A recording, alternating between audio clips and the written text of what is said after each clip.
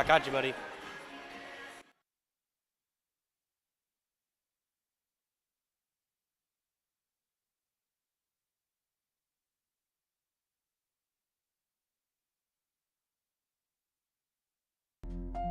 People's Bank's online and mobile banking services give you immediate access to your confidential bank account information.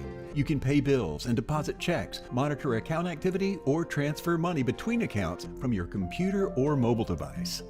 With an internet connection, you can perform many routine banking transactions from wherever you happen to be. People's Bank and Trust Company with offices in Byrdstown and Albany. Investing in the future, one customer at a time. Equal housing lender, member FDIC. Every night we struggle. Family battles begin. What's for dinner? Tonight, a gourmet delight is waiting at Firehouse Subs. A gourmet sub sandwich piled high with meats and cheeses and all the veggies, with toasted bread that's mouth-watering. You can order online through the app and pick up your freshly made order curbside just in time for dinner. They make it. Fresh ingredients. Made just the way you want it. Firehouse Subs. For dinner. Losing a loved one can be difficult, but you don't have to go through it alone. Brown Funeral Chapel stands beside you, answering your questions, creating a plan, helping you with the budget, taking care of the details. Brown Funeral Chapel stands beside you in some of the most difficult times of your life. Neighbors and friends ready to be there for you, to remember your loved one with caring and dignity. You don't have to shoulder it all. Brown Funeral Chapel stands beside you. Brown Funeral Chapel. It's game night, but sniffles are slowing your MVP. Your choice is First Choice Family Care. Dad doesn't feel like a pickup game. Your choice is First Choice Family Care, 864-3232. Mom's been benched all weekend. Your choice is First Choice Family Care. Taking care of your family team all year round. Primary care, preventative care, wellness. Your choice is First Choice Family Care. Walk-ins and appointments. Your choice is First Choice Family Care. Always accepting new patients. Powered by Hall's Sports and Outdoors. Crisscrossing the Upper Cumberland. UC Sports Nation tonight. I'm Jake Wallman. The Warren County Lady Pioneers are 3-2 on the young season and travel to White County for a tough matchup. Pioneers coach Anthony Lippy says they can't be looking back at last year's success to take the next step forward this year. Well, one thing I think you got to do is you got to say that, yeah, it's nice to look back on last year, but it doesn't matter. What we did last year doesn't really have any effect on what we're going to do this year, and so you don't want to ride off the coattails. You've got to continue to be hungry for success, and you got to continue to chip away at trying to get better, because at the end of the day, these teams are coming in here to play us, and they don't really care what you did last year. Jackson County hosts Smith County tonight as the Lady Blue Devils search for their first win of the season. Coach Jim Brown says he's got another young team, but they're hungry to learn. These freshmen have just got so much to learn, but they want to learn, they want to play, they're so attentive, and I mean, they just give you everything they got. So, as a coach, it's so enjoyable. And I know that they're going to get more comfortable as the year goes on and figure out what their strengths are and play to those strengths. We'll keep you updated on scores throughout the evening from UC Sports Nation. Welcome back to the Pickett County pregame show. I'm Riley Chestnut, and I am happy to be joined alongside one of the veterans on this team, without any seniors, mind you, Allie Amonette joining us here. Allie, what did you take away from the first game at Cumberland County? It was a hard first game. We played hard, and they're a good team, but there was definitely a lot to learn from that game. What were some of those things that you felt were the best learning lessons you got? Obviously, we were missing a ball handler, so we all are going to have to learn how to handle the ball better and rebounding. That being said, Zoe Nicholas in her first high school game, she put up a decent performance. How happy were you for her? I was really happy for her. Playing your first high school basketball game can be really nerve-wracking, and so I was just proud for her. Now, what were some of your takeaways on how you guys can take what you learned there and bring it here tonight in front of a packed house here at Van Buren County? We're just going to have to learn from the mistakes and make up for what we did there. What's sweeter to you, a glass of chocolate milk in the morning or making a three-pointer at the buzzer to win it? It's a hard choice, but probably a three-pointer.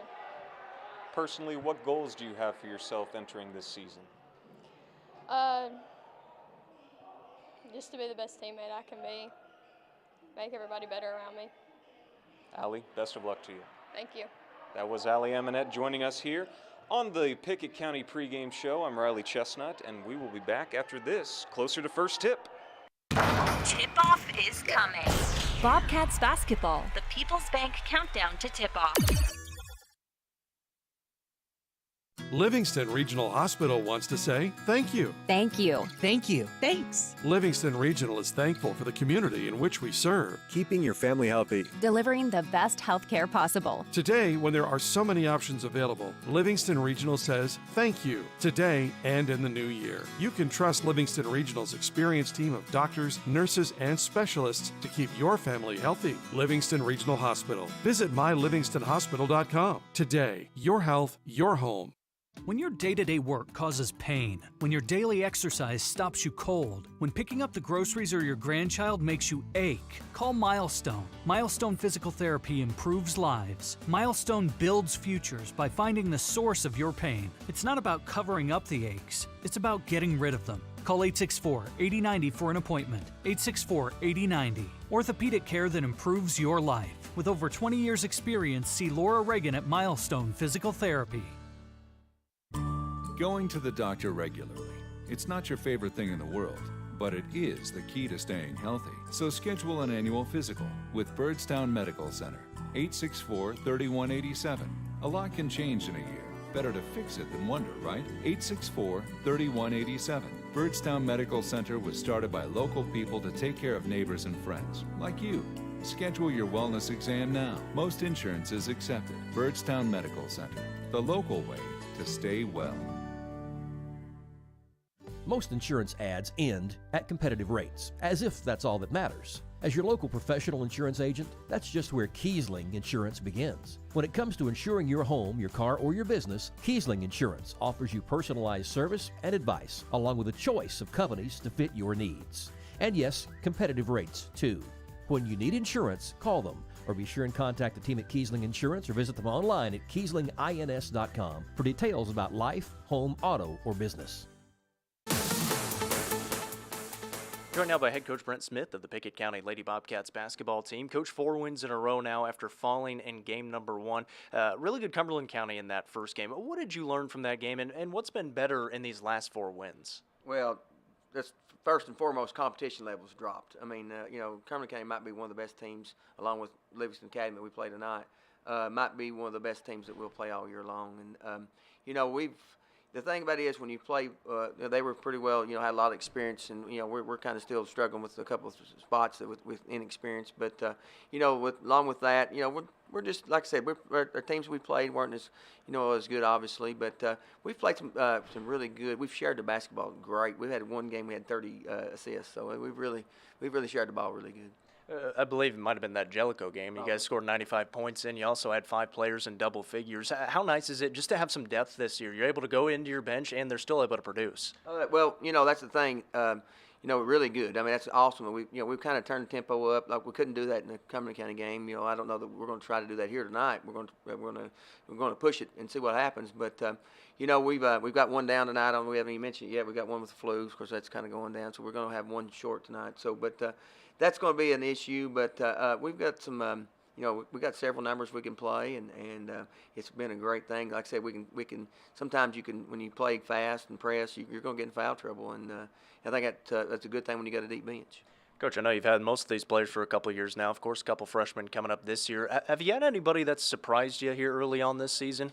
Well, we had a freshman and 2 freshmen that actually played a lot, and I think one of them, being Zoe Nichols, had to come in early because we had Emmy was out, and she had to get some experience early and just doing the fire a little bit. So that's been good, and Addie Lowe has also been a pleasant surprise, got a lot of time. So both of those guys, as being freshmen, kind of their experience, they've played a lot of basketball, so they know what it's about. Of course, Livingston tonight lost twice to them last year. They're a completely different team. You guys are a pretty different team as well. What do you know about the Lady Wildcats squad this season? Man, they have got some length. I mean, they look like a college team if you just look at it. They haven't really got just some brute inside. They can score in there. But they've just got a lot of size and length. That I think is going to cause us some trouble on the glass. That's what I'm most concerned about tonight. How do you try to combat that? And does it change anything for you guys? I know you like to play that fast pace. Does that change anything, or still kind of going with that? Well, we're going to come out trying to do that early and see what happens. I don't think they've got a lot of great quickness, but they can make that up with length, and that's going to be something that we're going to experience. I just getting shots against them, it might cause some trouble too, but we're going to have to turn them over to help us, because we can't. They want to play slow, and I think that we can hopefully get them getting up and down the floor. I hope that'll be to our advantage. Lastly, Coach, what do you want to see the girls do well tonight against the good Wildcats team and some more good competition? Well, just, compete. The thing about it is we're early here, and it's not okay to lose to Livingston. I mean, we till last 2 years, I believe, we'd beaten them the last 5 years. So we're going through a dry spell against them. It's a rival, and you always want to win a rival. You want to play your best. And, we struggled 2 times pretty handily against them last year. They handled us pretty easily. So Head Coach Brent Smith with the Pickett County Lady Bobcats. Bobcats basketball, sponsored by Pryor's Auto Spot. Get your car repaired, done right the first time. Schedule your work now at pryorsautospot.com. By Brown's Funeral Chapel, helping families all across Pickett County. Proud to support the Bobcats. Brown's Funeral Chapel. Union Bank, the modern tools to make banking easier. The experience you can count on. Union Bank, member FDIC. And by Aminette's Eagle Auction and Realty, where we soar higher. Book your next auction at eagleauctions.com. Since 2007, Dale Hollow Exxon has been serving this community. That's a lot of buzzer beaters and great wins. Jason Meadows and the team at Dale Hollow Exxon love the Bobcats and are proud to support the team. On your way to the next game, swing in for a fill-up. Sandwiches, fresh baked goods, and delicious pizza for every Bobcat fan on your team. And of course, Synergy Supreme Gas from Exxon to keep your car running with the speed of the Bobcats. Dale Hollow Exxon. Refuel after every game at Dale Hollow Exxon. Time is money, and if your car's transmission is out of sorts, if your heating and cooling system is on the fritz, if your car will not start, it's costing you time. Pryor's Auto Spot gets it repaired, work done right, on time, and that puts money back in your pocket. And Pryor's has tires to keep you running. No need to go anywhere else. Pryor's Auto Spot, 8410 Highway 111. Save time. Schedule your repair job at pryorsautospot.com. Getting your vehicle repaired. Pryor's. Hi, this is James Green, your local Twin Lakes security sales consultant. As you're out and about this holiday season, with Twin Lakes Security, you can have peace of mind knowing your security is always doing its job, from controlling your lights and arming your system, checking on holiday deliveries from anywhere on your outdoor cameras. Twin Lakes Security continues the magic of the season by making your home the smartest and safest on the block. Give us a call at 931-528-2005 or visit us at twinlakes.net. T insert number C-0026. As Pickett County soars higher this year, so does Aminette Eagle Auction. When you need your property sold, there's not a better team to call. Aminette Eagle Auction has the knowledge, skills, and tools to get the most money for you and your family. Check out eagleauctions.com to find out more. Back here at Pickett County High School as the Bobcats getting set to take on the Lady Wildcats in this one. My name's Jacob Vincent, Josh Scott to my right, and tell you what, we're excited for this one. Who wouldn't be excited for a rivalry basketball game like this one between the Bobcats and the Lady Wildcats? Still about a minute 50 to go before tip-off here. Of course, they'll have the national anthem, so we'll step aside for that coming up in just a little bit. But glad to be alongside, glad to be back in the Bobcat den. And Josh, I know this one is going to be a lot of fun. Of course, last year it was a sweep for the Wildcats, and something you had told me coming up, that hadn't happened in some time. Yeah, it's been quite a while since the Livingston Academy Lady Wildcats had swept the Lady Bobcats from Pickett County. We just talk about these two teams, talk about being a rivalry, Jacob. Just the way you look at the state tournament appearances, 12 all-time for the Lady Bobcats, of course 5 state championships, 19 appearances all-time for the Lady Wildcats, 4 state championships, and they were all around the same time, right? I mean, these programs have kind of grown up through the Upper Cumberland basketball area together. Had a lot of success over the years. Games are always really good. Should be a really fun one here at Pickett County High School. It's going to be a lot of fun. Both teams 4-1 this season, as Josh mentioned it earlier on in the pregame. And for Livingston, a much different ball club from last year. They were about 10 deep last year, would play about 10 players. This year, they've got about a rotation of about 7, maybe 8 if they want to go deep. And for Pickett County, a little bit different. They would only go about 6 deep into their bench last year. This year, about 7 or 8. So it seems to be like it might be a little more even this year and should be a really fun ball game. Yeah, and what a great place to play basketball as well. I mean, kind of home field or home court advantage rather here in basketball or transitioning from football season. Home court advantage definitely goes to the Bobcats and Lady Bobcats tonight. A phenomenal place to watch a basketball game at Pickett County High School. Yeah, the fans are absolutely filling up here in the Bobcat Den. We're sitting right at half court all the way up the bleachers. I say all the way. It's only about 10 rows up, but they are packed in here. I know I got to do a lot of games last year, and they can fill about 1,500 people in this gym. It's probably close to 1,200, 1,300 or so. You got the band to our left as well, and they're getting ready to play the national anthem. So we will step aside when we come back. We will have starting lineups. You're listening to high school basketball from UC Sports Nation.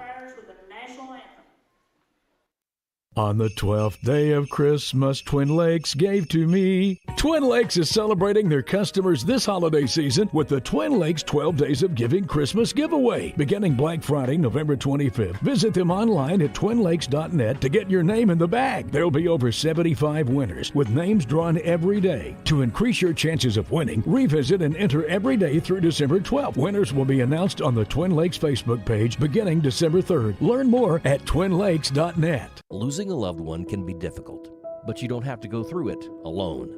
Brown Funeral Chapel stands beside you, answering your questions, creating a plan, helping you with the budget, taking care of the details. Brown Funeral Chapel stands beside you in some of the most difficult times of your life. Neighbors and friends ready to be there for you, to remember your loved one with caring and dignity. You don't have to shoulder it all. Brown Funeral Chapel stands beside you. Brown Funeral Chapel.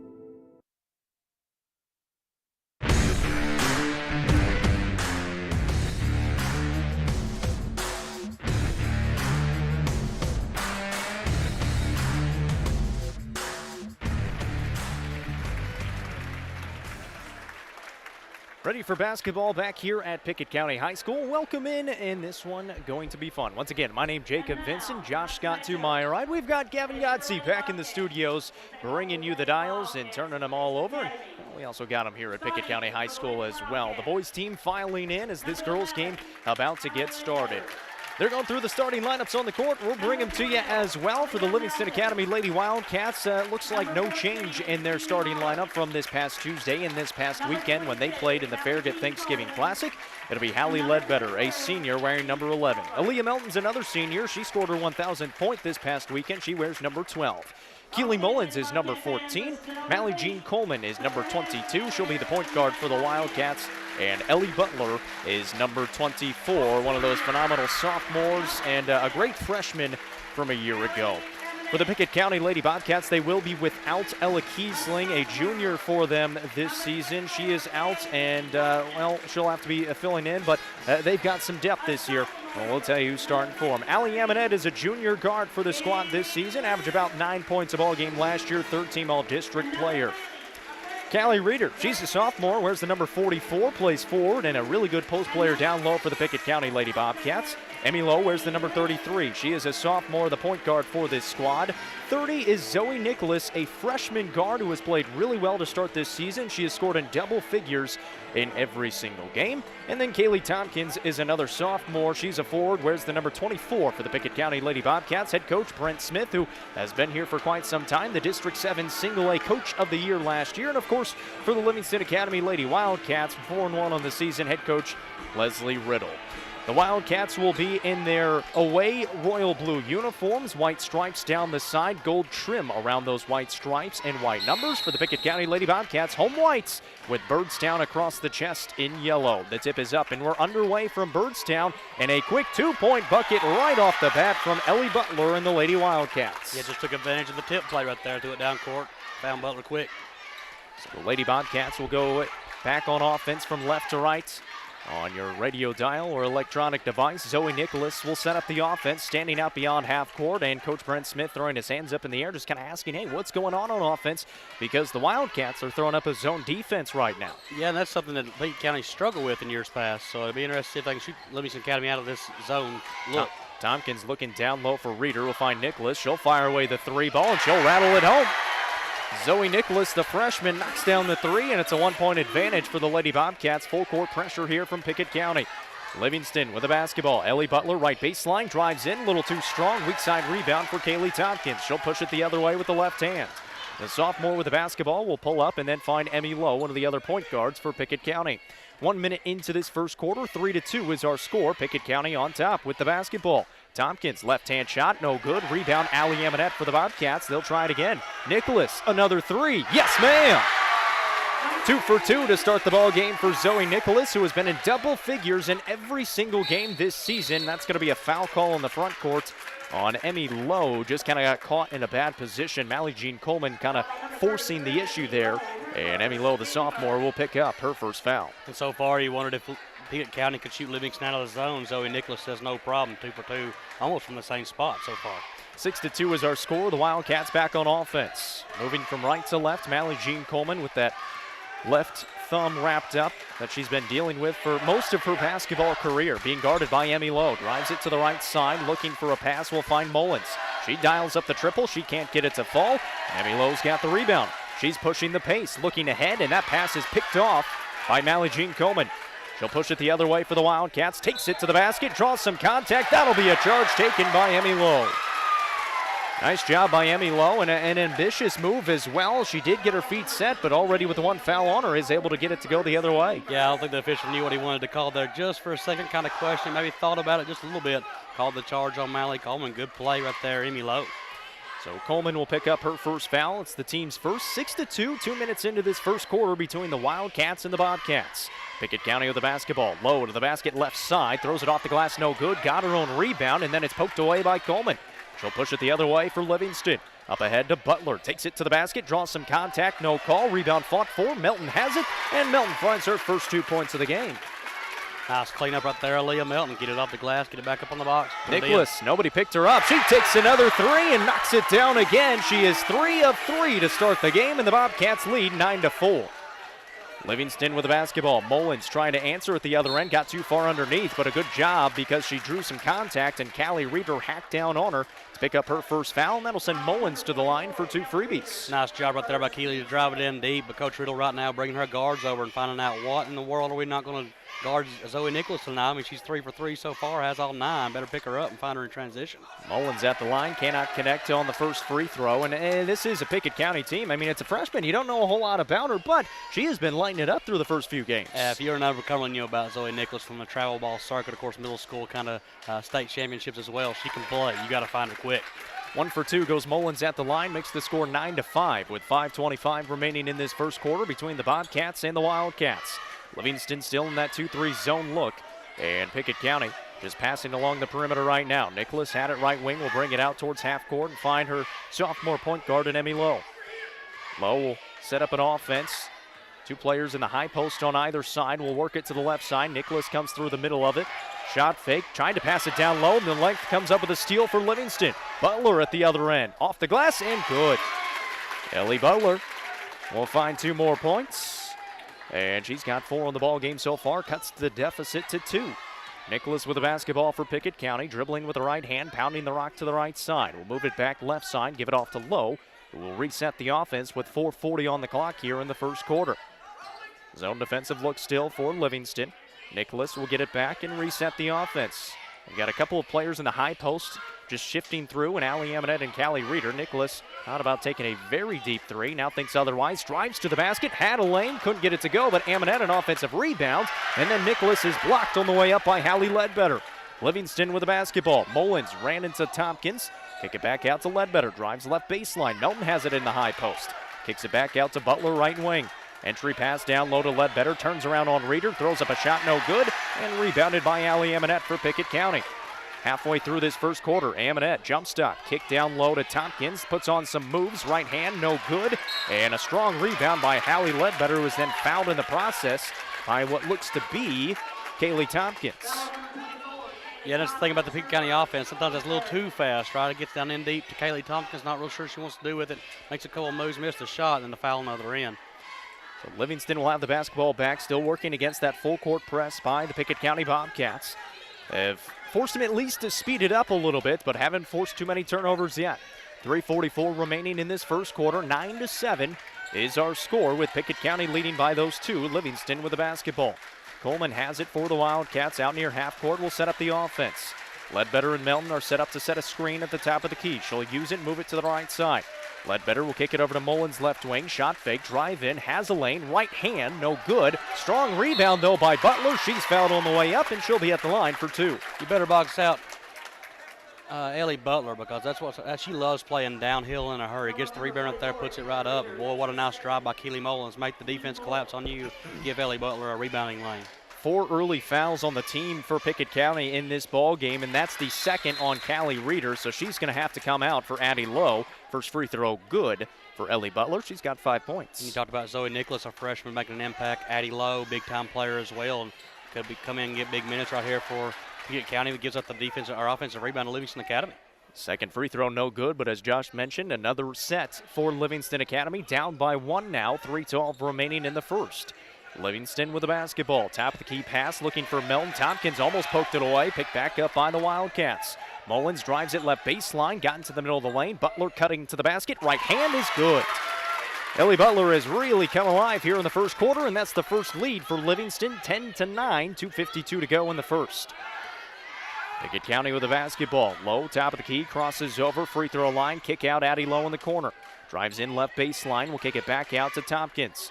Amonette will move it along the right side to Nicholas, who couldn't handle the pass. It went out of bounds, and it's a turnover by Pickett County, and a 30-second timeout taken by Livingston Academy. We'll keep it right here. 10-9 is our score. The Wildcats on top by that 1 point, 2:39 to go, and you could kind of see it.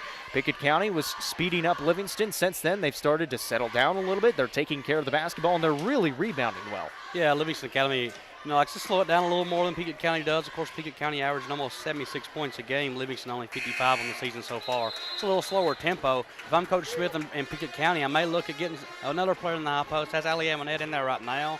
Not really. She's the shooter for this basketball team. Get somebody in there that can score it down low, maybe Addie Lowe, Emmy Lowe, give Livingston a different look, because if you make them just stand and let them guard you, they're going to give you a lot of problems defensively. That's the first timeout taken of the ball game.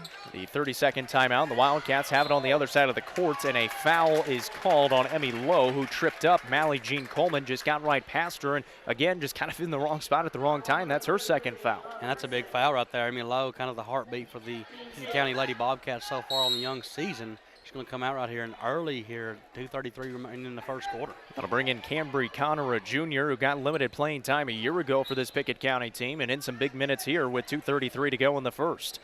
Mally Jean Coleman will inbound to Ledbetter, top of the key. Mullins will move it to the right side. Wildcats with the basketball, leading by 1. Coleman will come out and get it near half court. Man-to-man defense for the Pickett County Bobcats. Coleman, handoff. Butler comes off a curl screen. Kick it out to Ledbetter, who will fire with a 3, and she rattles it home. Allie Ledbetter, her first points of the ball game, is a triple from the right corner. It's a 4-point advantage with 2:11 to play here in the first quarter. Nicholas will try another one. That one a little bit too deep, and rebounded by Coleman, going the other way for Livingston Academy. Coleman, middle of the lane, through the defenders, couldn't get the finish. Rebound saved by Melton, and Mullins will have it now for the Wildcats. Butler down low, got loose, got hammered, and she'll be at the line. And that is the second foul on Kaylee Tompkins, the 6th team foul with 1:52 to go in this first quarter. And you can just see how much Emmy Lowe being out affects everything right there on the drive on the dish. Cambry Conner steps in, probably not where she should have been, to kick it out wide, get the 3 right there in transition. Your leader's not on the floor to match you up, and Butler gets free to the lane. This is the first there. That's her second missed free throw of the ball game so far. 1 for 3 on the night. 4th free throw on the way. Gets that one to go. She's got 8 points in the first quarter. It's 14-9. Livingston on top. Kaylee Tompkins somehow got loose at the other end. Can't get the finish. And rebounded by Livingston Academy. They got away with one there. Coleman will have the basketball for the Wildcats. She'll slow it up, bring it out to half court, and just slow things down with 96 seconds on the clock here in the first. There's a pass over to Mullins, top of the key, handoff. Butler comes off the curl to the left side that time. That time it was hit off her thigh and out of bounds, and a good defensive play by Pickett County to turn him over and get the ball back for the Lady Bobcats. Yeah, just a little too much right there. Just kick that thing out. Ellie Butler wanting to get to the rim. They do it. Pickett County does a really good job coming over and taking that away. Get that thing out of there. Goes it off her leg. So now you have 2 players with 2 fouls playing, in Callie Reeder and Emmy Lowe. They're both back on the court. Tompkins will take a rest. Here's Amonette with the basketball for the Bobcats. Haven't had it on offense too much here in the last few minutes. Addie Lowe with it now, right corner. 1:11 to play in the first. Pass it top of the key to Emmy Lowe. 14-9 our score. Amonette will have the basketball. Moving left wing for Nicholas. Shot fake. No one really moving around right now. There's kind of passing it along a 10-foot line on the top of the key. Now Lowe will get to the basket. Right hand, too strong off the back of the iron. Couldn't get it to fall. And the rebound to the Wildcats. Here's a one-handed baseball pass to Butler, who will get the finish to go. Nice finish and a great pass from Mally Jean Coleman. Yeah, just find her running. That's what Ellie Butler likes to do, be downhill quick. You know, you talked about the way that Pickett County is struggling. They were just passing along the 10-foot line. Livingston County being long, they're jumping passing lanes and getting runouts. You let Ellie Butler run like that, you're going to have a long night defensively for the Pickett County Lady Bobcats. Coach Smith was complaining in the transition there. Keely Mullins was almost setting one of those screens you see in football where they act like they run a route, and was blocking off 2 Pickett County Bobcats. They couldn't get through her. He wanted an offensive foul, but the refs didn't see it. He had a very valid point. She was kind of just clearing out the path, making sure nobody got over there to deflect the ball away from Ellie Butler. Should have been an offensive foul called, a legal screen, but nonetheless, 2 points for Livingston Academy. There was a foul called on Keely Mullins that sent Nicholas to the line, and she knocked down the first free throw, misses the second one badly off of the side of the iron. That goes out of bounds. And so the Wildcats will have the basketball with 40 seconds remaining in this first quarter, leading by 6, 16-10. The player in for the Wildcats is that ball thrown out of bounds and given it right back to the Lady Bobcats. And for the Wildcats, it's Chloe Jenkins, a freshman, who comes in and gets some playing time early on. So a 6-point advantage for Livingston right now. Pickett County with the basketball and probably taking this final shot. Zoe Nicholas is the only Bobcat who's scored so far. She's got 10. She's got the basketball. We'll throw it over to Lowe, left wing. 16 seconds. Lowe just dribbling out near the left wing. Crosses over, drives in, left baseline, gets a foul called. That'll be on the ground, and the Bobcats will have the basketball underneath the basket left side with 9.3 seconds on the clock. Yeah, we need a new roster because I know Chloe Jenkins, and that's not Chloe Jenkins, number 10, so roster just wrong there. Not sure who that young lady is, the Livingston County Lady Wildcats. So 9.3 seconds, inbound Tompkins. Tompkins looking around, kick out low, top of the key. She'll penetrate, pull up, 10-foot floater, no good. Rebound loose. Tompkins has it at the buzzer. No good. Couldn't get it to fall. Went off the right side of the iron. And our score after one, 16-10 in favor of the Livingston Academy Wildcats. 117 years of serving the Upper Cumberland. Not many businesses can say that. Union Bank can, and yet Union Bank keeps changing to meet the needs of today. Mobile banking, text banking, you pay bills, Union Bank makes your life easier. And when you want to dream a new home, a new business, new car, local people sit down with you to make it happen. Union Bank, Highway 111 Birdstown, also Jamestown and Clark Range. Years of service, modern tools to be your bank. Union Bank, member FDIC, equal housing lender. Time is money, and if your car's transmission is out of sorts, if your heating and cooling system is on the fritz, if your car will not start, it's costing you time. Pryor's Auto Spot gets it repaired. Work done right, on time, and that puts money back in your pocket. And Pryor's has tires to keep you running. No need to go anywhere else. Pryor's Auto Spot, 8410 Highway 111. Save time. Schedule your repair job at pryorsautospot.com. Getting your vehicle repaired. Pryor's.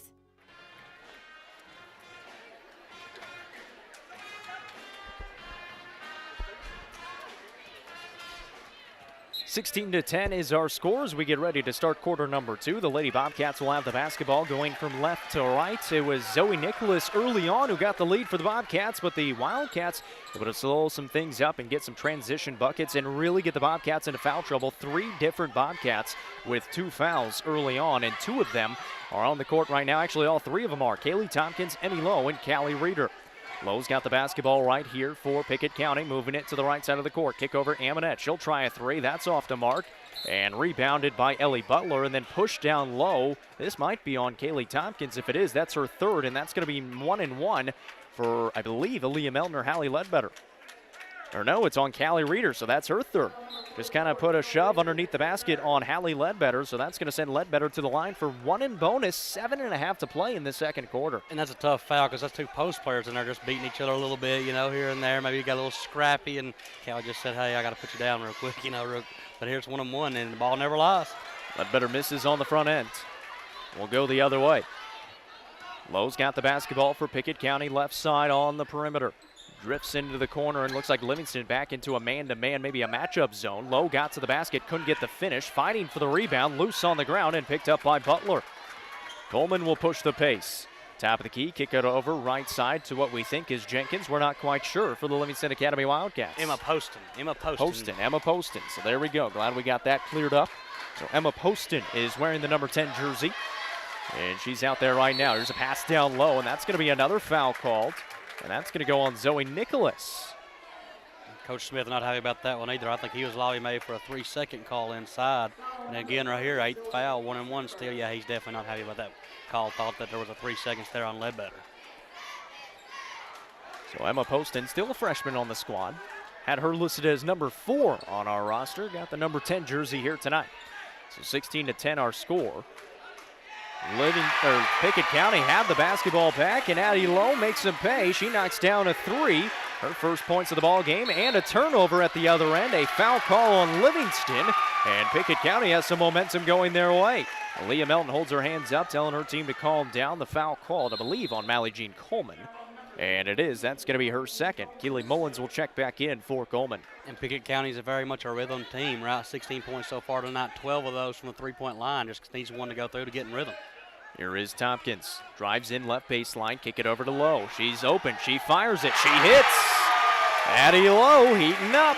Back-to-back triples on back-to-back possessions, and we're tied up at 16-all. 6:25 to go in the second quarter. The freshman making an impact. Ledbetter now with it for the Wildcats. Mullins will reverse it over to Poston. Poston out near half court being guarded by Tompkins. Drives it right side. Handoff. Butler comes off a screen. Will then find Mullins. Little three-man weave action here for the Wildcats, but it's not going anywhere. Really good man-to-man defense for Pickett County. Addie Lowe getting into it with Ellie Butler. Little words for her. Butler now with the basketball. Step back triple on the way. That one is true. I guess when you talk, you got to talk back. Ellie Butler said, hey, hold on 1 second. I can shoot it too. 19-16, Amonette down low, blocked away by Ledbetter, got her own rebound, and then fouled on the putback attempt, and the junior going to be at the line for a couple of freebies. But that's what we love about this rivalry, right? And good high school basketball, players a little jolly right there, and they just, hey, they rise up to the occasion. Leah Melton will pick up her first foul. It's the team's 5th here in the first half with 5:42 remaining in the second quarter. Amonette at the line, cannot connect on the first free throw. Couple subs will come in. Mally Jean Coleman will come in for Emma Poston. She'll take a seat next to Coach Maxwell on the bench. Get some coaching. Amonette second free throw no good and rebounded by Livingston. Mullins comes away with the rebound. So 0 for 2 from the strike that time. The Bobcats 1 for 4 so far from the free throw line in this game. They're down by 3 and a steal by Kaylee Tompkins in the backcourt. Tompkins will bring it up now for Pickett County, and she's fouled by Aaliyah Melton. Got 2 hands on her, and that's going to be a foul call every time, only because she just put 2 hands on her as she was driving to the basket. Yeah, and it's a compound mistake, right? You turn the basketball over, Pickett County maybe get a break, and you just put 2 hands on somebody. Now, second foul for Aaliyah Melton. Interested if she stays in the ballgame. 16 foul as well. There's an inbound to Amonette to the basket, no good. Rebound out of bounds, and that's going to be Pickett County basketball, touched by the Wildcats last. So you saw the Wildcats really settle down at the end of the first quarter, and since then starting to get a little bit out of rhythm again. Yeah, they had 10 rebounds there in the first quarter, now struggling to find the defensive boards here, and Addie Lowe for 2, no good. But yeah, they got to settle down a little defensively, get back into what they were doing, and make Pickett County work for what they get. Livingston back with the basketball in transition. Butler open again and knocks down another deuce. She's got 15 of the team's 21. They lead by 5. Lowe lost the basketball out of her hands, and it's stolen away by Livingston. Coleman pushes the pace. Mullins left baseline to the basket, got bumped, finds Butler again, high off the glass and good. That's going to lead to a timeout taken by Pickett County. It's going to be a 30-second one, so we'll keep it right here. Our score, 23-16, 4:54 remaining in this second quarter. Hey, you can follow all the Bobcats and the Wildcats on UCSportsNation.com, powered by Halls Sports and Outdoors. Josh, it's really been the Ellie Butler show, and especially here in the second quarter. Yeah, and as good as she's been offensively, you know, we say 15 points so far tonight. Boy, give a shout-out to Hallie Ledbetter. So far, 5 rebounds, 2 blocks, had the steal right there, a couple of assists on the night. You know, and Ellie Butler, I talked about that early, just downhill. She gets down the floor so quick, that kind of guard post combo, good with the basketball, good rebounder, does everything right for Livingston Academy. When they have success, Ellie Butler is really good. They lead by 7 right now, 23-16. Butler's got 17 of those 23 points, a lot of them in transition. She's also knocked down a 3. Pickett County with the basketball out of the 30-second timeout. Here's an entry pass to Addie Lowe in the middle of the lane, drives in, puts it up. She got blocked, and then they called a foul as well. Looked like she was blocked pretty cleanly, maybe by Keeling Mullins, and they got the foul on Ledbetter, and that's going to be the case. Yeah, definitely the foul on Ledbetter, but not there. Livingston Academy and Hallie Ledbetter don't come up and jump, right? Stay on your feet and slide with her. She just got late to the spot. Addie Lowe gets her up for 2 and the foul. Misses on the first free throw attempt, and that's going to be a story going forward for this Pickett County team. Have now missed 4 free throws early on in this game. Lowe, second one, no good. Last 2 times that the Bobcats have been to the line, 0 for 4 between Amonette and Lowe. They trail by 7. Here's a steal by Tompkins. In the open court, Coleman on her left hand, good. They called a foul on Mally Jean Coleman. I don't know if they called it on the body or what. She looked a little confused, but Tompkins is going to be at the line for 1 free throw, and that's going to be Coleman's 3rd foul. You don't like to think so. There were 18 fouls on Pickett County, and there were only like 3, I think, on Livingston Academy. Now the foul count 8-8. You don't know if it's kind of one of those things. Maybe coaches started chirping, getting some calls, but it looked like clean to me. And Tompkins able to knock down the free throw that time, so Tompkins gets it to go. She's got 3 on the night, makes it 23-19. Tessa Hargis will check into the ball game for the first time. We'll find Poston.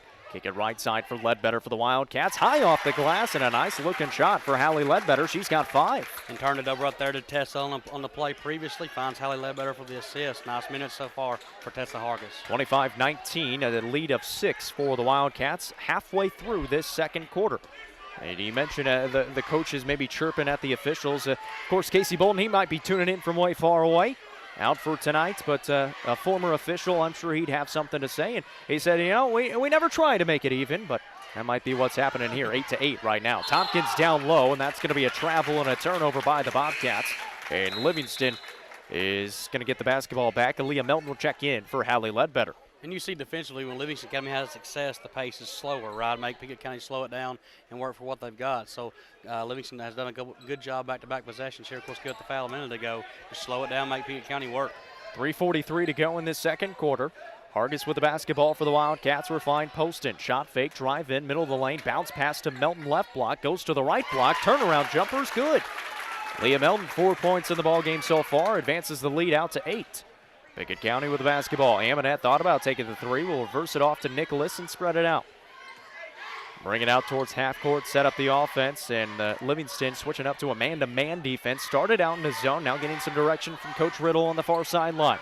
They're going to send a double out to Nicholas, pass it down low to Amonette, got some space, just throws it up, couldn't get it to go. Loose rebound picked up by Livingston, and a foul call on Pickett County. Allie Amonette going to be tagged with her first, and that's going to be the team's 9th. So still 1 in bonus free throws, and it's going to be the freshman Emma Poston going to the line. And I'm not so sure that she's not playing zone, Coach Riddle, there defensively, and it's just the way that Coach Smith has answered, trying to spread it out and create driving lanes because, you know, I talked about the way Livingston packs that thing in, it's hard to score inside, spread them out. They had 4 out along the three-point line trying to get lanes. Poston a little deep on the front end and rebounded by Pickett County. Went in to try to get her own rebound and then is going to be tagged with the foul. Tried to tie up Addie Lowe, who had it, and couldn't bring it down. Boy, Addie Lowe's had some big minutes tonight. You know, 6 points so far, a couple rebounds coming off the bench has really helped Pickett County stay in this ball game. Now going to the line for 2. You know, you touched on it. Pickett County just not able to hit free throws so far. 3:03 to go in this second quarter. 27-19 our score, and already 4 missed free throws just in this second quarter. Lowe front end finally knocks one down. Had one missed free throw in the first quarter as well, so 5 total missed free throws so far. And they trail by 7. Lowe knocking down that one to get them within the 7. Addie Lowe, second free throw off the back iron, no good. Rebound ripped down by Hallie Ledbetter for the Wildcats. So another missed free throw, 6 of them in total for the Bobcats. 2:55 to go in the second. Mullins spots up from the elbow, no good. And Ledbetter almost had a rebound, probably could have been over the back, but Pickett County with the basketball. Low right wing, crosses over, gets to the middle of the lane, got bumped by Hargis, and she'll be tagged with the foul, and this should be double bonus for Emmy Lowe with the basket. Didn't get the push on the foul over the back a minute ago. Got the push there on Tessa Hargis. Emmy Lowe, and those Lowe girls, they can play basketball. The future for Pickett County basketball is very bright. No seniors on the basketball team for the Lady Bobcats. You know, all freshmen, sophomores, and juniors. So Emmy Lowe and the Lowe sisters are going to be a big part of what's to come for the Pickett County Lady Bobcats. Emmy Lowe, that's her first point of the ball game right there on that first free throw. Not something you see too often. Has really been limited into today's game by the Wildcats, who have played pretty well defensively. Goes 2 for 2 that time, makes it 27-22, though Bobcats within 5, 2:40 remaining in this second quarter. Butler with the basketball for Livingston Academy, splits 2 defenders, and she's going to be fouled. So after a fairly clean first quarter, it has really turned into a foul fest here in the second, maybe trying to clean it up a little bit, and Butler's going to be at the line for now double bonus free throws. Yeah, I feel like that first quarter took no time to get to play, and the second quarter took an hour. So, yeah, definitely a lot of whistles being blown in the second quarter. Cambry Connor got tagged with the first foul. Coach Smith giving it to that far referee, and Ellie Butler will knock down the first free throw of 2. Second one on the way, and good again. Coach Smith definitely gives the business to the officials. He's a known I guess a smooth criminal in the coaching world for the officials. Addie Lowe with the basketball, spots up from the free throw line and knocks it down. She's got 9 points. It's 29-24. Ledbetter got loose at the other end. She got fouled, and she'll be at the line for 1. Lowe just kind of rooted her out from underneath, almost undercut her a little bit. And Ledbetter going to be at the line for 1 free throw after knocking down the shot. What a great finish by Hallie Ledbetter. Takes the contacts, put it off the board. But if you're Pickett County and Coach Brent Smith, you want Addie Lowe to get back. She's kind of celebrating, had a phenomenal jump shot right there. Didn't get back in transition, give up the 2 points, and now the 3 to Hallie Ledbetter. So the free throw good, makes it 32-24. 2:16 to go in the first half. Livingston still in that zone. Addie Lowe, 3 ball, yes! Well, she answered right back, trying to make up for the missed opportunity down low at the other end, and gets them back within 5, 32-27, 2 minutes remaining in the second quarter. Butler with the basketball for the Wildcats, bounce pass to Mullins right side, rips it across her face, will find Melton for a 3, she can't hit, long rebound, Green's out of bounds, and that's going to go to Pickett County with 1:49 to go in this second quarter. Allie Amonette will check in for Cambry Connor. And just a little bit of a contrast in the styles. Boy, Pickett County can just light it up from outside. Can't they? Haven't even seen Allie Amonette make one yet. Their best probably three-point shooter. They're lighting it up from outside. And they're missing Ella Kiesling as well, who can really light it up. Sometimes get really hot and knock down 6 or 7 straight. Here's Emmy Lowe with the basketball with 1:32 to go in the second. 2 hands on her by Tessa Hargis, and they're going to call a foul on that as well. So Tessa Hargis is going to pick up her second. And the jeers start to rain down from both sides of the fan bases. That's the 22nd foul call in this ball game so far. 2 really good basketball teams. Just let them play right there. Nothing, no really, you call the foul if it dislodges the ball or the ball handler from position. Nothing being done right there for Emmy Lowe, which she makes them pay with making the first one. How's the second one coming up? That's her 3rd point of the ball game. Bends at the knees, lets it fly with the right hand, and can't get the shooter's touch. Rebound ripped down by Hallie Ledbetter. So 3 for 4 is Emmy Lowe. Ball is loose. Ledbetter has it for the Wildcats. They come across the timeline, find Mullins. Spins around, left block, bounce pass to Melton. Wide open, finds 2 points. Great pass, and Melton finds her 6th point of the ball game. Makes it 34-28. It seems like Pickett County is playing well offensively, but Livingston just not letting them back in it. Still zone defensive look, kick it over to Amonette left side. Amonette holds the ball above her head, will reverse it off to Addie Lowe and then find her sister Emmy. Under a minute to play in this second quarter, 34-28, 6-point advantage for the Wildcats. Emmy Lowe with the basketball for Pickett County, finds Zoe Nicholas, who has gone quiet since that first quarter, 10 points, nothing here in the second. Low, shot fake, drives in, dump off, pass is stolen by Hallie Ledbetter. She'll just hold it and wait for a guard to come to her. Emma Poston will get it up to Mullins. Poston will bring it back out, man the offense with 32 seconds remaining in this first half. See if they can't get some points going into the break. Of course, Mally Jean Coleman on the bench right now with 3 fouls for those Wildcats. Has been there for a little while. Poston standing out near half court, and the Bobcats just going to let them dribble it out and see if they can get a stop defensively and take that 6-point deficit into halftime. 9 seconds now. Poston starts the offense.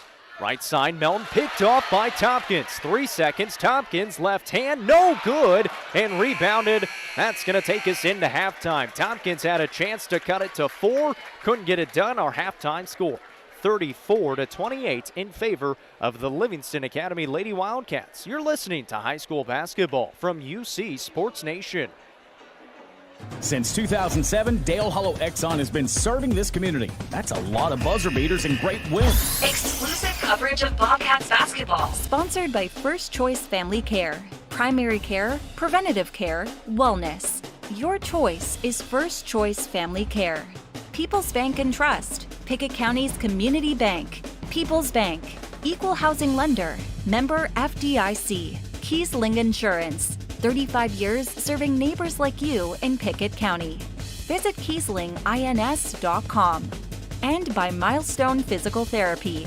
Improving lives, building futures by finding the source of pain. Milestone Physical Therapy. You're the get-it-done kind of guy. Task to do? Finish it. So you need solutions. Stover's is your solution. A store full of options to get the job done. A little bit of everything. Perfect for the cost-conscious DIYer or contractor. Stover's will save you money because Stover's buys in bulk. They find deals. They find closeouts. Tile, laminate, lighting, plumbing, hardwood, landscaping. Make Stover's the first step for solutions. West Broad Street, Cookeville. Stover's, your anything and everything store. If you need more space, you want a newer home, or maybe it's time to downsize to a cozy cottage at the water's edge, People's Bank has a home mortgage plan that will help turn your dreams into a reality. Our experienced home mortgage officers have the answers you've been looking for. When it comes to mortgages, whatever it is you want or need, People's Bank is the right place to go. People's Bank and Trust Company, with offices in Byrdstown and Albany, investing in the future, one customer at a time. Equal housing lender, member FDIC. When your day-to-day work causes pain, when your daily exercise stops you cold, when picking up the groceries or your grandchild makes you ache, call Milestone. Milestone Physical Therapy improves lives. Milestone builds futures by finding the source of your pain. It's not about covering up the aches, it's about getting rid of them. Call 864-8090 for an appointment. 864-8090. Orthopedic care that improves your life. With over 20 years' experience, see Laura Reagan at Milestone Physical Therapy. Losing a loved one can be difficult, but you don't have to go through it alone. Brown Funeral Chapel stands beside you, answering your questions, creating a plan, helping you with the budget, taking care of the details. Brown Funeral Chapel stands beside you in some of the most difficult times of your life. Neighbors and friends ready to be there for you, to remember your loved one with caring and dignity. You don't have to shoulder it all. Brown Funeral Chapel stands beside you. Brown Funeral Chapel. Welcome back to Pickett County High School. Our halftime score, 34-28 in favor of the Livingston Academy Lady Wildcats in this one. The Wildcats started off a little bit slow. Zoe Nicholas really played well to start this ball game for the Pickett County Bobcats, and the Wildcats were able to kind of slow it down, take the first quarter lead 16-10, and then a tied second quarter. They now still have that 6-point advantage going into halftime, Josh. Yeah, and it's been one of those things, we've talked about it a bunch. When Pickett County seems to get a make offensively, it gets a little snowball, right? They're really good when they get the make, and the ball goes out of the basket. They're able to set up pressure and turn Livingston over really quick, try to get a run out. But Livingston's countered that by trying to get this, what we call in basketball, the snowbird, right? They don't want to throw it deep to that post player running deep. and catch Pickett County sleeping on the back end. They've had a few of those tonight, probably 8 or 10 points there, just give up off of the press. So interesting to see how it comes to be in the second half. Our stats are brought to you by One Bank. We'll quickly go down for the Lady Wildcats. 8 points, Hallie Ledbetter. 6 points, Aaliyah Melton. 1 for Keely Mullins. Ellie Butler had 10 points after the first quarter. Tacked on 7 more, make it 9 more in the second. She's got 19 of the team's 34 in the ball game so far. On the other side for the Pickett County Lady Bobcats, 3 for Kaylee Tompkins, 10 for Zoe Nicholas, all in the first, 3 for Emmy Lowe, and 12 for Addie Lowe, all of those in the second quarter. Those stats are brought to you by One Bank. Livingston Academy Lady Wildcat basketball player Bailey Allred just started her final season of high school basketball. The senior is expecting to take on a bigger role on this year's team and help the squad in any way that she can. This is UC Sports Nation This Week. For the last 3 years, just like, being able to see like the ups and the downs of a season and just everything that comes with that, just how much do you think that helps going into your senior year now? It does definitely help, and we've seen, the returners have seen like what we can do, and then with the new talent that we have, like the freshmen mixed together, definitely sets our goals higher.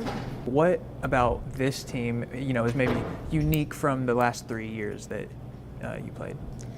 I would say that we have more freshmen than we usually do. So just like teaching them things and everybody, getting used to playing together, because like there's a big step from middle school to high school, and we're all just like becoming closer, but just that's more so since there's more of them. What's your approach to that like senior role on the team this year, and just what are the ways that you kind of try to show that leadership? We just like the other day we were doing like a drill and they hadn't done it yet, so the seniors just try to explain it the best we can, but then like let the underclassmen know that like if they have questions or if they don't understand something, like not to be afraid to ask us. Personal to like you in your own game, maybe what were some of the things that like you were consciously working on, from last season to this year that you wanted to be better in now? We've worked a lot on like ball handling. I feel like that's definitely helped, and then like just shooting in general, like you can always improve on that. What are some of the goals, going into the season, things you want to check off before it's all done? Obviously the gold ball is the ultimate goal, but just like enjoying every moment and just soaking it all in and having fun. Overall, what are the things that you look forward to about a season? The bus rides are one of my favorite parts of the season.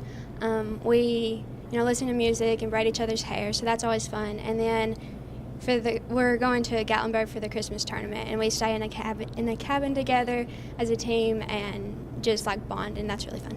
What's your approach to this first game of the season as it comes up? I think it's a mixture of like kind of everything. So like there's the nerves where we haven't like played in a while, but then the excitement that like what we've been working for in the off season is we're going to get to show, and so just a little bit of all of it. That's Livingston Academy girls basketball senior Bailey Allred. For more interviews with athletes all throughout the Upper Cumberland, go to ucsportsnation.com.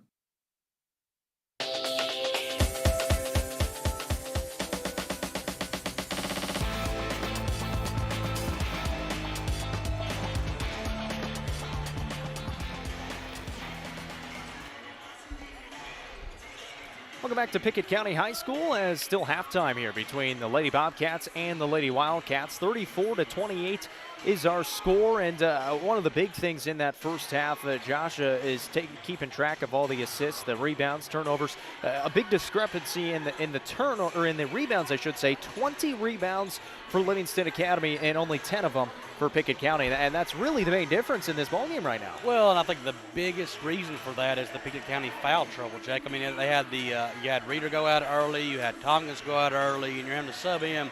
Livingston Academy not really getting into foul trouble. Melton, of course, has 2, but got it late there in the second quarter, so that's probably the reason for the discrepancy. One of the big things that stands out to me is the turnovers. You think Pickett County, the way they play, would want to be able to speed up Livingston Academy. Livingston's done a really good job, only 7 turnovers, and they forced 6 Pickett County turnovers, so that kind of cancels each other out. And then, of course, talked about the stats. Livingston Academy, 10 assists, of course, a lot of those runouts. And we talked about how Pickett County, a little stagnant against the zone, only 5 assists on the night. A lot of isolation, top drives to the basket, getting points for the Pickett County Lady Bobcats. So you have to think that Coach Brent Smith going to want a little more movement, going to want a little bit more smarter play defensively to not pick up those foul calls. If you're Coach Leslie Riddle, hey, just keep doing what you're doing. It's worked. Going up 6 so far. Should be a great second half. The fortunate thing for Pickett County is they were able to kind of limit that foul trouble in that first half. Callie Reeder was the only player who ended up picking up that third foul. Mally Jean Coleman has 3 for Livingston Academy, but you have a few different players with 2. Kaylee Tompkins has 2, Emmy Lowe has 2, and Addie Lowe was able to pick up 1, but especially Emmy Lowe and Kaylee Tompkins played with those 2 fouls for most of that second quarter. Well, and that's the thing, with both these teams going 7, 8 deep, when you get a couple people in foul trouble, then you're looking at having to go 9, 10 deep, and you don't really want to have to do that. So be interested in the second half. The foul concerns come into play. And then, of course, we talked about it a lot in the first half. Livingston Academy, pretty good from the free throw line. Pickett County kind of struggled, kind of found their way a little bit there in that late second quarter. But, the fouls could be an issue here in the second half and only a 6-point game. So Livingston will start off with the basketball, going from left to right on your electronic device or listening device, radio dial, whatever you might be listening on. My name's Jacob Vincent. Josh Scott to my right. Gavin Godsey doing a great job back turning the dials. WLIV, also right here on UC Sports Nation. 6-point advantage for the Wildcats to start off this second half. Coleman in at point guard will find Mullins. Down low to Melton, left block. Good pass to Butler, cutting to the basket, and she finds her first 2 points of the second half, already with 21 on the ball game. And Coach Smith ain't happy about that right there. Downhill cutter, Ellie Butler getting to the rim. They've talked about that all first half, how to limit her touches. Give one up right away. So Pickett County with the basketball, trailing by 8 now. Zoe Nicholas with it. Hasn't scored since that first quarter, and early on in that first quarter knocked down 3 triples. There's a pass down low to Addie Lowe, a little too high. Amonette able to come corral the basketball. Skip it over. That pass picked off by Butler. She's in transition with a head of steam to the basket. Right hand no good. Coleman the offensive rebound, able to clean it up, and she finds 2 points, her first 2 of the night. Now a 10-point advantage for the Wildcats, their biggest lead of the game, 38-28.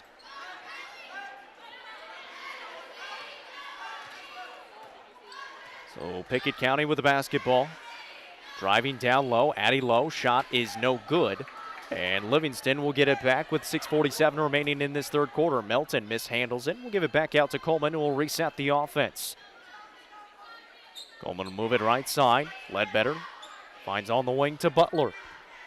Butler looking backside, good cut by Ledbetter, just kind of leaked off of her defender, fouled 2 points, and the Wildcats lead by 12, and a timeout taken by Coach Smith. And the Livingston Academy Lady Wildcats leading by those 12 points. The full timeout, we'll take it with them. We're back in a minute. You're listening to high school basketball from UC Sports Nation.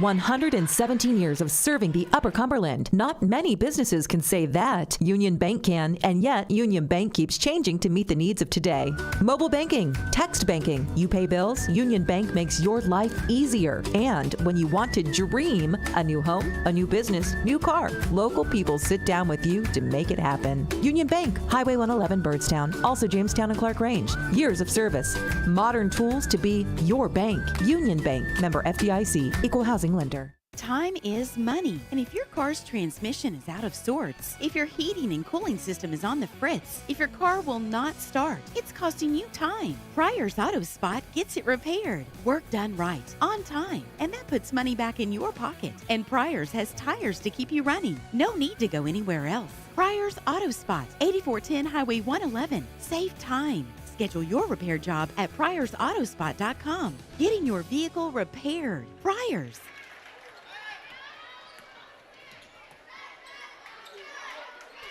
Callie Reeder out of the timeout, able to find a 2-point bucket to get back within 10 and finally get some offense going for the Pickett County Lady Bobcats. Livingston at the other end, though, trying to answer. Ellie Butler misses, and Pickett County able to clear away the rebound for Callie Reeder. Her first 2 points of the ball game.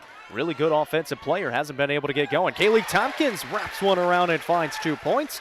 Back-to-back possessions, and back within 8 are the Lady Bobcats. 40-32 is our score, 5:40 remaining in this third quarter. 2 big buckets right there for Coach Brent Smith, the Lady Bobcats of Pickett County. They needed those 2 games, starting maybe to slip out of the hands of the grass there in the third quarter. Needed 2 to cut it to 8.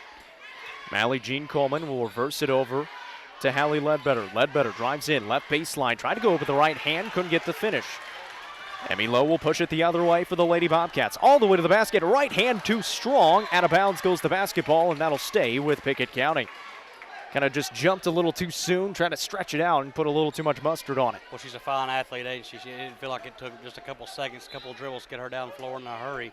Almost made it a 6-0 mini run for the Lady Bobcats. Pickett County with the basketball underneath the basket. Inbound to Callie Reeder. Couple of moves. Left hand too strong. No good. Couldn't get it to fall, or couldn't get it the right English to go down for Callie Reeder. Would have got him within 6. 40-32, and Livingston trying to get back out there. Coleman with the basketball. Setting up the offense.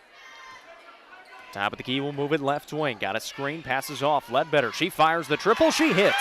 Her second 3 of the ball game. She's got 5 in this second half, good for 13 total on the ball game, and back up by 11 go the Wildcats. And working on a double-double is Hallie Ledbetter. I think I've got her at 9 rebounds so far, maybe in the double-double with 10. Not real sure. I have to check that. Fine ball playing so far by Hallie Ledbetter. This is Nicholas with the basketball for Pickett County. Reverses it along the perimeter over to Emmy Lowe, right side. Will reset the offense out near half court. 4:26 to play in this third quarter. Lowe moves it to Cambry Connor in the corner. Give it back to Lowe. Looking right side, dribbling with the right hand, throws it to Tompkins right side, trying to force a pass down low to Reeder. That's picked off by Ledbetter, and a steal for the senior. Here's Aaliyah Melton with a head of steam to the basket. Contact and a blocking foul is called on Kaylee Tompkins. That'll be her 3rd. And I don't know if they called that on the floor. And they did, so Livingston will have the basketball underneath the basket. First team foul in this second half. It only took us 3:53 to get here. I feel like when they called 46 in the second quarter, so nice. I love letting them play, though. I mean, these two good basketball teams. Let them figure it out. That pass is tipped by Addie Lowe out of bounds after the inbound, looking for Hallie Ledbetter, and now Livingston will just shift over to the near sideline in front of us and throw it in for the Wildcats. Reverse it over to Coleman on the Bobcats logo, then find Mullins, left wing, free throw line extended. Halfway through this third quarter, it's an 11-point advantage for the Wildcats. Butler runs into Emmy Lowe, and that's going to be a foul call. Just came barreling into Butler coming off of this screen, and a blocking foul is called on Emmy Lowe. That'll be her 3rd. That's a tough call right there because they're trying to hedge the screen, right? And she jumps out. Looks like she had pretty good position, but better job by Butler to kind of sell the contact, get the foul. She could get another one right there. That's going to be over and back on Emma Poston, who just checked in for Allie Jean Coleman. It looks like she might actually have some blood on her hands. Kind of got bumped in the process, but Pickett County's going to get the basketball back. And if I'm Coach Smith, I'm mad because it's not a foul. I mean, even though it would have been the 4th foul. I'm Coach Riddle, I'm mad it's not a foul right there because it's the same foul. One was blown the whistle, one wasn't. So interesting to see that get let go. So Pickett County trailing by 11 with the basketball. Amonette drives it right side, throws it up with the right hand, no good. Ledbetter skied for the rebound, couldn't come down with it, and Poston has it now for Livingston. Finds Butler in transition off the glass, no good. Fighting for the rebound, loose on the ground. The Wildcats have it, and a jump ball is called. That's our first jump ball of the ball game. The possession arrow in favor of the Pickett County Bobcats. Yeah, and if that's Emma Poston, which we think it is, wearing number 10, she's come in and played some really good minutes right there. Pushed the pace at the floor to Ellie Ledbetter. Ellie just not able to finish. Ball gets tied up on the jump ball to Pickett County, but nice minutes so far by Poston. 3:22 to go in this third quarter. 43-32 still our score. Pickett County with the basketball, trailing by 11. Emmy Lowe with it, drives it left side, puts up a shot floating away from the basket. Ball is loose on the rebound, and another jump ball. This one going to go back to the Wildcats. Amonette got in there with Poston. Allie Jean Coleman will check back in. Poston will take a rest on the bench. And Livingston will have the basketball going the other way. And interesting to see Pickett County's gone away from that full court press. They were pressing all of that first half. I think you can't press in foul trouble, though, right? I mean, you sometimes get out of position, reach and kind of lunge a little bit, get you out of position, get a foul, get an easy one. So Coach Smith dialed it back there, trying to just play more fundamental in the half court, limit the foul trouble here midway through the third quarter. Coleman with the basketball, getting some instruction from Coach Riddle. Will give it over to Butler. Down low, Melton has the mismatch on Amonette, trying to kick it back out, and Reeder comes up with the steal. 2:42 to go in the third, 43-32. Livingston on top. Addie Lowe thought about taking the 3, will find Reeder. Give it back to Lowe, top of the key. Lowe looking around, surveying, will hold the ball above her head and pass it right side now. And this is where Pickett County has to attack. You have Livingston Academy in the man-to-man, get it to Emmy Lowe and get her downhill. Here is Lowe. She'll drive in, got to the free throw line, puts up a shot, in and out, no good. I don't know how she got the shot up in the first place and then almost was able to knock it down. No good, though, and the Wildcats back with the ball. Here's Melton left baseline, drives it in, got to the block, drew some contact, no call, missed the shot, and rebounded by Addie Lowe. Zoe Nicholas will push the pace now for the Lady Bobcats. In the middle of the lane, one-handed pass will pass it off, and a blocking foul is called on Livingston. Looks like they're going to get Aaliyah Melton. That is going to be her third, and a timeout is taken. Full timeout on the floor. We'll take it with them. Our score, 43-32, 1:59 to go in the third quarter. You're listening to high school basketball from UC Sports Nation. When your day-to-day work causes pain, when your daily exercise stops you cold, when picking up the groceries or your grandchild makes you ache, call Milestone. Milestone Physical Therapy improves lives. Milestone builds futures by finding the source of your pain. It's not about covering up the aches. It's about getting rid of them. Call 864-8090 for an appointment. 864-8090. Orthopedic care that improves your life. With over 20 years' experience, see Laura Reagan at Milestone Physical Therapy. 117 years of serving the Upper Cumberland. Not many businesses can say that. Union Bank can, and yet Union Bank keeps changing to meet the needs of today. Mobile banking, text banking, you pay bills, Union Bank makes your life easier. And when you want to dream a new home, a new business, new car, local people sit down with you to make it happen. Union Bank, Highway 111 Birdstown, also Jamestown and Clark Range. Years of service, modern tools to be your bank. Union Bank, member FDIC, equal housing lender. Pickett County with the basketball out of the timeout, and Emmy Lowe able to find 2 points floating through the lane as she knocks down her first field goal of the game. She's got 5 now, makes it 43-34. Livingston still on top by those 9 points.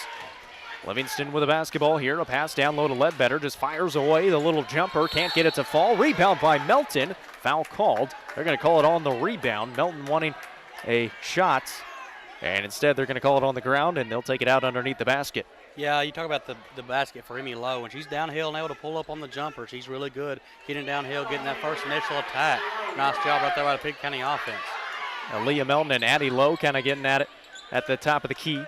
This pass a little high for Ledbetter, able to track it down. Give it over to Mullins right side. Mullins picks up her dribble, then find Ledbetter. Here's Butler left open, fakes a 3, drives in, got hammered, throws up a shot, and I believe they called that one on the ground as well. Called it before the shot. That foul called on Emmy Lowe. That is her 4th. That's a big development right there, Jake. Big development. 4 fouls for Emmy Lowe. That's your superstar stud. And I'll sub her out here in the third quarter. So Kaylee Tompkins will check in for her. Nice job by Ellie Butler as well to draw the contact, realize she's in some foul trouble, and try to get in there. 1:20 to go in this third quarter. Coleman, good pass into Melton, puts it up with the right hand, couldn't get the finish. Couldn't get it over Addie Lowe. Rebounded by Lowe, and Nicholas will clear it away. Trailing by 9 are the Bobcats. Tompkins, right side, 3 ball on the way, no good, a little bit short off the front of the iron. Butler will lead the break now for the Wildcats. Goes up with the right hand, got the foul, but couldn't get the finish, and she'll be at the line for 2 shots. Coach Smith all the way about 4 feet out on the court on the Bobcats logo. He doesn't like the call, and referees letting him know, get back over there on the sideline. Yeah, he definitely didn't like the call. Thought Addie Lowe got there early, set her feet, and took the charge. They say, no, sir, it's a block. Ellie Butler to the line for 2. Butler's first one is true. Butler hadn't scored since that early field goal in the third quarter, and that's her 22nd point of this ball game. She has half of the Livingston Academy points at 44. And 5 rebounds to go along with it. She's had a little nice game here tonight at Pickett County. Second free throw good, makes it 45-34, 56 seconds remaining in this third quarter. Zoe Nicholas with the basketball for Pickett County. Little floater in the lane with the right hand is no good, but the ball poked out of bounds. Last touch by Livingston, just some miscommunication. There's another new player in. Is Bailey Allred, and a senior for this Livingston team. Is Tompkins has it now for Pickett County. Down low, Nicholas. Tompkins kick it out to Reeder. That got tipped a little high into the backcourt, and that's over and back. So the ball will go back into the hands of Livingston with an 11-point advantage and a chance to make it more with 41.5 seconds to play. Probably lucky they called that over the back or over and back because Livingston had a run out right there, free space in front. Livingston basketball nonetheless. So Livingston will have it. Butler will inbound on the near sideline. Finds Mullins. 39 seconds. Interested to see if the Wildcats try to buy some time. Instead, they're going to turn it over. Reeder gets the steal and then is fouled by Hallie Ledbetter. Ledbetter picks up her second. That's just the team's second here in this second half. And so Pickett County will have the basketball with 34 seconds to go in the third. And a chance to maybe double up right here. You go to get a field goal to end the third quarter. You get the ball to start in the fourth quarter as well for the Pickett County Lady Bobcats. So you have to think Coach Brent Smith going to run this thing all the way down for the last shot. Well, the Bobcats will have the basketball, just kind of moving it along the perimeter. Coach Smith barking out instructions, saying constantly move, get open, pass the ball. Addie Lowe will cut to the basket, goes up, got fouled, and she'll be at the line. The clock's still going. Went for about a full second before it was stopped after the whistle, and Addie Lowe's going to be at the line for 2 freebies. Nice job right there by Addie Lowe, just like her sister gets downhill and gets attacked. Well, she's a tank in there inside it. She gets the block. It's usually a foul and some free throws or 2 points for Addie Lowe. She'll be at the line for those 2. The first one is good.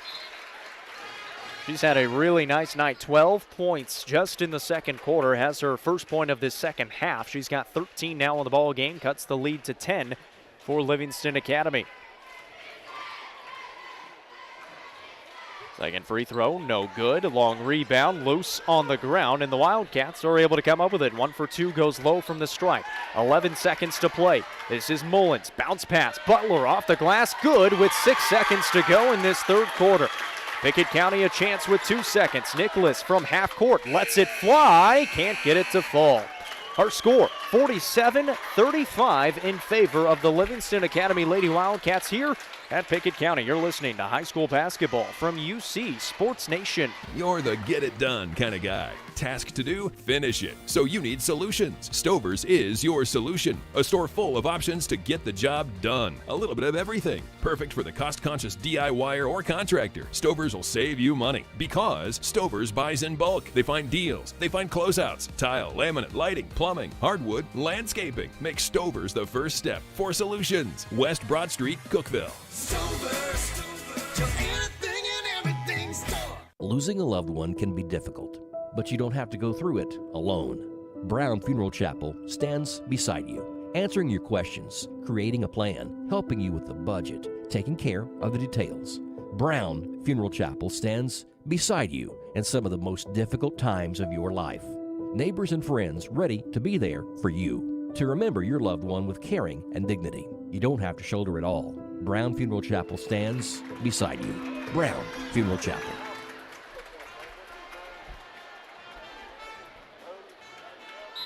Fourth quarter getting underway here from Pickett County High School. My name's Jacob Vincent. Josh Scott to my right. 7:56 to go in this fourth quarter. 47-35 is our score. There's a pass over to Allie Eminette in the corner for Pickett County, who's got the basketball to start out this fourth quarter, trailing by those 12 points. Had a chance at the end. Couldn't get it to go. As we start this fourth quarter, Ellie Butler, a huge night so far. Here's Emmy Lowe in the middle of the lane. She got fouled, and that foul, I believe, going to be tagged on Hallie Ledbetter. That is going to be her third and the team's fourth. And Emmy Lowe going to be at the line for 2 shots. And already, Jack, it took 26 seconds to get a solid look right there. Give credit to Livingston County's own defense, making Pickett County work for it. Emmy Lowe just gets downhill to the free throw line, pulls up for a jumper, almost makes it and gets the +1, but fouled nonetheless by Hallie Ledbetter on the arm. Missed the first free throw, so she sits just at those 5 points so far. Have a second opportunity here, 26 seconds into the fourth quarter. Lowe knocks it down. So 6 seconds for the sophomore, 6 points for the sophomore, I should say. Keely Mullins will have the basketball now for Livingston. Leah Melton will give it over to Coleman. Will swing it across her knees and then find Mullins left wing. Give it back to Coleman out near half court. Being guarded by Zoe Nicholas, will drive in. Nicholas went in for the steal. And is going to be tagged with a foul. That'll be her second. And that's big because the next one's the 1-and-1 for Livingston Academy. But yeah, if Pickett County's going to have a chance in this ballgame to come back, Emmy Lowe's going to have more than 6 points for the ballgame. Butler gets the inbound pass, and that pass is poked away. She was trying to get it inside. Lowe to the basket, off the glass, and good. You mentioned it. She's going to need more. Pickett County's going to get back into it. There's 2 more. Makes it 47-38 within 9. Butler, she's been having a good night. Will kick it out. Mullins is open. She fires it away. She rattles it home. Keely Mullins had one free throw back in the first quarter, knocks down a huge triple right there for the Wildcats to extend their lead back to 12. And I think going forward for Livingston Academy, as good as Emmy Lowe is, the X factor for Livingston Academy Lady Wildcats this season might just be Keely Mullins stepping up and playing big minutes, big shot right there in crunch time for Keely. Made a huge one. She's got 4 points on the night. Lowe missed at the other end, and then the Wildcats turn it back over to Pickett County. Kaylee Tompkins leading the break, left hand, got the English, it's good, and she'll be at the line for one. What a finish by Kaylee Tompkins, the sophomore. And that's what Pickett County loves to do right there, run, run, run, run. Coach Brent Smith been running for years up here at Pickett County High School right there. Kaylee Tompkins, left-hand finish. She is a lefty. Nice finish right there by Tompkins for 2, trying to get one more and cut this thing to 9. That's 4 fouls on Hallie Ledbetter. Get a couple subs in. As Bailey Allred will check in for Ledbetter. Addie Lowe comes in for Allie Amonette. Kaylee Tompkins knocks down the free throw, so she's got 3 points here in the fourth quarter. Good for 8 on the ball game, and within 9 now are the Bobcats, and back up to that full court pressure. And the tempo favors just the Lady Bobcats just a bit right here so far, but right there, foul on Emmy Lowe. I think that's number 5. It is indeed number 5, and Emmy Lowe is fouled out of this ball game with 6:25 remaining. We saw that last year in flashes from Emmy Lowe as a freshman. Just a little too aggressive at times, and is a very aggressive player. Always tries to get things done, but she's going to foul out of this one. Still 6:25 to play, and Pickett County will be without their floor general. And I could read Coach Brent Smith's lips. He says, as Emmy come over, he said, you know what I'm about to say? And it's, why there? Why that foul? Why there? Because with 6.5 to play, Emmy Lowe's going to the bench, and you got to bring a bench player on in crunch time, trailing by 10 to Livingston County Lady Wildcats. And it sends Ellie Butler, who's already been having a great night, to the line. Had 25 points entering this quarter. She's up to 26 now after that first made free throw. Second free throw on the way from Butler, and good. Has not missed a free throw since the first quarter, where she missed 2. Since then, she's a perfect 6 of 6, actually 7 of 7 since her last missed free throw. Addie Lowe, a deep 3 attempt is no good, and a rebound into the Wildcats' hands. 52-41 is our score. 6:13 to go in this ball game. It just seems like that momentum starting to shift a little bit. I mean, it's pretty much always been in favor of the Wildcats because they've had the lead all game. But it seems like the Bobcats are trying to get back into it. Elia Melton gets a nice little roll to go off the glass. Yeah, it seemed like for just a minute, Pickett County had a little something going, being able to run and get a couple shots in transition. Livingston Academy comes back, slows them down, and now turns them over again. Steal by Keely Mullins. She'll push the break, kick it out to Coleman right side. Coleman brings it to the middle of the floor, throws it over to Allred left wing. Pass down low, Melton, another time off the glass, a little too strong that time, and a weak side rebound for Addie Lowe. 5:35 to go in the ball game. It's 54-41. A 13-point advantage is the biggest of the game for Livingston Academy. So Allie Amonette right side will bounce it off. Give it back to Amonette. She'll drive in, and a foul is called. That's going to be the team's 6th. So one more before the one in bonus. Looks like the foul's going to be called on Bailey Allred, and that'll be her first. And if Pickett County's going to make a run, they're going to have to cut this. Oh, nice play right there on the inbounds. The old butt play, Jake. Zoe Nicholas saw the defender turn, threw it off her behind. He got in, got in position, and put up the shot. Was fouled on the shot. You're trying to write down stats. She threw it in right off her hind end. Leah Melton picks up the foul as well. That is her 4th. And now Zoe Nicholas going to be at the line. That was also the 7th team foul. What a heady play by Zoe Nicholas. That's a good one. It's a cheap, easy one, too. And they're trying to figure out if it's 1-and-1 or if they called it on the shot. So. Looks like they called it on the ground, so it is going to be 1-and-1 for the freshman Zoe Nicholas, who has not scored since the first quarter. Well, they didn't act like it was 1-and-1, so never mind. They gave her 2 shots, and she missed on the first attempt, and she's going to get a second one. When you make a heady play like that and you get fouled, you deserve 2 free throws. I mean, what a play by Zoe. You don't see that much anymore in basketball, but saw her opportunity and took it. Nicholas knocks down the second free throw. I don't know if many Bobcat or Wildcat fans out there know of Jordy Holes from the Indiana Hoosiers from way back when, about 2012 era, has a very similar shot to Zoe Nicholas. And tell you what, Jordan Holes, he can knock it down. Here's a steal by Nicholas. She's out front, takes it to the basket, lays it up and in. That gets them within 10, 54-44. So the freshman with 3 points here in the quarter. Leah Mel looking for some help, and a 5-second violation, a turnover, and Pickett County's going to have the basketball back with 4:57 to play, trailing by 10. And Coach Riddle not wanting to use a timeout. Don't blame her old school coach. Kind of lets, the old Phil Jackson mentality of let them play through. But another turnover and a score right here for Pickett County, and you may have to call one right here with just under 5 minutes remaining in the basketball game. You've also got Aaliyah Melton and Hallie Ledbetter playing with 4 fouls. Here's a pass down low and a foul called, and it's on either Melton or Ledbetter, so one of them just fouled out of the ball game. Should be Aaliyah Melton. And it is. So Aaliyah Melton, the senior, picks up her 5th foul. She is out of this ball game. And decision time for Coach Riddle, who just kind of has a wry smile on her face. So it'll be interesting to see now without, Livingston Academy, one of their better players out of the basketball game, how they finish this basketball game here at Pickett County. Momentum starting to turn to Pickett County. Still 4:54 to play. We've had 2 players foul out. Had a lot of those fouls come in the second quarter, not much in the third, and then picking back up here in the fourth. Callie Reeder, 1 in bonus, can't get it to go. Haven't tallied up the free throws yet, but that is going to be a huge factor in this ball game for Pickett County, who still trails by 10. Here's Mally Coleman. Off to Mullins, right baseline jumper, too short, rebound, out of bounds, is going to stay with Livingston Academy. Allie Amonette, they're going to say it touched her last, and Coleman will trigger it in from the left baseline. Here's Ellie Butler, top of the key. Looking for Bailey Allred, who just checked in for Aaliyah Melton, who fouled out of the ball game with about 4 minutes to go, a little over 4.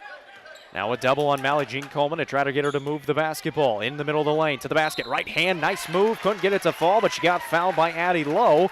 And that is Addie Lowe's 4th foul. So Mally Jean Coleman now will be at the line for 2. And in these situations, you want the ball in the best ball handler's hand. Mally Jean Coleman does a really good job making a decision, getting in deep, drawing the foul on Addie Lowe, going to the line for 2. So Mally Jean Coleman at the line, hasn't scored a whole lot in this ball game, just 2 points. First free throw off the mark, and I've had a chance to talk to her throughout this season and kind of getting ready for this season. She's got a thumb injury on her left hand. Last year kind of had a soft cast on it. Looks like she just always has it wrapped up now, and she said it's a little bit difficult to shoot with, even though you're really not using your left hand that much, but it still guides the basketball up there, and both times she missed to the right of the rim, and both of them went out of bounds. And it's the way she plays, right? She's kind of an all-or-nothing kind of player. She's going to give it all you got until it's time to go home. Kind of beats and bangs a little bit with the guards, kind of scraps around, sometimes get those little nicks and cuts and leads to more. But that's 2 big misses right there. Now Pickett County Lady Bobcats down 10, trying to cut this thing into single digits. 4:16 to play in this ball game. Pickett County trailing by those 10. Nicholas, floater right hand, no good. A rebound picked up by Amonette. Couldn't get it to go on the second attempt. Rebound fought for. Pickett County's got it. Zoe Nicholas trying to reset. Will re-penetrate, trying to throw a pass out, finally gets it out to Reeder, spots up for the 3. That's way off the mark, never had a handle on the basketball, and just kind of threw it up there. That almost looked like a last-second heave, and they had plenty of time. This is going to be an offensive foul called on Mally Jean Coleman. I didn't see what happened, but that's her 4th. Yeah, I don't know about that one. It just looked like they were trying to body each other up, and she was trying to slow down and let the defender run her over, and instead they called her for the offensive foul. So 4 on Mally Jean Coleman, 4 on Hallie Ledbetter, both of them on the court for the Wildcats. Still 3:45 to play. Leading by 10 are the Wildcats. This is Nicholas with the basketball. Dump it off to Reeder, out to Lowe. She'll drive in to the basket, draws some contact, a whistle, and that's just going to be out of bounds. That's an interesting no call because that was on Hallie Ledbetter, and she's got 4 fouls. Yeah, it looked like a foul to me, but it was a foul either side, but they didn't call it. Shots the butt play again, does Nicholas, and they're ready for it that time. It's Ellie Butler. Comes up with a steal, and Coleman this time is going to draw the foul on Zoe Nicholas, and Nicholas going to be tagged with her 3rd. And this is going to be 1 in bonus for Mally Jean Coleman again. And if you're Coach Brent Smith, that's maybe the player you want at the line. The 2 misses right there just off the right a minute ago. Nicholas tried to throw it in off her butt again, but Ellie Butler was ready to go right there. Gets the turnover and gets the run out, gets to Mally Jean, and the foul on the Pickett County Lady Bobcats 1-1. Both teams now going to be in the double on the next foul. Mally Jean Coleman at the line for 1 in bonus. Missed her last 2 free throws off the right side of the rim. First one on the way, off the right side of the rim again. So missed 3 straight now. 3:28 to go in the game, 54-44. Nicholas, 3 ball, a little too deep, almost wedged it on the weak side of the rim. Coleman will bring it up for the Wildcats. Has Nicholas trailing behind her, and Nicholas puts 2 hands on her and going to be tagged with the foul. That's one of those freshman mistakes. You just can't put two hands on them. They're going to call it almost every time. And both coaches, both sets of players are kind of arguing about that call right there. There's really not much there, but like you said, Jake, you put two hands on, it's a foul every time. Should be by the rule. Mally Jean Coleman to the line now for two. So 2 free throws for Coleman. First one off the right side and finally got the roll to fall in for her first made free throw off her 4 attempts. That was also the 4th foul on Zoe Nicholas. So Addie Lowe and Zoe Nicholas both playing with 4 fouls for the Lady Bobcats. Second free throw good for Mally Jean Coleman. She's got 4 points and makes it 56-44. 3:13 to go in this ball game. Pickett County with the basketball. Reeder got a seal off, got the foul, and got the bucket, and that is going to be called on Keely Mullins. That'll be her 3rd. It sends Reeder to the line for 1 free throw. Nice entry pass right there by Kylie Tompkins. Pickett County a couple times it looked like they rush and try to get the quickest shot they can. Kylie right there has an open 3, settles it down to Kylie Reeder inside, 2 in the foul. Reeder, free throw, good. So Callie Reeder, who hasn't scored much, is up to 5 points now, makes it 56-47. 3 minutes remaining in this ball game, a 9-point advantage for the Wildcats without their senior leader in Aaliyah Melton. Here's Bailey Allred, another senior, way deep on the 3 attempt. And shot is rebounded by Addie Lowe for Pickett County. Up it goes to Zoe Nicholas. She'll fire it away. Can't get it to go. In and out. Rebound Allie Amonette for the Lady Bobcats. Kick it back out to Reeder. Reverse it along the perimeter. Tompkins, floater left hand off the left side of the rim. No good. And that's going to be a foul on Kaylee Tompkins. And that is going to be her 4th. Tried to fight for the rebound and just dragged Hallie Ledbetter down to the ground with her. And that's going to send Ledbetter to the line now. So now 3 players with 4 fouls for Pickett County. 2 players with 4 fouls for Livingston. And it's essentially who can play clean enough to get to the end. For Livingston, fortunately for them, they're up by 11, make it 9, with a chance to add on a few more by Ledbetter. Yeah, this is on the first. And if you're Livingston, you want to kind of slow it down and make Pickett County foul you. But the way you shot the free throws here lately, you want to keep being aggressive too. See if something pops free. Get an easy 2 against the Lady Bobcats D. Ledbetter in and out on the second attempt. No good. 56-47, 2.5 to play in this ball game. Nicholas with the basketball for Pickett County. Crosses over, middle of the lane, dumps a pass off. Reeder's open, finds 2 points. 5 points and a timeout taken. I believe it was by Pickett County. It's a full timeout, so we'll take it with them. 2:24 to go in this ball game. 56-49. We're back in a minute. Most insurance ads end at competitive rates, as if that's all that matters. As your local professional insurance agent, that's just where Kiesling Insurance begins. When it comes to insuring your home, your car, or your business, Kiesling Insurance offers you personalized service and advice, along with a choice of companies to fit your needs. And yes, competitive rates too.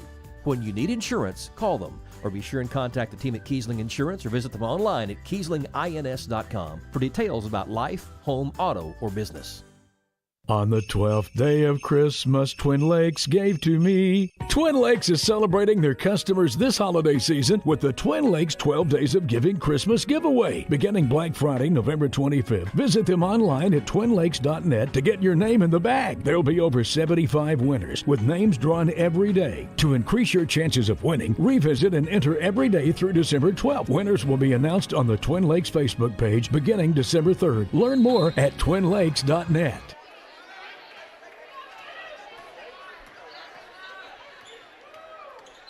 2:20 to go in the ball game. Out of the timeout, Livingston with the basketball, leading 56-49. Just by 7 points now. Pickett County has crawled back into it. Livingston with it. Double comes to Mally Jean Coleman, looking for a screen set by Ledbetter. Spins around. Coleman will throw it back out for Livingston. You don't need points unless they're easy. This pass out of bounds is going to stay with the Wildcats, and it looked like Ledbetter may have had that on her hands last. Yeah, that baseline fan section there sure had a good view of that, and looked like Ledbetter took it out of bounds. It should have been Pickett County's basketball. Referee says no way, it's Livingston Academy. And the Wildcats do have it. Allred will give it off to Coleman. Coleman with 2 defenders in front of her, looking for some help now. Will just dribble out of it. Goes to the basket. Underneath the basket, just dribbling around. Nobody can cut her off. She's just going to dribble the basketball to her heart's content. 1:42 to go in the ballgame. I mentioned it, LA does not need to score. They lead by 7. You've got enough. Just have to take care of the basketball. Ledbetter, Coleman. They're just playing keep away right now, and now Amonette's going to foul. What was a hard foul, and then Amonette tried to help her up. And Amonette's going to be tagged with her second. It'll send Mally Jean Coleman to the line, and if you're Pickett County, that's probably who you want to foul. Yeah, it's a 7-point game, so maybe you get to 2 misses right here. Maybe make it an 8-point game, and you've got a chance if you're Pickett County, especially as well as you shoot the basketball from deep. So nice job right there by Allie Amonette picking up the foul. Got to hope for 2 misses, at least 2 misses, or at least 1 miss here for Livingston Academy. Mally Jean Coleman, 2 of 5, entering these 2 free throws. Misses on the first attempt, now 2 of 6. So it works in your favor if you're Coach Brent Smith. 56-49 our score, 91 seconds to play. Coleman at the line for the second free throw. On the way, and good that time. Wildcats with a much-needed free throw and an 8-point advantage, 57-49. Nicholas with the basketball. Tompkins right side, looking down low, turns it over straight into the hands of the Wildcats. Here's Coleman at the other end. The layup is good. Mally Jean Coleman with her second field goal of the game makes it a 10-point advantage. Nicholas, floater in the lane, is good with the right hand, and a timeout taken by Coach Brent Smith. I believe he's got 1 full left, and he does. It's a full timeout. We'll take it with them. 1:10 to go in the ball game. It's 59-51. Pickett County basketball right after this. Livingston Regional Hospital wants to say thank you. Thank you. Thank you. Thanks. Livingston Regional is thankful for the community in which we serve. Keeping your family healthy. Delivering the best health care possible. Today, when there are so many options available, Livingston Regional says thank you today and in the new year. You can trust Livingston Regional's experienced team of doctors, nurses, and specialists to keep your family healthy. Livingston Regional Hospital. Visit mylivingstonhospital.com. Today, your health, your home. Time is money, and if your car's transmission is out of sorts, if your heating and cooling system is on the fritz, if your car will not start, it's costing you time. Pryor's Auto Spot gets it repaired. Work done right, on time, and that puts money back in your pocket. And Pryor's has tires to keep you running. No need to go anywhere else. Pryor's Auto Spot, 8410 Highway 111. Save time. Schedule your repair job at pryorsautospot.com. Getting your vehicle repaired. Pryor's.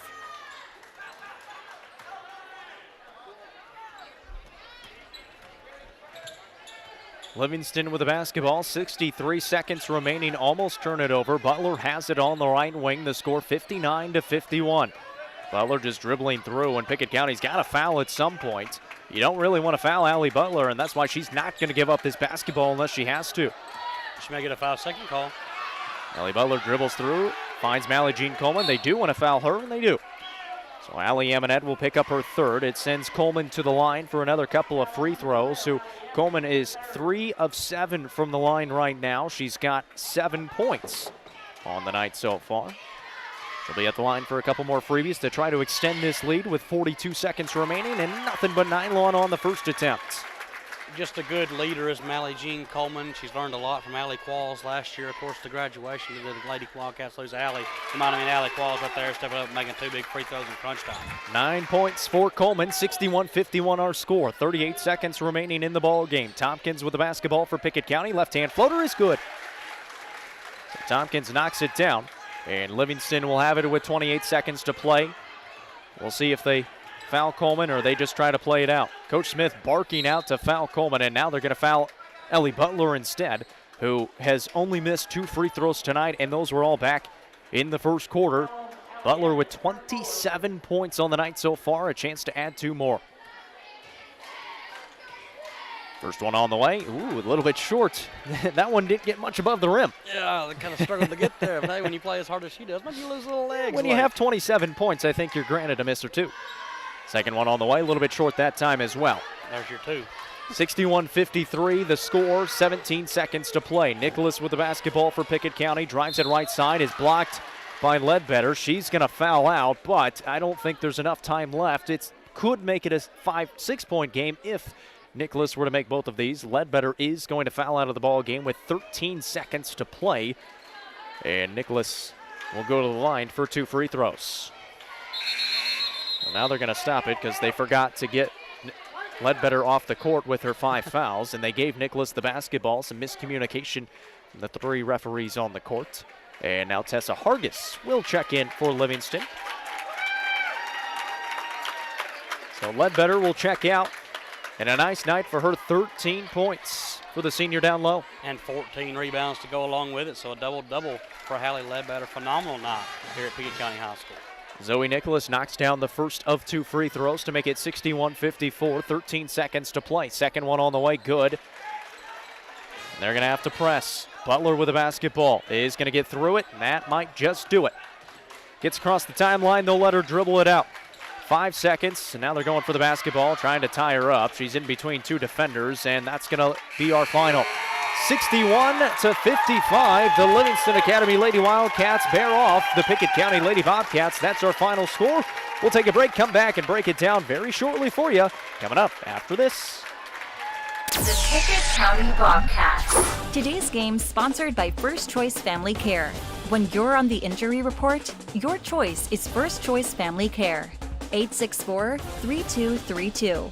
By Kiesling Insurance, auto, home, life, business insurance. Protecting families like yours with the best coverage. Kiesling Insurance. Pryor's Auto Spot, saving you money on your next set of tires. Auto repairs, diesel too. Pryor's Auto Spot, Highway 111.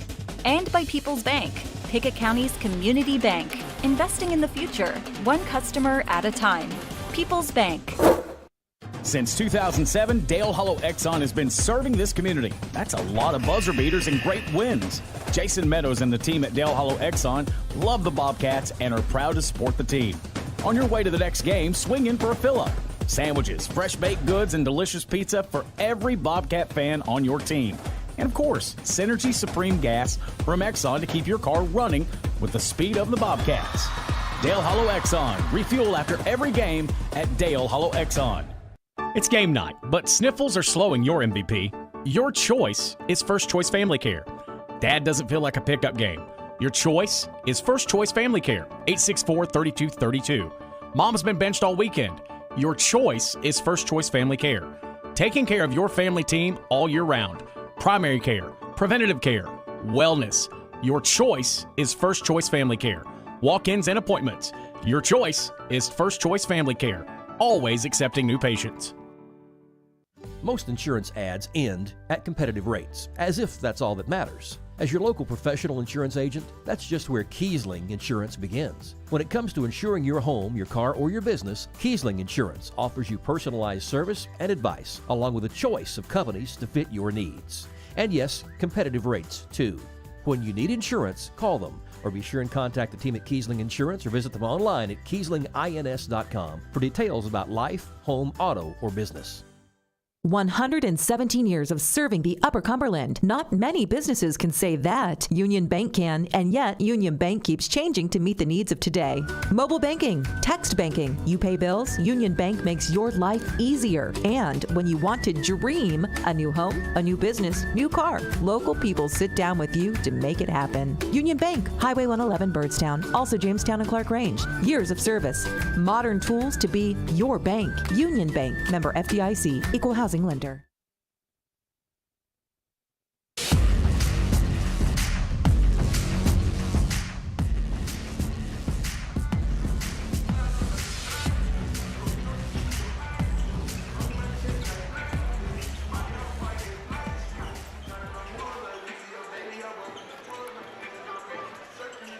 The boys warming up here at Pickett County High School. Our final from the girls game, the Livingston Academy Lady Wildcats knock off the Pickett County Lady Bobcats. Final score 61-55.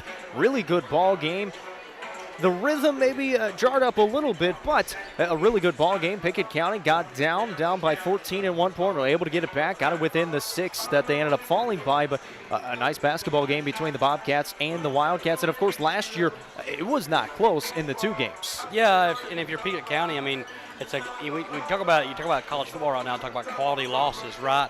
2 quality losses on the season so far from the Lady Bobcats of Pickett County, losing to Cumberland County tonight, falling to Livingston Academy, 2 teams that should compete for their district and District 8 AAA there later in the season, entering into late February, early March. If you're Livingston Academy, a quality win over a good opponent as well. I mean, you think a single A school in Pickett County, not as big as enrollment and everything. None of that matters when it's 10-on-10.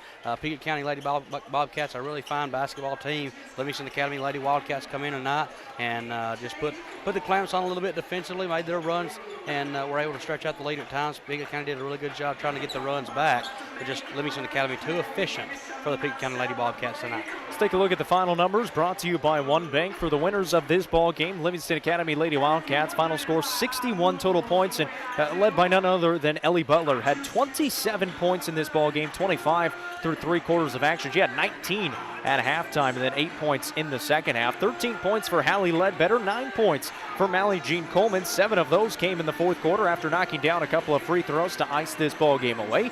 8 points for Aaliyah Melton, who fouled out of the ball game, and 4 points for Keely Mullins. On the other side for the Pickett County Lady Bobcats, they were led by the freshman Zoe Nicholas with 14 points, 13 for another freshman in Addie Lowe, 10 points for Kaylee Tompkins, 8 for Emmy Lowe, and Callie Reeder finished with 7 points, a final of 55 points for the Pickett County Lady Bobcats. Final score in this one, 61-55. Hallie Ledbetter a double-double, 13 points and 14 rebounds for the Livingston Academy Lady Wildcats. Right now we're going to take a break, and when we come back, we'll preview the boys game for you. Livingston Academy Lady Wildcat basketball player Bailey Allred just started her final season of high school basketball.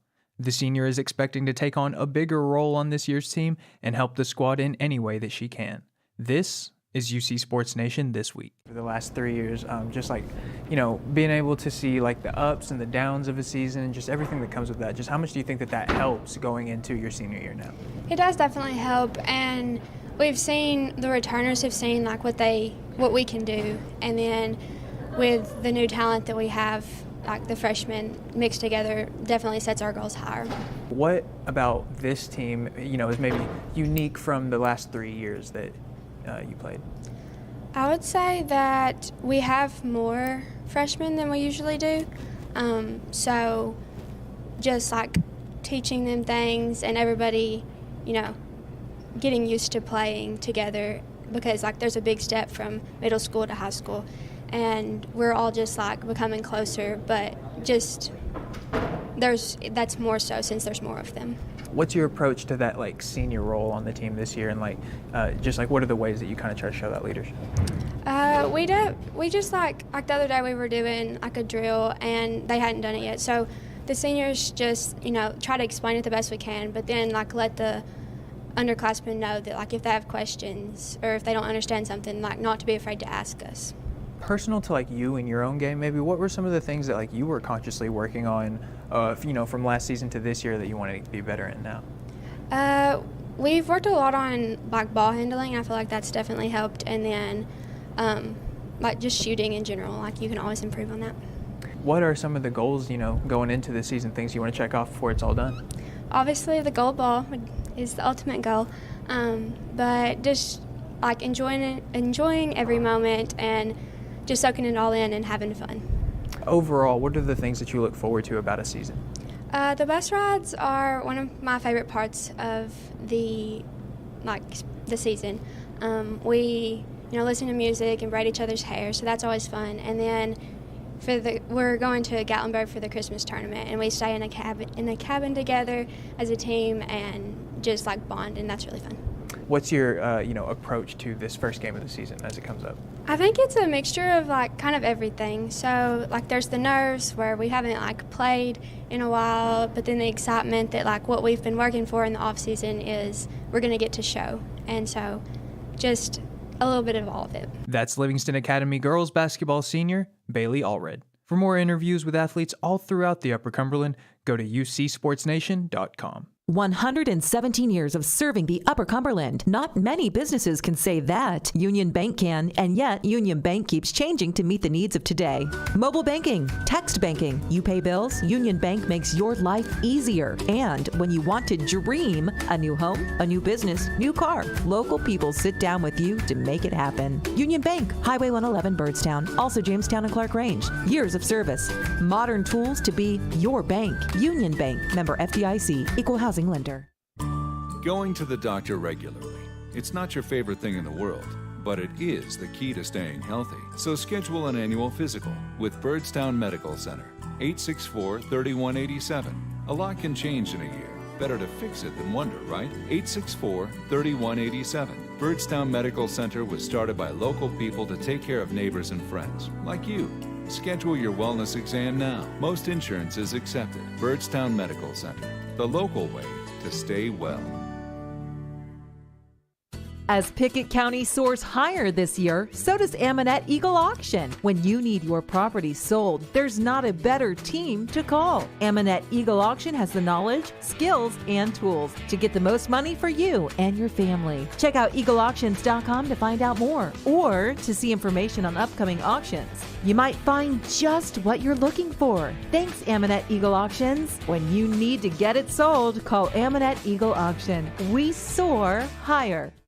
Livingston Regional Hospital wants to say thank you. Thank you. Thank you. Thanks. Livingston Regional is thankful for the community in which we serve. Keeping your family healthy. Delivering the best health care possible. Today, when there are so many options available, Livingston Regional says thank you today and in the new year. You can trust Livingston Regional's experienced team of doctors, nurses, and specialists to keep your family healthy. Livingston Regional Hospital. Visit mylivingstonhospital.com. Today, your health, your home. Losing a loved one can be difficult, but you don't have to go through it alone.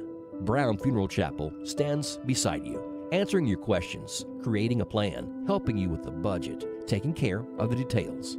Brown Funeral Chapel stands beside you in some of the most difficult times of your life.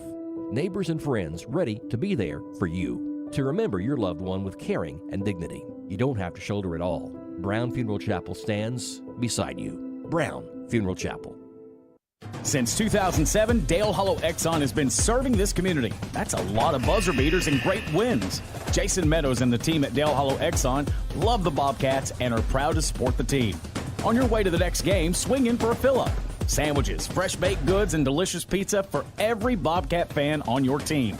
And of course, Synergy Supreme Gas from Exxon to keep your car running with the speed of the Bobcats. Dale Hollow Exxon. Refuel after every game at Dale Hollow Exxon.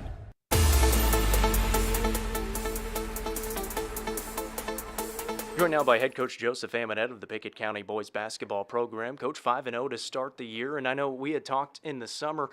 Did you expect to start this well with this team? You know, I didn't know what to expect. I knew toward the end of the summer we went to White County and scrimmaged them and had a really close game. And with that, I thought that would be something for us to build upon. You know, they still beat us, but they're a really good team. And I thought this team had a lot of grit. I thought they could play really hard, and I thought they could shoot the ball. So when you've got those things, you've always got an opportunity to be pretty good. What's been the hardest thing for you? Obviously, you've had to change pretty much your coaching style from last year to this year, going a little bit faster. You mentioned maybe a little bit faster than you would like. What's been the toughest thing from you as a coach? You got to lose. You got to give up a little control. You know, I trust this team, and if you're going to play this way, you've got to have some trust and let them make some decisions, and that's a little different for me. I like to be in a little more control, but they're learning and I'm learning. I know Jacob's taken the lion's share offensively so far to start this year, but you guys are playing really good offense, scoring over 70 points a game. Who else has really stepped up and played some pretty good basketball? You know, I think everyone has really. You know, Gage Harris had a big game that he hit 9 3-pointers. Eli Reagan's been real steady. You know, all 8 of those kids. Dylan Anderson had a big game. Payne Burton's had big games. Caden Miller, Lyric Paris, Caden Thomas has had a big game. So we, you know, the thing that's fun about this team is we, you know, we just do it by committee. It takes all of them, and they've done a good job with that. I know it's early on in the season, but do you think having some of those younger players where there's not any film on them so far yet, does that help you guys, give you guys an advantage at all? I don't know. I don't know if it does or not. I think the fact that these kids just play really, really hard is what puts them in an opportunity to have success early. What defensively have you guys been doing a good job of so far early on? You know, I think our full court man-to-man defense has been really good. I think in the half court we could do a little bit better. But I think the thing we've done the best is just give real good effort. LA basketball, especially the boys team, look pretty similar to you guys. A little bit shorter, like to run, like to shoot the basketball. What do you know about this boys Wildcats team? You know, they've not played since the Hall of Fame games, but what I do know is they'll play hard, like all of Coach Miller's teams do. They'll be really physical. They can shoot the ball, and I'll be honest, Coach Miller looks like he's having fun. coached them. I think they appear to be a really good, fun group to play or to coach, and I think it'll be a fun group for us to play against. When you have two teams like this that are fairly similar in stature, fairly similar in how they play, does it come down to execution, or does it come down to a couple of things you can do mid-game to try to come out on top? I think it'll just come down to whichever teams is able to pull out and do what they want to do a little bit better. They're a little older than we are. They've got more upperclassmen, a little more seasoned, but we'll see if our youth can overcome that tonight.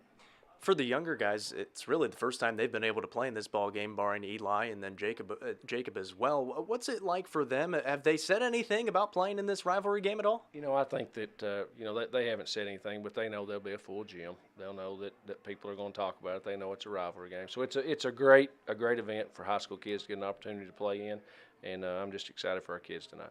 Head coach Joseph Amonette with the Pickett County Bobcats. When your day-to-day work causes pain, when your daily exercise stops you cold, when picking up the groceries or your grandchild makes you ache, call Milestone. Milestone Physical Therapy improves lives. Milestone builds futures by finding the source of your pain. It's not about covering up the aches, it's about getting rid of them. Call 864-8090 for an appointment. 864-8090. Orthopedic care that improves your life. With over 20 years' experience, see Laura Reagan at Milestone Physical Therapy. Since 1978, People's Bank has consistently grown larger and stronger by following time-proven principles of smart money management.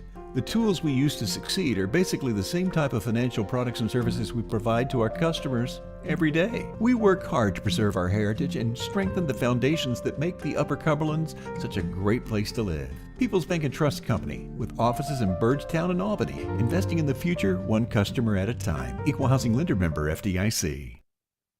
Most insurance ads end at competitive rates, as if that's all that matters. As your local professional insurance agent, that's just where Kiesling Insurance begins. When it comes to insuring your home, your car, or your business, Kiesling Insurance offers you personalized service and advice, along with a choice of companies to fit your needs. And yes, competitive rates too. When you need insurance, call them, or be sure and contact the team at Kiesling Insurance or visit them online at KieslingINS.com for details about life, home, auto, or business. You're the get-it-done kind of guy. Task to do? Finish it. So you need solutions. Stover's is your solution. A store full of options to get the job done. A little bit of everything. Perfect for the cost-conscious DIYer or contractor. Stover's will save you money because Stover's buys in bulk. They find deals. They find closeouts. Tile, laminate, lighting, plumbing, hardwood, landscaping. Make Stover's the first step for solutions. West Broad Street, Cookeville. Stover's, your anything and everything store.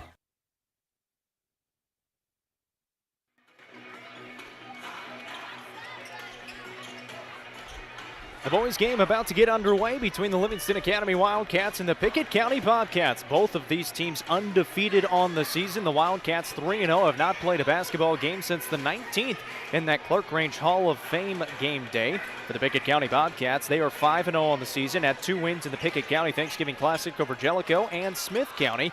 A couple good wins there. Of course, very different look for both of these teams, and for Pickett County, namely, they lost 5 players. All 5 of those were starters from a year ago, barring Jacob Amonette, who is one of the lone returning starters to this Bobcats team. The tip is up, and we're underway from Byrdstown. Jacob Vincent, Josh Scott alongside you, Gavin Godsey back in the studios of WLIV. You're listening to basketball on UC Sports Nation as well. The Bobcats with the basketball first. Amonette right side, picks up his dribble, will pass off to Miller. Top of the key to Amonette, drives in left side, will pull it back out. Talking with both coaches before the game, saying both of them play a similar style, play very fast, a little undersized, and like to shoot the basketball. We've got an early foul call, and this is on Pickett County. It's going to go on Caden Thomas on the far side, way off the ball. Yeah, and you talk about the way they play. Boy, you talk about in the girls' game, just kind of a mismatched style of play. This boys' game going to be high octane, full goal all the time for both teams. You look out there, not anybody is a head taller than anybody. Everybody's right around 5'10" to 6 foot, and that's about it. I could fit out there. Livingston with the basketball, and they're going to turn it right back over, looking for Tucker Miller on the far side. The sophomore loses it off of his hands and out of bounds. And this Pickett County team and Coach Amonette playing with that new basketball, that next basketball. It's got a little bit different feel than a couple of other basketballs that most teams are used to playing with. A lot brighter orange color as well. Jacob Amonette driving on Brody Coffey. Little up and under move. Couldn't get it to go, and Coffey with the rebound. He'll push the pace up to Tucker Miller. Miller, little Euro step right hand, in and good. The sophomore with his first 2 points of the ball game against the Bobcats, and that's the first points of the game. Jacob Amonette, transition three, way off the mark. Little heat check there. Daniel Bilbrey will push the pace to the other end. He lost the basketball. Good poke away by Caden Thomas, and Amonette has it poked from behind. Coffee with it for Livingston. Dump off. Isaac Story off the glass and good. Well, we told you were going to get a hot pace. 4-0 early lead. It's been going back and forth early on. We're only a minute and a half in. I'm the color commentator guy. I can't even get a word in. I mean, it's just that fast. And maybe that's a good thing for everybody at home. Gage Harris will try a triple. That one's in and out, no good. That one way downtown. Gage Harris spurted up about 3 or 4 inches in the offseason for this Pickett County team. At the other end, this is Wyatt Hargis to the basket. He will be fouled, and he will be at the line for 2 shots. And Wyatt Hargis is a young man you talked about. Gage Harris for Pickett County shooting up. Wyatt Hargis kind of grown a little bit, grown into his body, putting in the work. Seen him all over social media, putting in work, constantly looking to be a big factor for Livingston Academy Wildcats this season. Wyatt Hargis, the biggest guy on the court right now. He's maybe 6'2", maybe 6'1". Makes the first free throw attempt. He'll be at the line for another one.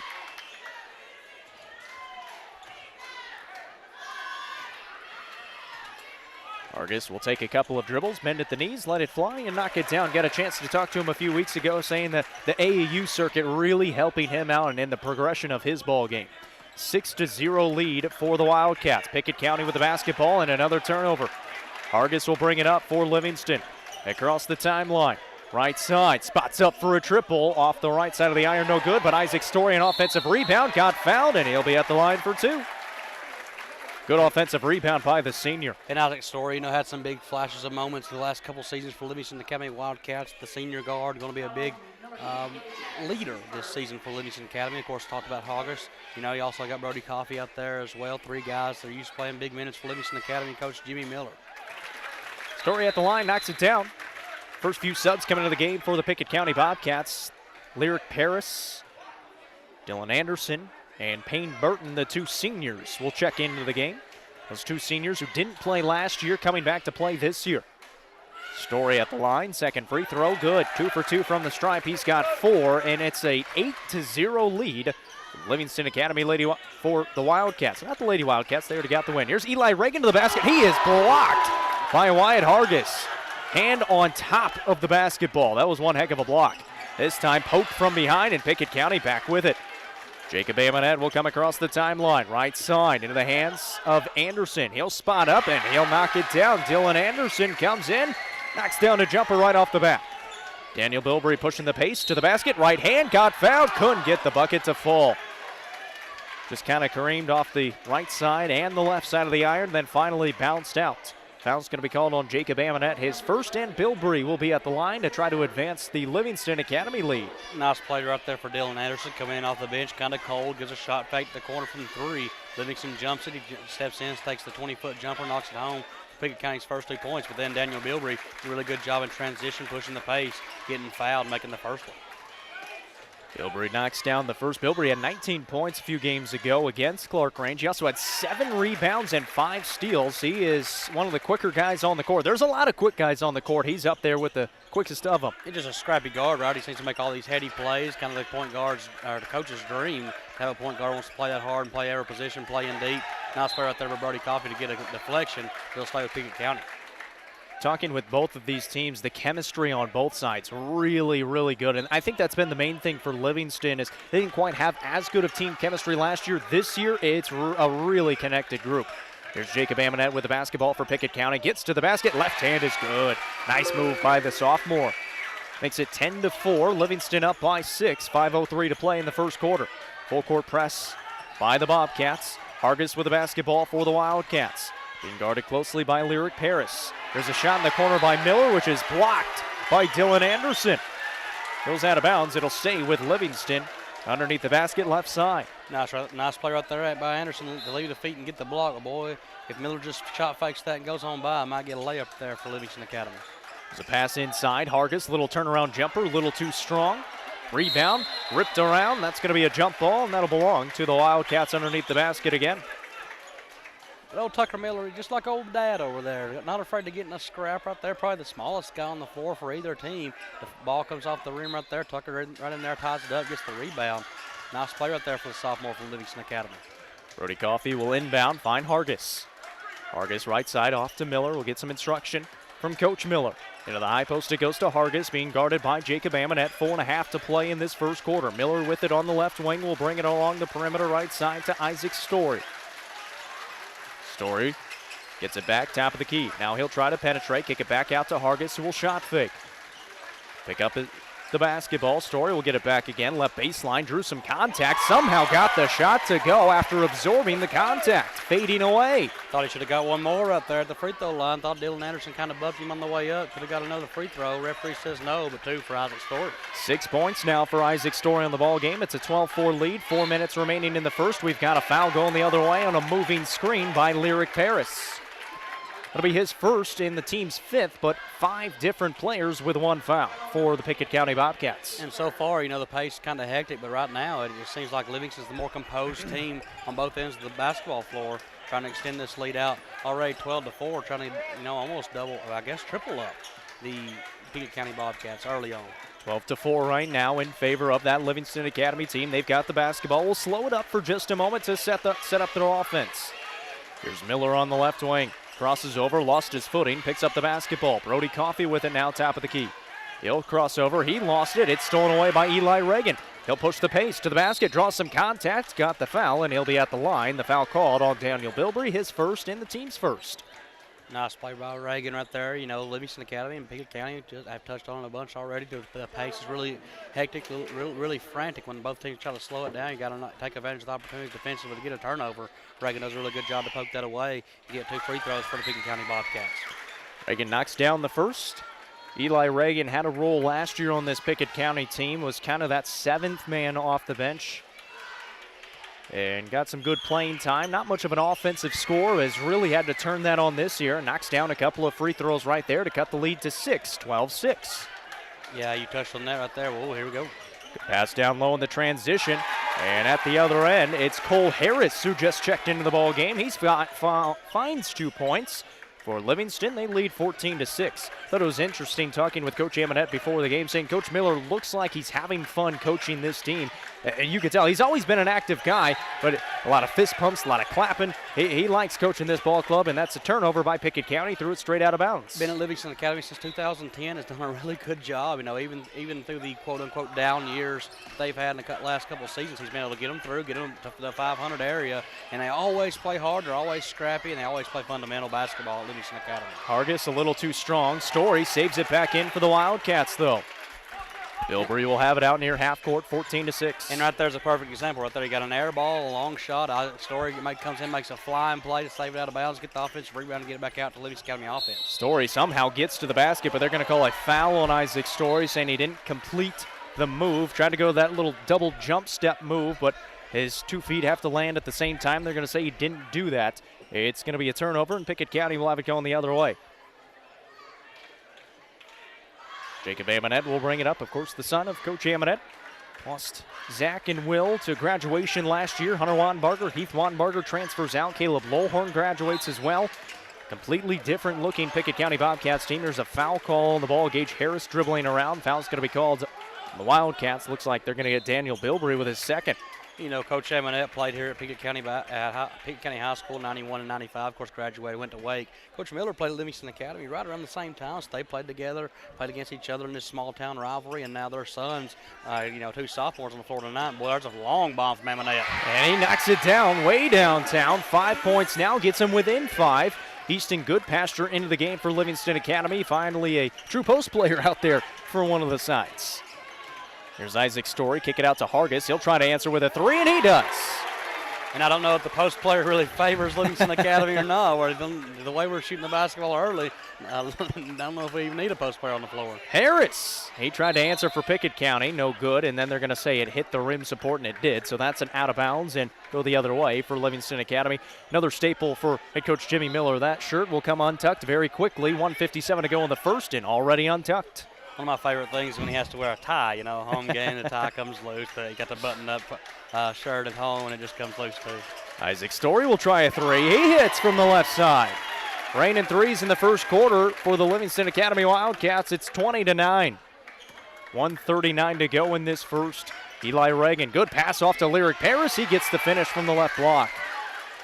Nice play by Reagan, penetrate inside, get the right hand. Everybody comes over to take that right hand away, just dished off to the left. Story 15-foot jumper, knocks it down. The senior is feeling it here early on. Got 11 early points. Amonette tries another deep triple. We've got a foul on the rebound, and I believe it's going to be called on Livingston Academy. It is. They're going to tag Wyatt Hargis with his first. It's the team's third. Kind of feel like you're at a tennis match a little bit, right? Back and forth, back and forth, back and forth. Thought Wyatt rebounded that thing clean. Must have got hailed. They got debris on the floor over there from the Livingston County bench.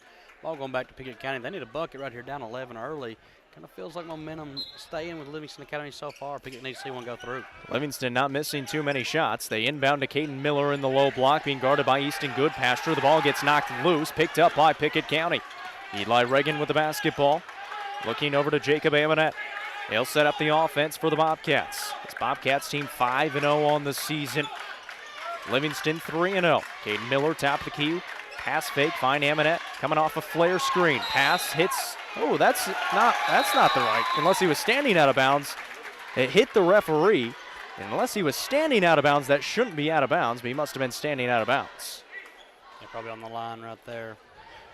But, you talked about Pickett County, losing Zach and Will Amonette to graduation, and of course, Wattenberger to transfer and then a graduation as well. Got to find scores to help Jacob out and, replace the scoring that was lost from Will and Zach.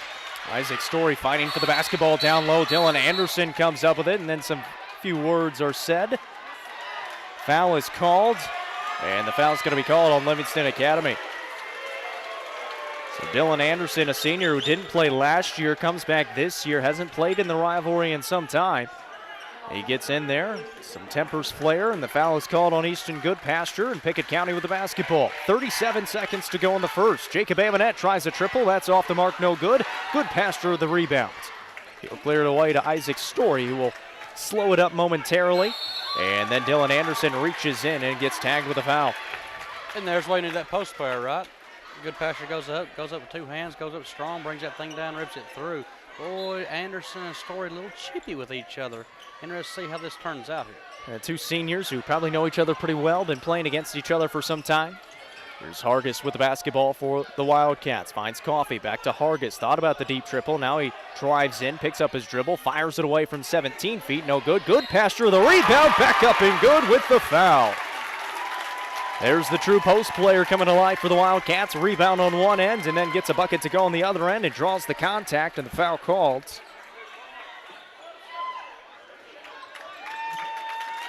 On Caden Miller, that'll be his first, and Goodpasture at the line for a freebie. And if you're Coach Miller, that's exactly what you want your big post player to do. Just fills space, finds the ball up off the rim, gets a rebound, gets it up, puts it in, and gets the foul, unable to execute the free throw, but extends the lead for Livingston Academy. A little bit short on the high arcing free throw attempts. Caden Miller actually his second foul. 24-11 is our score. Anderson trying to answer with a three at the other end, no good. Offensive rebound, Payne Burton, and they're going to count it. Payne Burton got it to go. I don't know if he got it off in time, but it's high school basketball, and the referee says it's good. So our score at the end of one, 24-13 in favor of the Livingston Academy Wildcats. We're back after this. You're listening to high school basketball from UC Sports Nation. It's game night, but sniffles are slowing your MVP. Your choice is First Choice Family Care. Dad doesn't feel like a pickup game. Your choice is First Choice Family Care, 864-3232.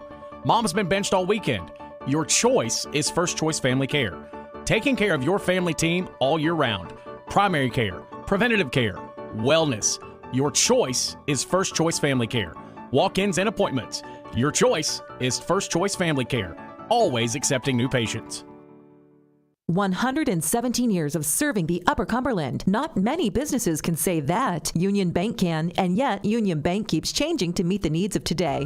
Mobile banking, text banking, you pay bills, Union Bank makes your life easier. And when you want to dream a new home, a new business, new car, local people sit down with you to make it happen. Union Bank, Highway 111 Birdstown, also Jamestown and Clark Range. Years of service, modern tools to be your bank. Union Bank, member FDIC, equal housing lender.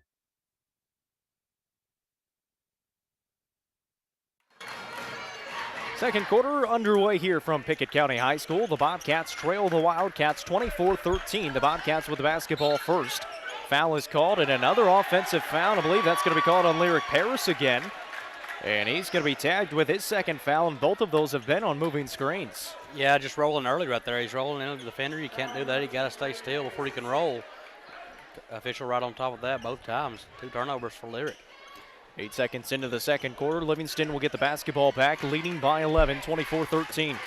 Daniel Bilbrey across the timeline with a head of steam. Kick it out to Hargis left wing. He'll drive in right side at the free throw line. Gets stopped by a defender. Kick it out right wing. Harris a three, no good. Coffee skies for the offensive rebound, but then couldn't find a teammate as he throws it out of bounds. And Pickett County will have the basketball. Coach Eminetz just shoot it while he's over there. No, he put a ton of points up here for Pickett County High School. Offense needs some help. Just go ahead and make you a 3, Coach. Quite a few of them. There's a 1,000-point club. You need the 2,000 out there for Coach Aminet. Here's his son, Jacob Aminet. He gets blocked from behind by Coffey. Going the other way. This is Harris off the glass. No good, but he got fouled by Eli Reagan, and he'll be at the line. So Cole Harris, who had 2 points in the first quarter, will now go to the line for a couple of freebies, and the fouls starting to pile up a little bit for Pickett County. Nobody with 3 fouls yet, but 2 fouls on Lyric Paris and 2 fouls on Caden Miller as well. And Harris is good on the first free throw attempt. Coach Eminette not wanting really to go to that bench. A lot of youth over there once you get past your first 8. So not really wanting him to go to the bench early. It may have to be forced to here down 13, just at 7 minutes left to go in the first half. Second free throw good, 26-13 the score. Aminet drives it left side, gets bumped. That's going to be a foul called on Brody Coffey. That'll be his first and just the team's 5th. Pickett County will take it out left baseline. I think this Livingston team is going to start putting some people on notice this year. They might not look like a 3A team, but man, they can run and they can shoot the basketball. Deep 3 by Aminet is missed. Harris, little up and under move, right hand is good. Wow, Cole Harris, pretty move. 28-13, 15-point advantage for Livingston. Jacob Aminet will throw it off to Payne Burton. Skip it over to Eli Reagan, who drives in. Burton now off a curl screen. Little floater with the right hand. Gets it to go. 4 points for Burton after he got the buzzer beater with an asterisk next to it to go at the first quarter. That's a travel by Daniel Bilbrey and a turnover back to the Bobcats. And Josh, we had talked about this on the way up. This Livingston team, of course, didn't beat Pickett County last year. They got swept by them. They have not won here in Byrdstown since 2016 of that year. Yeah, hard to believe that. I mean, but it speaks to a lot to the way that Coach Eminette has led his program. Of course, his brother Lee, the middle school basketball coach up here, so a lot of continuity and in similar systems, the way they play, and these kids are coming up ready to play basketball for Pickett County.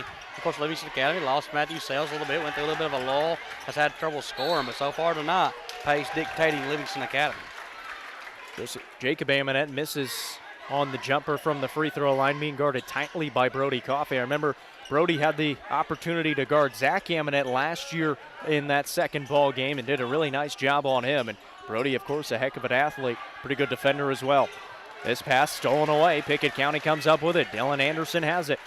Passes off to Burton. He traveled with it. They didn't call it. Eli Reagan picks up the basketball. He'll take it down low, and he'll lay it in from the left side of the glass. That's a much-needed bucket for Pickett County and Eli Reagan. You know, it's been a Jacob Eminette show so far. Payne Burton stepped in, but Pickett County, if they're going to make a run at this, cut into the deficit, Eli Reagan is going to be a big part of doing that. Daniel Bilbrey has such a quick first step. Gets past the defenders, and they have to hack in and foul, and that's going to be Lyric Paris's 3rd foul of this first half. You know, if I'm, Livingston Academy looking for a football coach right now, but when they find one and get one, whatever, I might go to Daniel Bilbrey and ask him about playing some slot receiver because, boy, he's got some wheels. Gets up and down the court really quick. First free throw from Bilbrey is good on the double bonus opportunity. He's got 3 points in the ballgame so far. Everybody who's played except for Brody Coffey has scored in this ballgame for Livingston. And that's going to give a lot. You talked about it being a district competitor and a contender. That's going to give district teams a nightmare. Who do you stop for this Livingston Academy Wildcats basketball team? 4 points now for Bilbrey after the second made free throw. He is 4 of 4 on the night. All of those points coming from that stripe. 30-17, 13-point advantage. Reagan trying to cut it a little closer. Misses on the 3. Caden Miller, an offensive rebound. Brought it down, and now he's tied up. A whistle, jump ball, and that's going to be Wildcat basketball. Now, you look at this Livingston team, you want to say Isaac Story is definitely that floor general, but there's really no go-to guy. They just have a lot of guys who can get a shot and can shoot the basketball. Yeah, absolutely. And like I said, it's who do you stop? Boy, right here, big run out for Livingston Academy. Bilbrey got some space in front of him, got bumped, just threw it up near the rim, and he's going to be at the foul line again for 2 more. Just that speed cutting across the lane. And, you talked about he had 19 against Clark Range. You can see why. He's just so quick with the basketball. He's a guard's nightmare. I mean, a bigger guard can't keep him in front of him. A smaller guard, maybe he's able to get to the rim and make little shifty moves, off ball. So Daniel Bilbrey could be a big-time problem for District 8 AAA going forward. 7 AAA, but you almost had it. That's all. They changed it. They were 8-2, yeah, it just changes all the time. I hate that. It should have been old 7 AA and be left alone. Misses on the second free throw attempt after making the first. Makes it 31-17, 5:34 to go in the second quarter.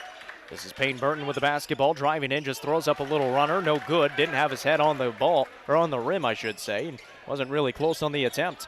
Bilbrey, pass fake, 3 ball on the way. No good, little deep. Story tried to tip it out, and they're going to call over the back on Isaac Story. Interesting that foul call is called all the way out by half court when you have 2 other referees a little closer to the action, but we'll go on to the next play.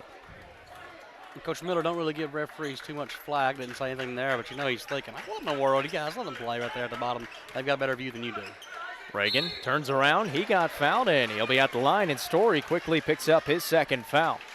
And I only say that on the other end because it looked like Story was just going up to fight for the basketball. It wasn't really a box-out attempt. 2 guys just fighting for it. Yeah, it's one of the things. There's not really much there, but an official sees that and makes the decision if that's a foul. So be it. Pickett County now makes the first, cutting into this lead.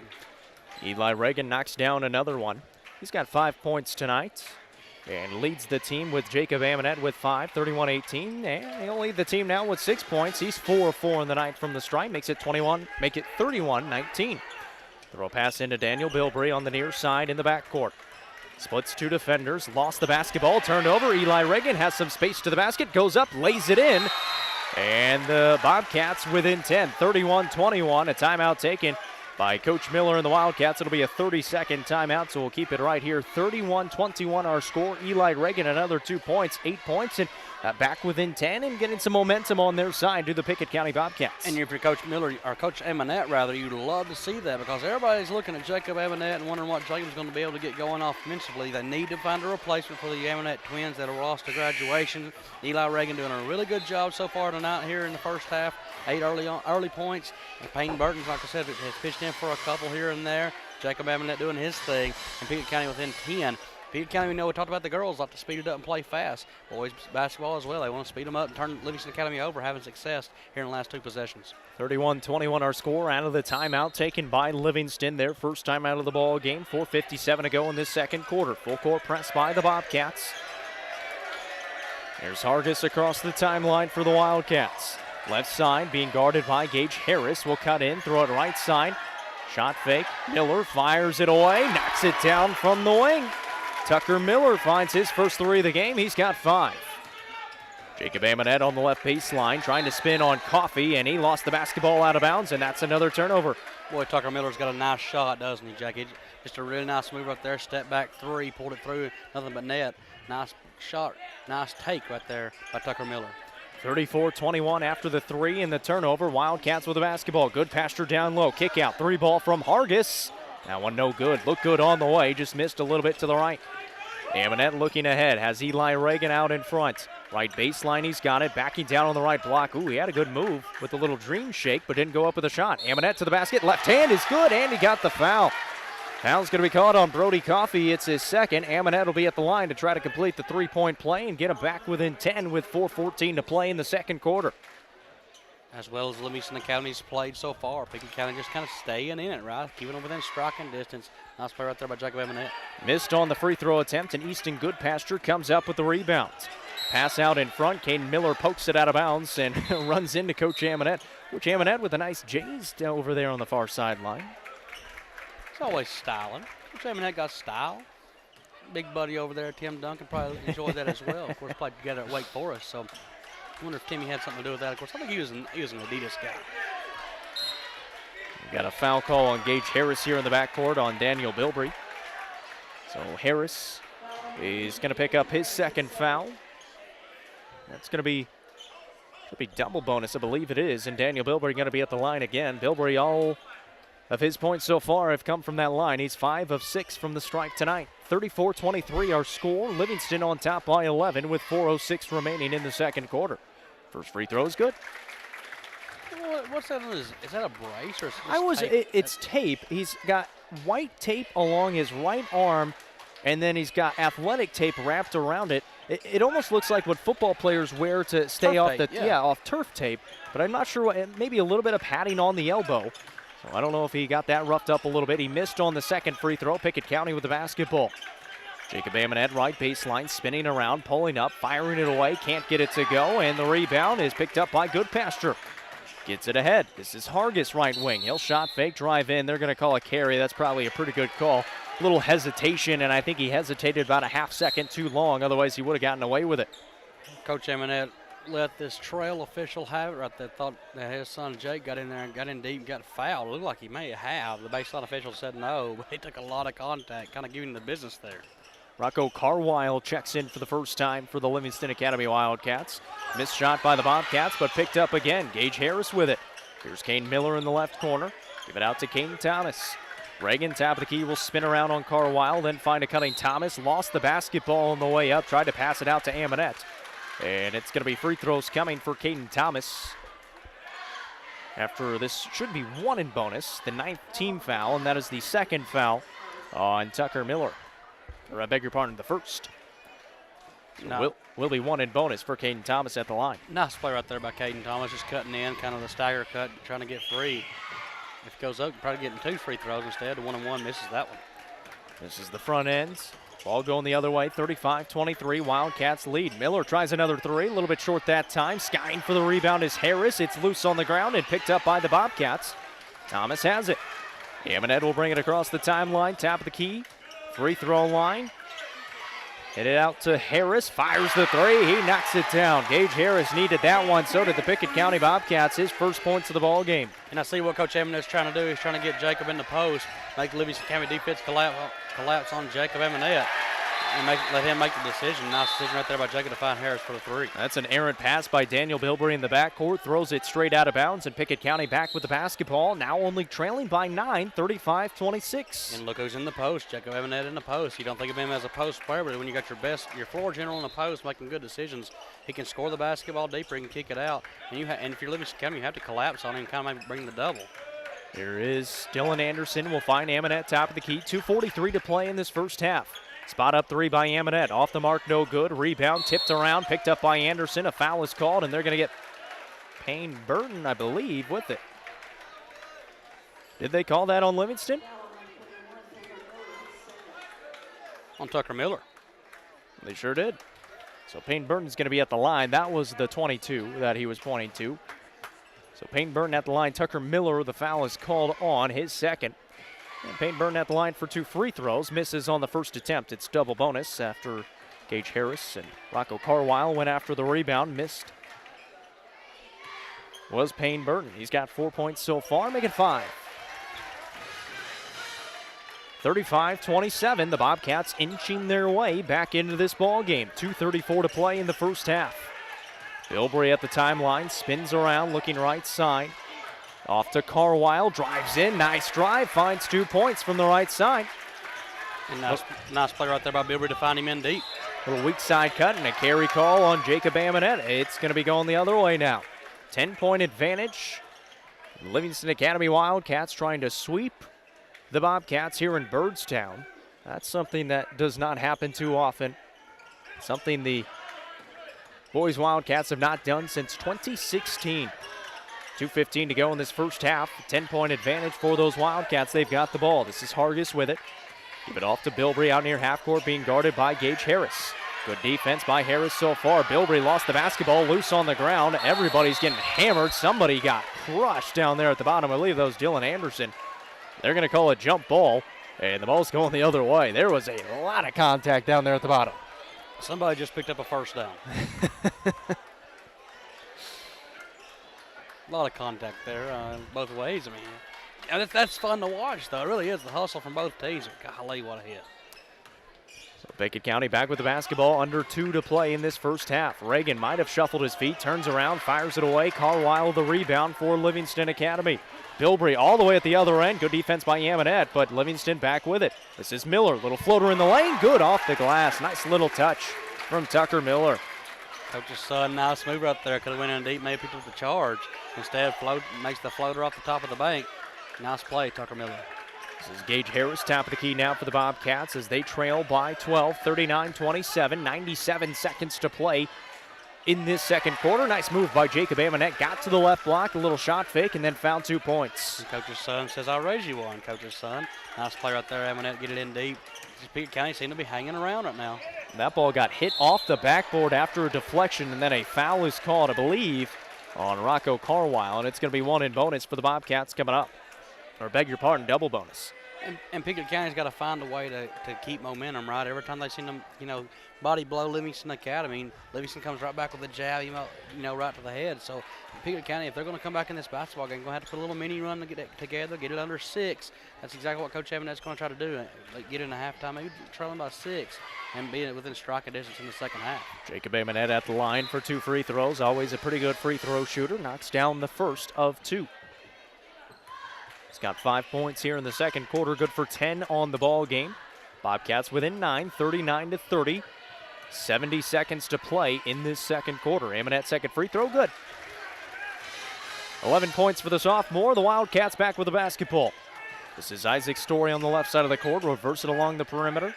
Harris will give it over to Hargis. Hargis brings it out to half court. Will cross over, drive right side, pull it back out. Look into the hands of Carlisle. Carlisle will give it over to Story. He'll drive in now, get to the basket, left hand, good, and he got the foul. He'll be at the line for 1. A nice move by the senior. 13 points for Isaac Story. The foul is called on Dylan Anderson. That is his second. And Isaac just scores, he seems like quiet points, right? I mean, doesn't an awful lot of flair, not a lot of flash. Just does his job, puts it in the end one for Isaac Story. Yeah, you mentioned that. He's up to 14 points on the ball game now. Just 3 here in the second quarter. 42-31 our score. 44 seconds remaining. Anderson, a 3 is no good, and Story has the rebound. That's the other thing about Isaac Story, very good rebounding guard. There's a lot of hops. Wide open is Cole Harris, and he will find 2 points from the left hand. Took it all the way to the basket. 27 seconds remain in this first half. A 13-point advantage for the Wildcats all of a sudden. Defender had to stay in the corner right there because Tucker Miller was buried in the corner. Thought Cole Harris was going to kick it out to him. Cole does a good job faking it, getting the defender to stay, and driving in and getting 2 and extending the lead to 13. 10 seconds to play in this second quarter. Jacob Amonette just dribbling out near half court. Now 5 seconds. Drives in, right side to the basket. Fading away. Can't get it to fall. Story the rebound. Lost it. Trying to get it over to Jacob Amonette. This one will not count. Of course, Jacob Amonette hit it after the buzzer. Our halftime score in favor of Livingston Academy, 44-31. As we head to the break, we'll break it down coming up after this. Pickett County Bobcats basketball. Today's game sponsored by Brown's Funeral Chapel. Brown's stands beside you at those difficult moments of life. Count on Brown's Funeral Chapel. By Union Bank, serving Byrdstown, Jamestown, and Clark Range, serving the neighbors of our hometown. Member FDIC. And by Milestone Physical Therapy, orthopedic care that improves your life. Call 864-8090 for an appointment. Milestone. On the 12th day of Christmas, Twin Lakes gave to me. Twin Lakes is celebrating their customers this holiday season with the Twin Lakes 12 Days of Giving Christmas giveaway, beginning Black Friday, November 25th. Visit them online at twinlakes.net to get your name in the bag. There'll be over 75 winners with names drawn every day. To increase your chances of winning, revisit and enter every day through December 12th. Winners will be announced on the Twin Lakes Facebook page beginning December 3rd. Learn more at twinlakes.net. The best way to guarantee the future of your dreams is to create that future yourself. This has never been more true than when it comes to your home. At People's Bank, we make home improvement loans that provide the money you need to make the changes you want. At People's Bank, our rates are always competitive. We offer flexible terms with a payment designed to fit your budget. People's Bank and Trust Company, with offices in Byrdstown and Albany, investing in the future, one customer at a time. Equal housing lender, member FDIC. Losing a loved one can be difficult, but you don't have to go through it alone. Brown Funeral Chapel stands beside you, answering your questions, creating a plan, helping you with the budget, taking care of the details.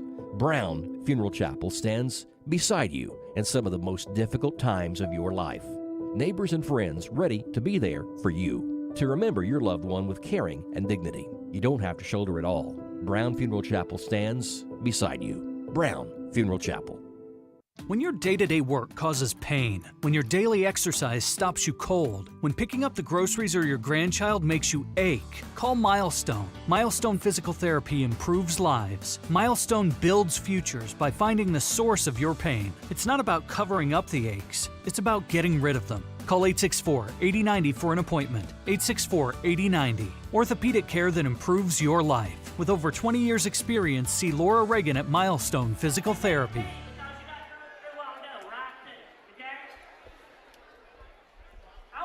The Livingston Academy Wildcats lead the Pickett County Bobcats here in Byrdstown at halftime, 44-31. Really good half of basketball from the Livingston Academy Wildcats. Half-court contest going on here at half-court, if you couldn't tell, here at halftime. My name's Jacob Vincent. Josh Scott to my right.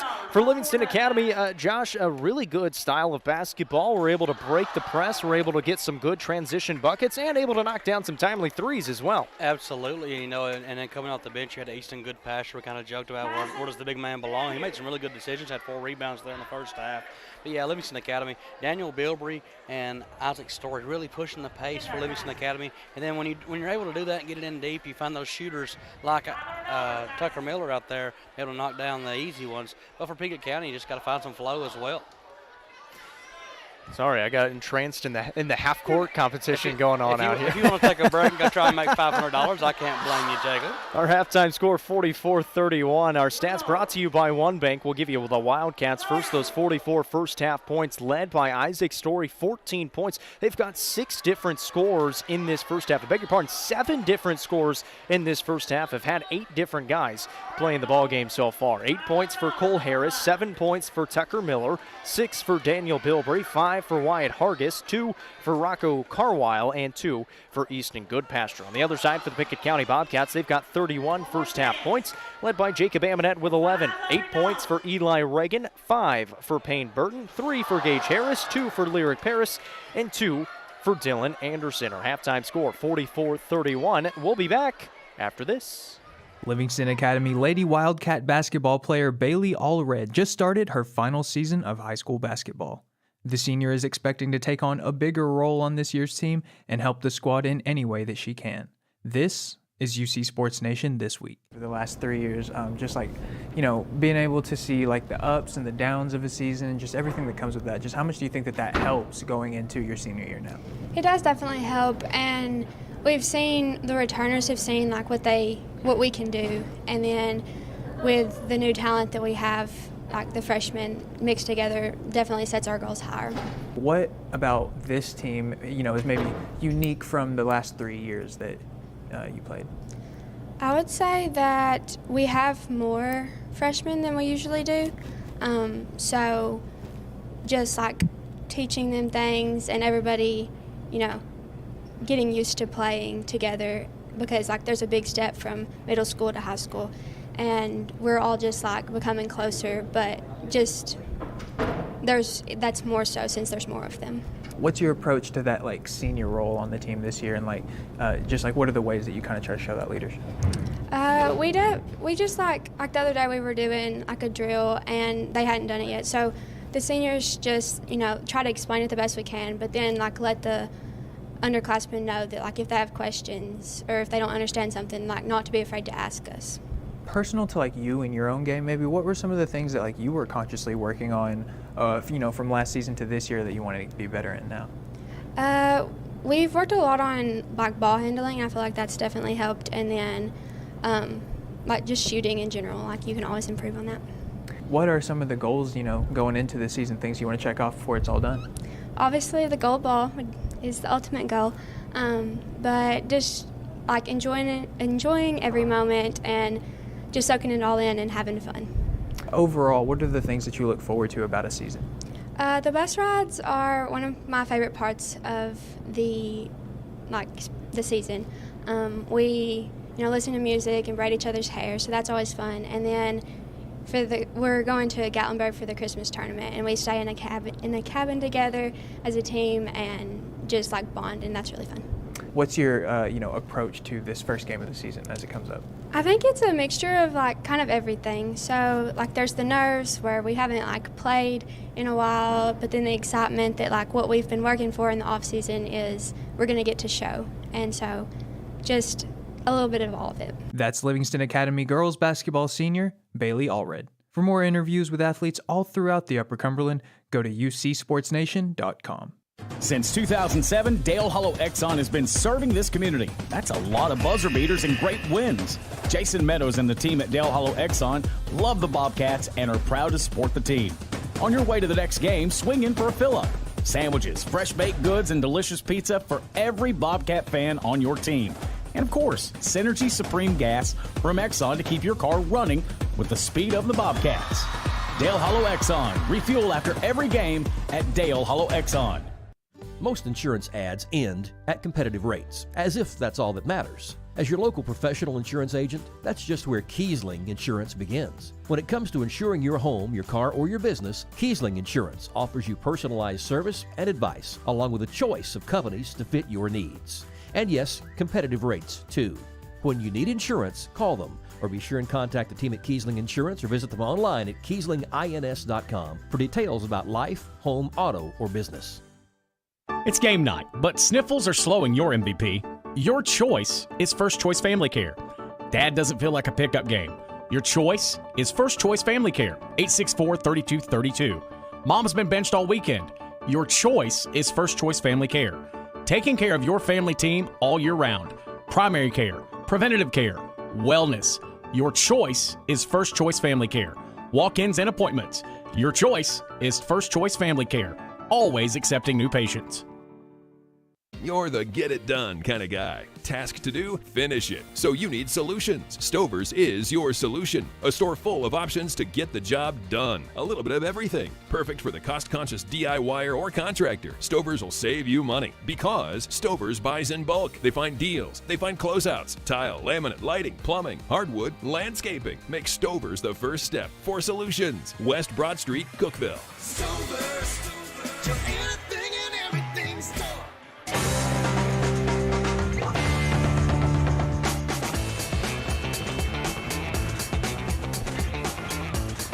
Second half action about to get underway from Pickett County High School. The Livingston Academy Wildcats with the lead right now 44-31 after one half of action. Let's take a check of the UC Sports Nation scoreboard. On the girls' side, Van Buren County took down Monterey 57-50 tonight. Cumberland County on top of Clark Range 55-41. Of course, Pickett County fell to Livingston in our first game 61-55. And White County with a big win over Warren County 59-46. Those all finals on the girls' side. We'll give you the boys' ones coming up in the post game after this one as we're underway in the second half. The Wildcats going from left to right, the Bobcats from right to left. Got an early foul call to start this second half on Pickett County. I believe they're going to get Dylan Anderson with it, and that's his third. Inbound, Isaac Story. Coffee will point out directions, and Daniel Bilbrey will come get the basketball. Coffee will get it back, kind of spreading out the offense right now are the Wildcats, and then cutting through the lane. Bilbrey driving to the basket. Kicking it back out. He's got Coffee on the wing. Being guarded closely by Dylan Anderson, and then they're going to call another foul, and that is Dylan Anderson's fourth foul. He picks up two within the first 30 seconds of the second half. Yeah, it was, on the last one, I was kind of just silent because I was trying to figure out how he fouled the guy, but right there, definitely a clear foul. Picked up number 4, so Dylan Anderson going to go out of the basketball game for a little while, which I'm going to have to go to the bench early. Anderson didn't start the ball game, but getting the start in the second half here, and so that's going to be big for Coach Amonette and the Pickett County Bobcats. Isaac Story with the basketball. We'll reverse it over to Brody Coffee.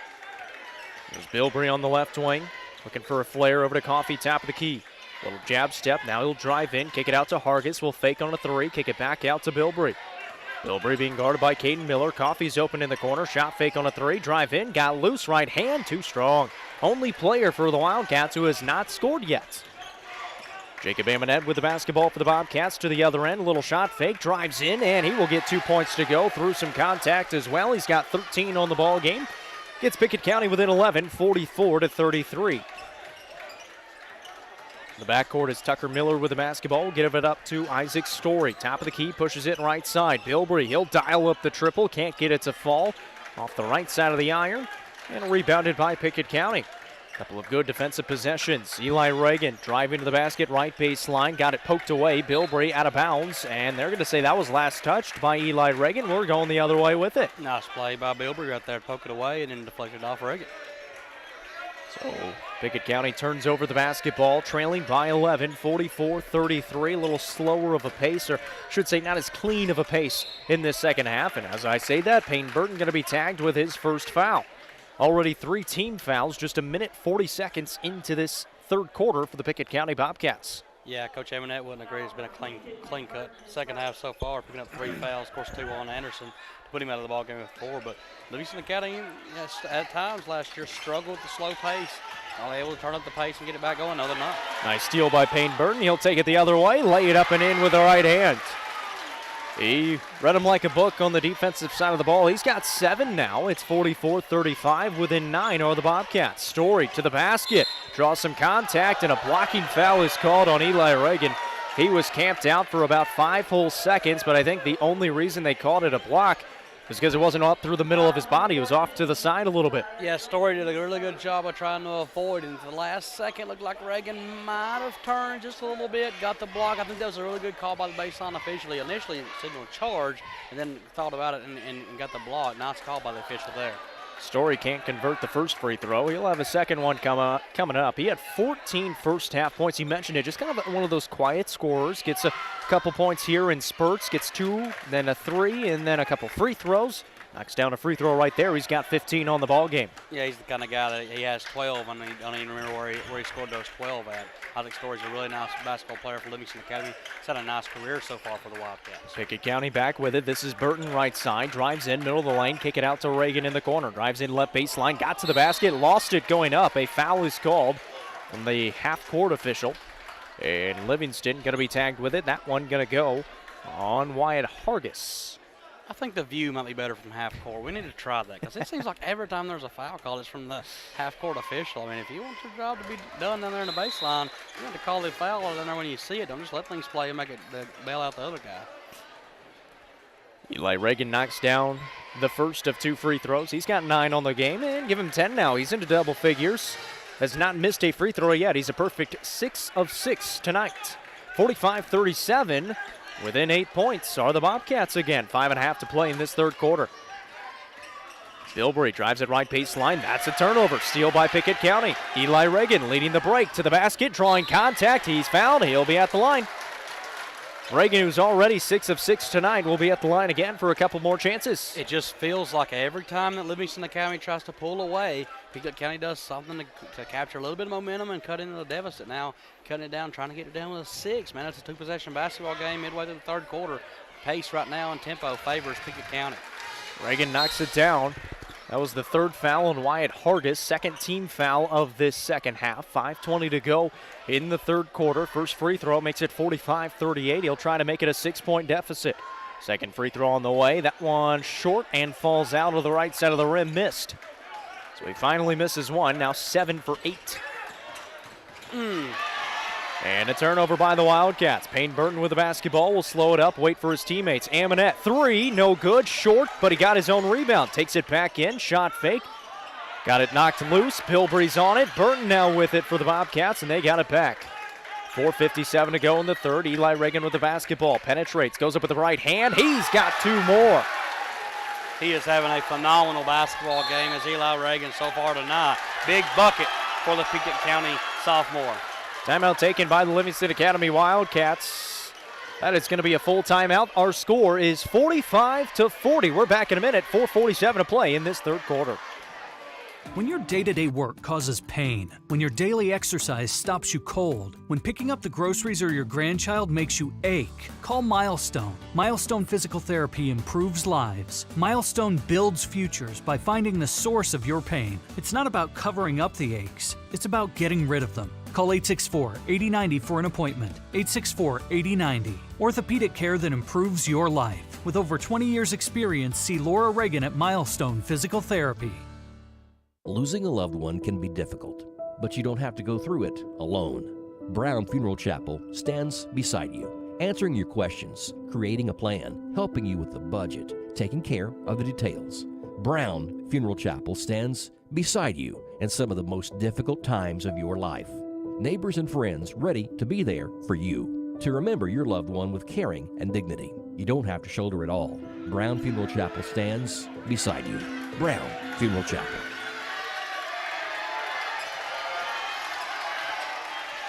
Out of the timeout, Wildcats trying to break the press. They can't do it, and the Bobcats come up with another steal. Reagan gets a blocking foul, and he's going to be at the line for 2 more shots. Eli Reagan has completely taken over this basketball game.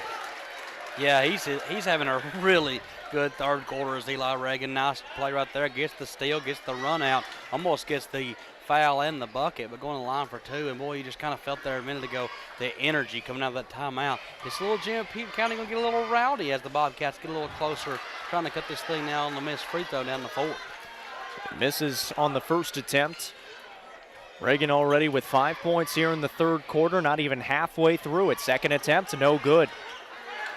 He felt probably a little bit of the adrenaline that time, was really good on the free throws beforehand, goes 0 for 2 from the stripe that time. The deficit remains at 5.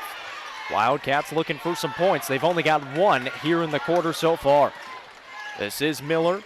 They get Harris over to Story. Fires a 3, cannot connect. Good pass to Skies for the rebound. Goes back up with the left hand, got it to go, and the foul. They needed that. And I was wondering right there with Easton Goodpasture in the game and the pace kind of getting a little quicker, could he play? Well, a big man does a really good job out there. It's his 6th rebound, 2nd offensive rebound of the night. Takes it off the rim, puts it up, and gets the foul. 2 points for Easton Goodpasture. Of course, Easton Goodpasture had an injury late last year, held him out for all of the summer and really most of the preseason activities. So this being really just his 2nd week back into basketball shape and making a good difference here against Pickett County. Knocks down the free throw. He's got 5 points on the game. Makes it 48-40. Jacob Amonette driving right baseline. Stepped out of bounds. We're going the other way. Coach Amonette can't believe it.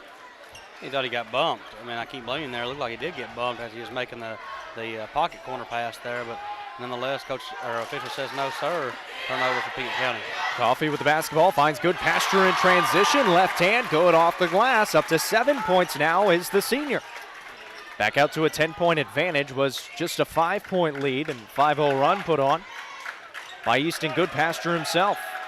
Jacob Amonette with the basketball, right wing, driving in. He's been limited a little bit in this ball game, being double-teamed now, just throws it out and finds Payne Burton. Kick it out, Reagan. He'll try a 3. We've got a whistle. It's an offensive foul on the Pickett County Bobcats, and of course, Eli Reagan did hit that 3. That'd have been a big 3 if it had went. Cut it down to 7, but nice take right there by Easton Goodpasture. Take the hit from Payne Burton. Turnover for Pickett County Bobcats. They got a little perspiration on the floor. But, hey, right now, give credit to Brody Coffey. Brody's doing a really good job kind of locking up Jacob Amonette. The length there, maybe bothering Amonette on the baseline. Brody doing a really good job defensively, just cutting off the baseline, taking everything away. Coach Smith having to come out there. Actually, it's not Coach Smith. It's one of the managers for the boys basketball team and the girls basketball team.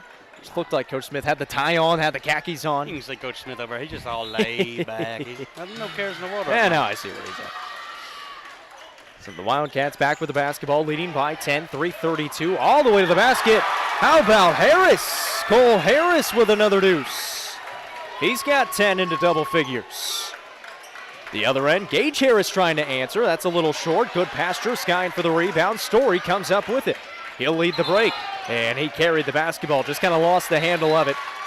He made the floater at the other end, but it's going to be negated, and we'll be going the other way. But the score's still 52-40 after a really nice move by Cole Harris. Yeah, you got to be able to hear that at home, that ooh and ah. Cole Harris, nice drive the lane, kind of up and under finish, rolled it through.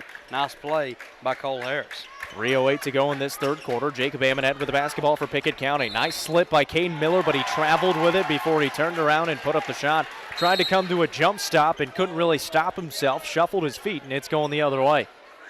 It's been points in this ball game where Pickett County, of course, they had it back to 5, now trailing by 12. Just haven't been able to get either that key stop or that key shot to really get within that one possession. And almost had a steal on a takeaway right there. Nice play by Lyric Parrish and just knocking it out of bounds. But Pickett County trying to frustrate the Livingston County Wildcats with full court pressure. They get it into Isaac Story. Coffee with the basketball, goes behind the back and will break the press with ease.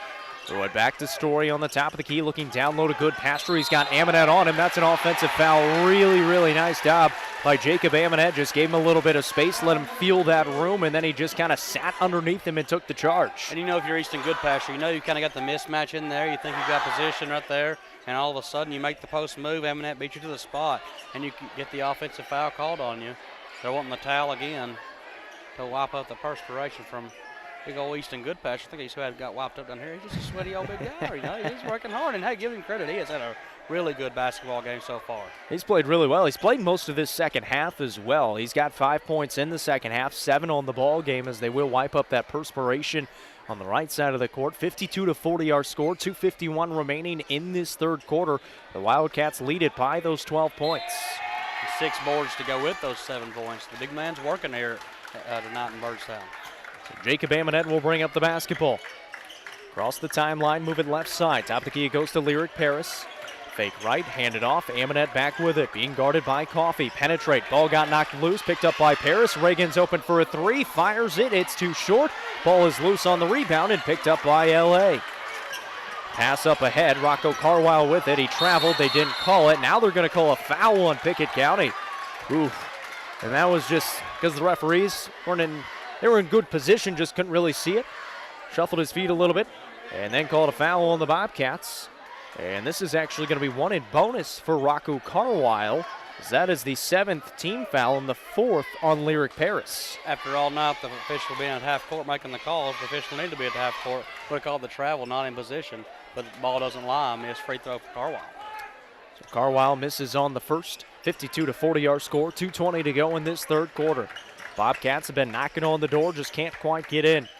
Amonette, deep 3 on the way, knocks it down finally. Just his second made 3 of the game. I say it like he hasn't made a lot of shots. Well, he's got 16 points in the game, just hasn't hit too many threes.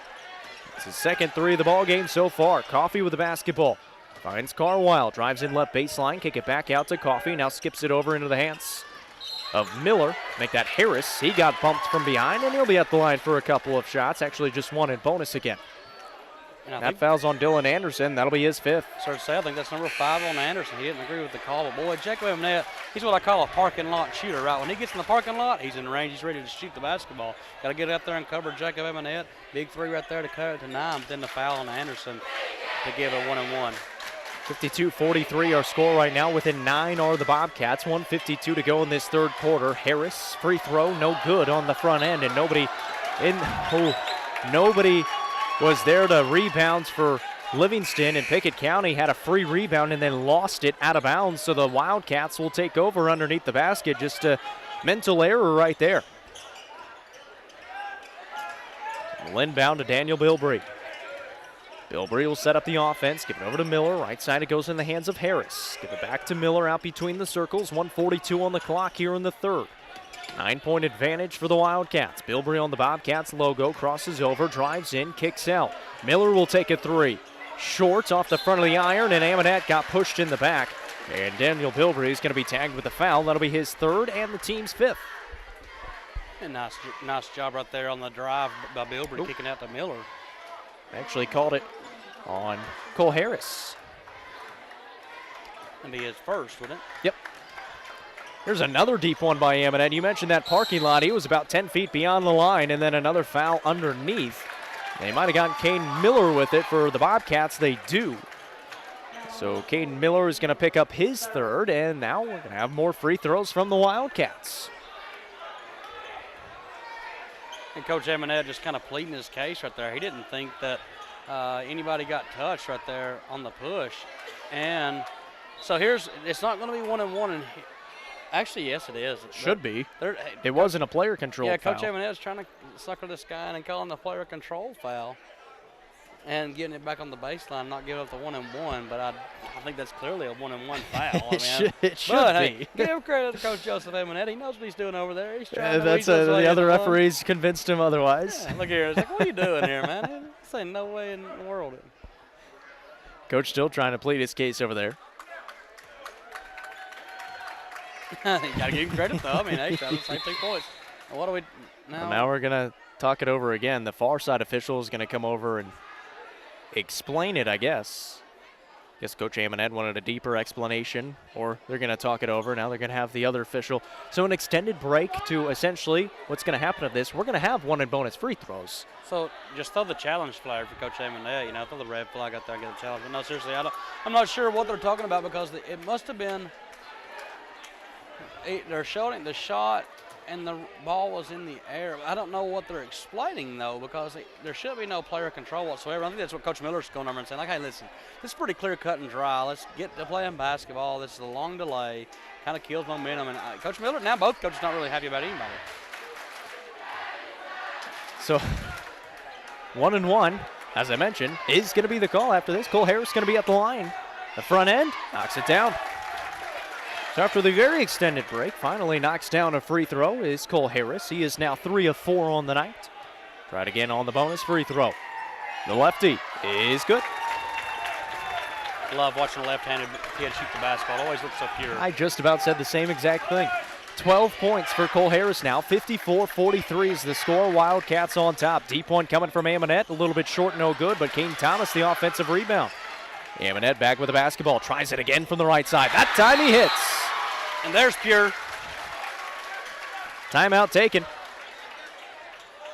And I believe it is going to be a full timeout, and it is. 68 seconds to play in this third quarter. Our score 54-46 in favor of the Wildcats. We're back after this. You're the get-it-done kind of guy. Task to do? Finish it. So you need solutions. Stover's is your solution. A store full of options to get the job done. A little bit of everything. Perfect for the cost-conscious DIYer or contractor. Stover's will save you money because Stover's buys in bulk. They find deals. They find closeouts. Tile, laminate, lighting, plumbing, hardwood, landscaping. Make Stover's the first step for solutions. West Broad Street, Cookeville. Stover's, your anything and everything store. 117 years of serving the Upper Cumberland. Not many businesses can say that. Union Bank can, and yet Union Bank keeps changing to meet the needs of today. Mobile banking, text banking. You pay bills, Union Bank makes your life easier. And when you want to dream a new home, a new business, new car, local people sit down with you to make it happen. Union Bank, Highway 111 Birdstown, also Jamestown and Clark Range. Years of service, modern tools to be your bank. Union Bank, member FDIC, equal housing lender.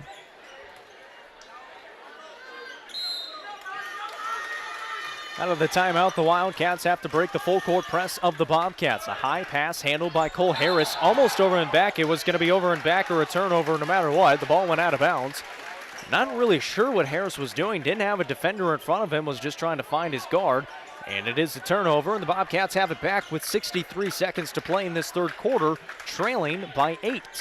54-46, Amonette, another deep triple. That one just a little bit short, but an offensive rebound by Payne Burton. Ooh, they're going to call a jump ball. That was one of the quickest jump balls I think I've ever seen. He called it a jump ball because he was unsure of what was going on. There's going to be a technical foul on the bench for maybe not. He's maybe a warning. Coach Amonette's brother Lee Amonette got a warning, but now I kind of got to give him credit there. I think that was a awful odd jump ball, and it was because the official had no clue who the ball went to. Well, it's going to belong to the Bobcats after all of that on the possession arrow. Thomas will inbound. We've got a foul. We're going the other way. They called a moving screen. They call it on Payne Burton, and man, they've been getting touchy with those. And I think that the Coach Amonette is saying good job to the call there. I can read his lips and sarcasm for sure, but not happy with the call right there. Big play. Of course, these rivalry games, no one's going to agree with any of the calls that are made, but that's what makes them fun for us as broadcasters. So Livingston back with the basketball. Nice catch by Bilbrey at the top of the key on an errant pass. Harris drives in, kicks it out to Bilbrey. 40 seconds remain in this third quarter, and the Wildcats still lead by 8, 54-46. There's two hands on Bilbrey by Payne Burton. He's going to be tagged with his 4th foul. And 2 shots up there, so with 34 seconds remaining in the third quarter, Livingston Academy enters the double bonus. You talk about officials. I was told one time, not back in my coaching days, by a referee that, all the time you're 50% of the crowd thinks you're wrong at all times, so it doesn't matter. Bilbrey knocks down the first, hadn't scored since the first half. is able to get his first point of this second half at the 33-second mark to go in this third quarter. He has 7 points on the ball game. All of his points have come from the charity stripe. He's only missed 2, 7 of 9. Second one on the way, and good. 80% on the night so far from Daniel Bilbrey. He's got 8 points. And Eli Reagan wasn't ready for that and almost turned the basketball right back over to Livingston Academy. Increases the lead to 10, 26 seconds to play. Pickett County with the basketball.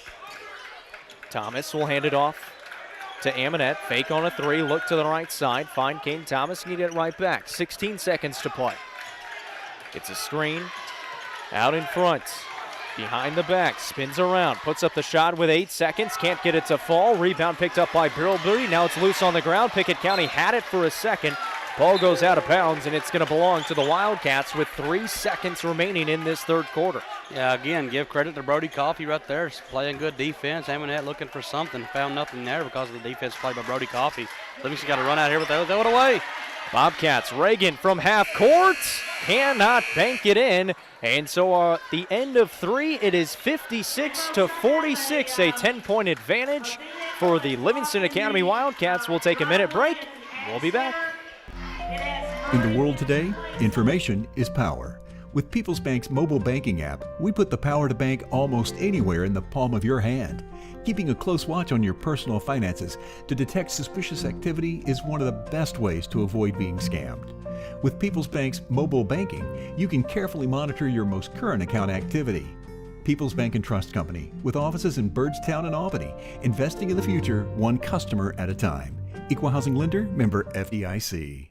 Since 2007, Dale Hollow Exxon has been serving this community. That's a lot of buzzer beaters and great wins. Jason Meadows and the team at Dale Hollow Exxon love the Bobcats and are proud to support the team. On your way to the next game, swing in for a fill-up. Sandwiches, fresh baked goods, and delicious pizza for every Bobcat fan on your team. And of course, Synergy Supreme Gas from Exxon to keep your car running with the speed of the Bobcats. Dale Hollow Exxon. Refuel after every game at Dale Hollow Exxon.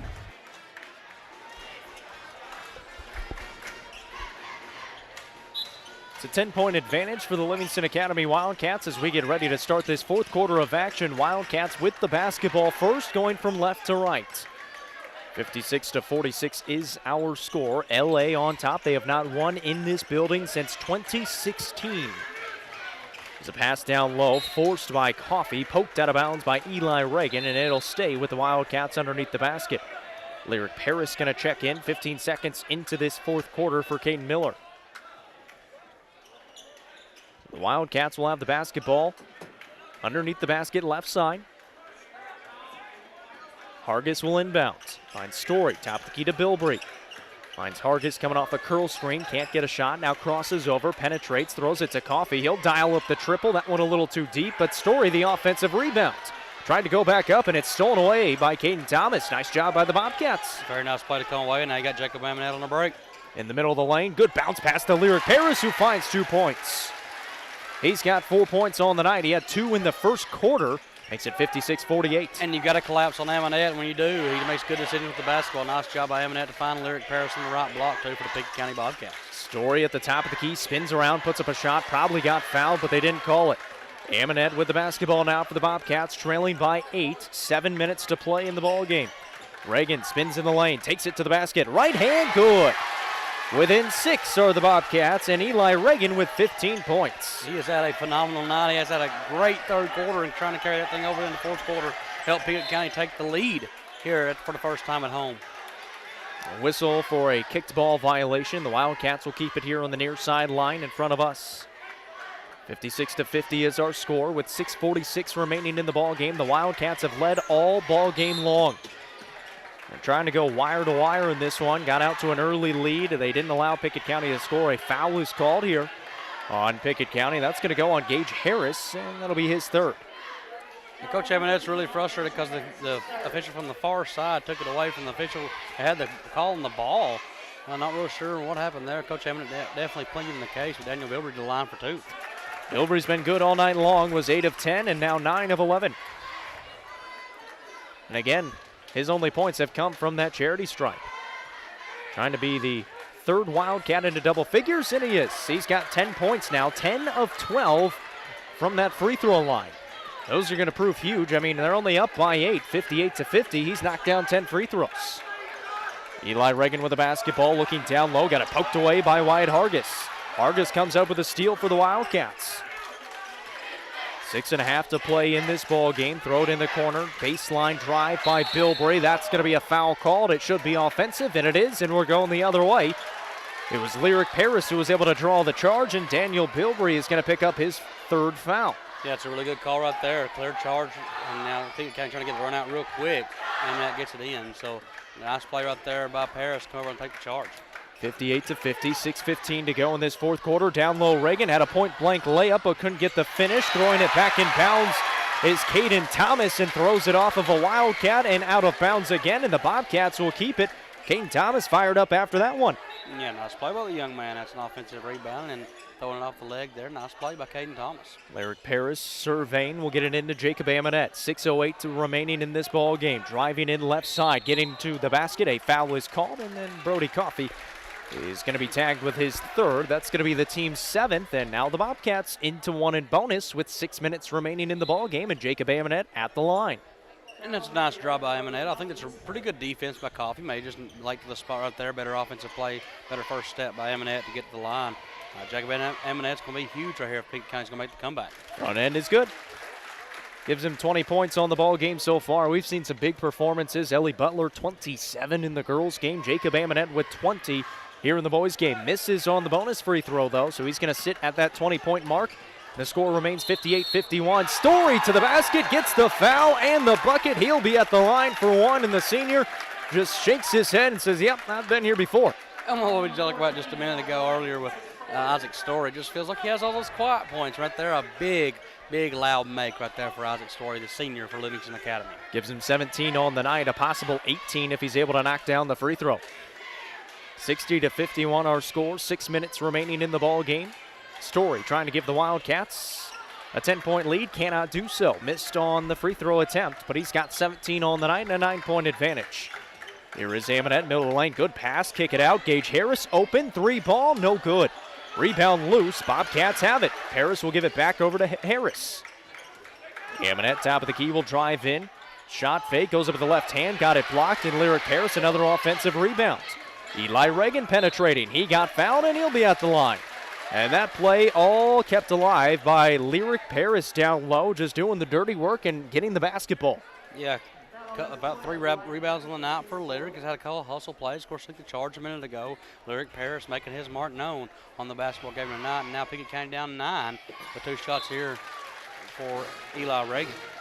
He knocks down the first one to make it an 8-point deficit. Wyatt Hargis checks out of the ball game. He's got 4 fouls, and Easton Goodpasture will come back in for the Wildcats. And I feel like this is where the game's been played, 8-10 area. Livingston Academy, of course, jumped out to an 8-0 lead to start the game. It's kind of stayed there all night. 2 good free throws for Eli Reagan. Harris almost stepping out of bounds on that baseline. Finds Isaac Story across the timeline, passes off to Goodpasture, and it's stolen away by Harris. 60-53 is our score. Jacob Amonette with the basketball for the Bobcats. 5:20 remaining in the game. Deep 3 on the way. That one short, no good. Lyric Paris another rebound. Bobcats with it. Amonette, foul called. And that is going to be a blocking foul on Cole Harris.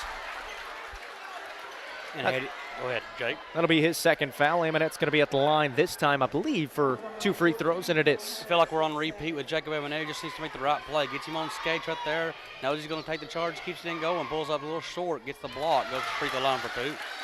Knocks down the first free throw. He's got 21 points on the night, makes it a 6-point advantage. Have gotten as close as 5, I should say. Cannot connect on the second one.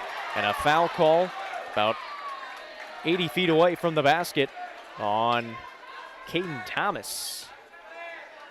Actually, give it Gage Harris. He's going to be tagged with his 4th. And now the Bobcats have some players in foul trouble. Lyric Paris with 4, Payne Burton with 4, and Gage Harris with 4. Of course, Dylan Anderson already fouled out of this ball game.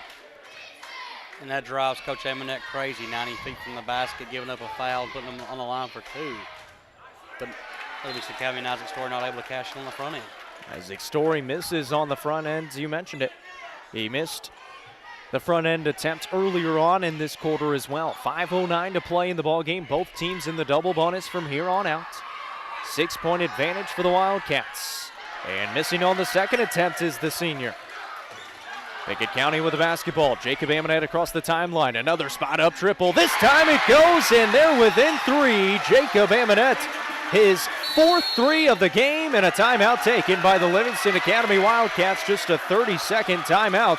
How about this comeback by the Pickett County Bobcats? At one point, they were trailing by 14 points. It's now 60-57. And I talked about him being a parking lot shooter right there. He brings the ball at the floor. Nobody stops the basketball, and from about 27 feet, Jacob Amonette says, if you're not going to respect me from out here, I'm going to make you pay 3 ball for the Bobcat senior and bring them within 3 now, 1-possession game. Boy, this place is going to get really loud, really fun here tonight at Pickett County. It's been a lot of fun all night long. Of course, the girls get the first win tonight, 61-55 for the Livingston Academy Lady Wildcats. 6-point advantage and another close game in this one. Still a lot of game time to be played as well. 4:56 remaining in this ball game. Livingston will have the basketball. They've got to go the full length of the court against the full court press. Inbound to Story. Bilbrey has 2 defenders in front of him. It's thrown away by Reagan, but he stepped out of bounds. What a phenomenal play. Eli Reagan tried to make the one-handed steal and throw it off behind his back with the other hand. Amonette just stepped out of bounds. What a play by Reagan. Almost a huge play for Pickett County. 4:51 remaining in the ball game. The Wildcats with Hawkeye on the back of their jerseys will have it on the near sideline. Harris looking to inbounds. Will throw it in the backcourt to Brody Coffey. Coffey lost the basketball, and then a foul was called on Caden Thomas. That is going to be his 3rd, and that's going to send Brody Coffey to the line. The only Wildcat who still has not scored in this ball game yet, but a chance here with 2 free throws. Well, he's trying to fix that for you, Jake. He's heard that all night. He's got those little antenna up, and he's got to get at least one on the board to satisfy you a little bit. But how you talked about Hawkeye a minute ago. You know the story of Hawkeye? We're going to have to indoctrinate you on that. First free throw, no good from Coffey. Was fortunate enough to hear it from old Casey Bolden, but hey, I'll gladly hear it again. That's a great story. We ain't got enough time right now. We've got to go basketball game. Coffey at the line, flies the second one, he rattles it home. So finally in the scorebook is Brody Coffey, his first point of the ball game, and now all 8 players have scored for Livingston Academy. Reagan to the basket, foul called, that's an offensive foul. Charge taken by Isaac Story, and Eli Reagan picks up the foul. And that is his 5th. So that one's going to hurt for the Pickett County Bobcats. He fouls out of the ball game. He was really the catalyst in the second half offensively for him. And a really good job. Hats off to Isaac Story getting in position and taking a chance and drawing the foul. Yeah, it's not the place you want to pick up your 5th foul, right? I mean, he's got it right there. He's got it in deep. Isaac's come over and made a really good play. It is definitely a charge, but if you're Coach Amonette, you want Eli Reagan to just pull up and take the floater right there. Don't even put it in the official's hands and make the call and get the 2 instead of the 5th foul. Makes it 61-57, and a foul called in the backcourt, this time on Caden Thomas. That is his 4th. So after 2 players fouling out, you now have 1, 2, 3, 4 different Bobcats with 4 fouls. The only players without 4 fouls are Caden Miller and Jacob Amonette. Coach Amonette asking if this official will switch. He's kind of getting a little aggravated at him making some calls tonight, but big bucket right there for Isaac Story. Isaac Story knocks down the first free throw of 2. He missed his last 3. Coach Amonette, of course, all the referees in this area know of Coach Amonette, know of Coach Miller too. Missed the second free throw was Story. 62-57 our score. Still a lot of time left. 4:33 to go. Jacob Amonette with the basketball, dribbling left wing. Drives in middle of the lane. Foul called on Brody Coffey. That's his 4th. And Amonette will go to the line for 2. But you talk about the referees knowing these coaches. These are 2 of the finest basketball coaches in the area. They're really good at what they do. They're well respected amongst the coaching community, and it's because of the longevity at their schools and the way they play. It's always respectable, always a clean game from both schools. Jacob Amonette at the line, misses on the first attempt, down by 5. It'll stay there, 62-57. He's got 24 points tonight, trying to make it 25, and he cannot do so, but an offensive rebound by Payne Burton. Gage Harris with the basketball. He'll try a 3. That one a little too deep. Rebound loose. Lyric Paris had it. Now picked up by Payne Burton again, and a foul call on Isaac Story. So Isaac Story going to be tagged with his third foul. It's going to make that Caden Thomas to the line for 2 free throws. Our score 62-57. Wildcats on top by 5. 4:16 remaining in this game. First free throw from Thomas, no good. And give the credit right there to Lyric Paris. He was just a hustle play everywhere. Of course, Payne Burton got the offensive rebound, and the ball kind of went helter-skelter. Paris kept it alive. Thomas rattles home the second. Makes it a 4-point ball game, 62-58. The closest the Bobcats have been all game long, except for, I guess, they were within 3 a few minutes ago. 4 minutes to play in this game. Wildcats with the basketball. Bilbrey, nice crossover, takes it to the basket, got fouled, and he'll be at the line. Trying to draw the charge was Lyric Paris, but it was a nice job by Bilbrey. Kind of sidestepped him at the last second, was able to draw the contact, and he'll be at the line for 2 shots. And that's going to be the 5th foul on Lyric Paris, the 3rd Bobcat to foul out of this ball game. Pickett County faithful not happy with the call, but it's the right call. He did try to avoid, and Pickett County defender not there in time. 2 free throws for Livingston Academy. Bilbrey knocks down the first. And again, he's got 11 points, all of them from that 15-foot stripe. Bilbrey going to try to make it 12. He does. He's going to be that unsung hero. 12 free throws, does not have a field goal in this game. They lead by 6, 64-58. Under 4 minutes to play. Caden Thomas with the basketball. Passes it over to Payne Burton. Give it off to Jacob Amonette. Fires away another triple. Can't get it to go. Rebound by Livingston and a foul on the back end. Cole Harris going to be going to the line, and this might be another foul out, and it is. It's going to be Caden Thomas this time, the 4th Bobcat who is fouled out of this ball game. And also, although there's the 5th foul there, Coach Amonette looking at Jacob and asking why. Why the quick shot? Why not get in the flow? Because you're down 6. All you need is a bucket right here to get a 2-possession basketball game. Of course, I guess it is 2 possessions with the 3s, but just why take that shot? So now with that foul, Coach Amonette has to go deeper into his bench. He pulls out the freshman in Will Spears, who will check in, listed as 6'4". But according to Coach Amonette, very, very raw. First free throw is good from Harris. Second one good as well. Cole Harris has had a really nice game. He's got 14 points. He has not missed a free throw. I beg your pardon, he missed 1. Here is Spears with the basketball left side. We'll throw it off to Jacob Amonette. 3:39 to go in this ball game. Good pass to Caden Miller. He's got 2 points. And I think that's the play Coach Amonette wanted Jacob to make a minute ago. Just settle down, make the right play instead of forcing a long 3. And a turnover. Bobcats with the basketball. Miller will give it off to Jacob Amonette, trailing by 6. 66-60, trying to cut it in half. Amonette does. Another 3 by Jacob Amonette, and a timeout taken. Full timeout on the floor. We'll take it with him. We've got a 3-point ball game with 3:18 remaining. We're back after a minute. Most insurance ads end at competitive rates, as if that's all that matters. As your local professional insurance agent, that's just where Kiesling Insurance begins. When it comes to insuring your home, your car, or your business, Kiesling Insurance offers you personalized service and advice, along with a choice of companies to fit your needs. And yes, competitive rates too. When you need insurance, call them, or be sure and contact the team at Kiesling Insurance or visit them online at KieslingINS.com for details about life, home, auto, or business. It's game night, but sniffles are slowing your MVP. Your choice is First Choice Family Care. Dad doesn't feel like a pickup game. Your choice is First Choice Family Care, 864-3232. Mom's been benched all weekend. Your choice is First Choice Family Care. Taking care of your family team all year round. Primary care, preventative care, wellness. Your choice is First Choice Family Care. Walk-ins and appointments. Your choice is First Choice Family Care.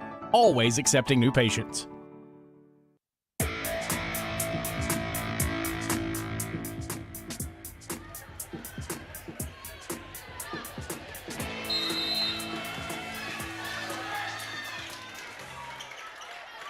Three-point ball game in Byrdstown, 66-63. Wildcats with the basketball and the lead, 3:10 to play. Hargis, triple, no good off the back of the iron. Good box out by Will Spears, and that's going to be a foul on Easton Goodpasture. The freshman coming in late, had not played all game long, and Easton Goodpasture picks up the foul, and the freshman with a couple of huge free throws in a rivalry game. And a huge box out. He had a good position on Goodpasture, did his job. Yeah, you talk about pressure moments, Spears not used to being in these moments so far. Got a little growing up moment right here for Will Spears. He hadn't moved from his bench spot. First free throw, no good, off the side of the iron. Brody Coffey will come back into the ball game for Easton Goodpasture, who just picked up that foul. It was just his third. Brody Coffey comes in playing with 4 fouls. 3:05 remaining in the game. Spears from the line, second free throw, good. The freshman knocks down 1 of 2 and makes it a 2-point ball game, 66-64. Double team out near half court on Hargis. Finds some help in Miller. Miller on the right wing, throws it right baseline to Harris. Jumps up, finds Hargis. 3 ball from the top of the key, off the back of the iron, no good. Coffey, the offensive rebound for the Wildcats, but then threw it in the backcourt. Harris out front. We've got a tie ball game at 66. What a play, Gage Harris, and boy, what a big foul. The crowd's a little crazy. So a foul again. Will Spears got excited, threw the basketball down. Had to go get it, otherwise he probably would have been teed up. But again, it's an excited freshman. You're going to have Isaac Story going to the line and another Bobcat fouling out, which means another bench player coming on for the Pickett County Bobcats. Give credit to Coach Joseph Emanette right now. He's pushing all the right buttons to make this comeback. Got it, what, 1, 2 freshmen on the floor. A sophomore leading the way, and Jacob Emanette. You've got just youth everywhere, and he just guided them back to this. They're within a tie ball game with Isaac Story on the line. That is the 4th Bobcat to foul out of this game. Isaac Story at the line, knocks down the first free throw. This is one of the crazier ball games I think I've ever been a part of. It's just the tempo, right? The tempo causes chaos, and chaos causes fun. Here we go. Story, second free throw, in and out, no good. Bobcats with the basketball, down by 1, 2:35 remaining in the game. Give it to Jacob Amonette, streaking to the basket. Spears back to Amonette, 3 ball on the way off the mark. Rebound loose on the ground. Coffey's got it for Livingston, and he's fouled by Gage Harris. And Gage Harris is going to foul out of this ball game. So that is the 6th player for the Bobcats to foul out of this game. Caden Miller and Jacob Amonette, the only 2 remaining starters to not foul out of this game so far. Coach Amonette's starting to just look around and see who's available, right? I mean, hey, yeah, you're on the team. So, all right, let's go.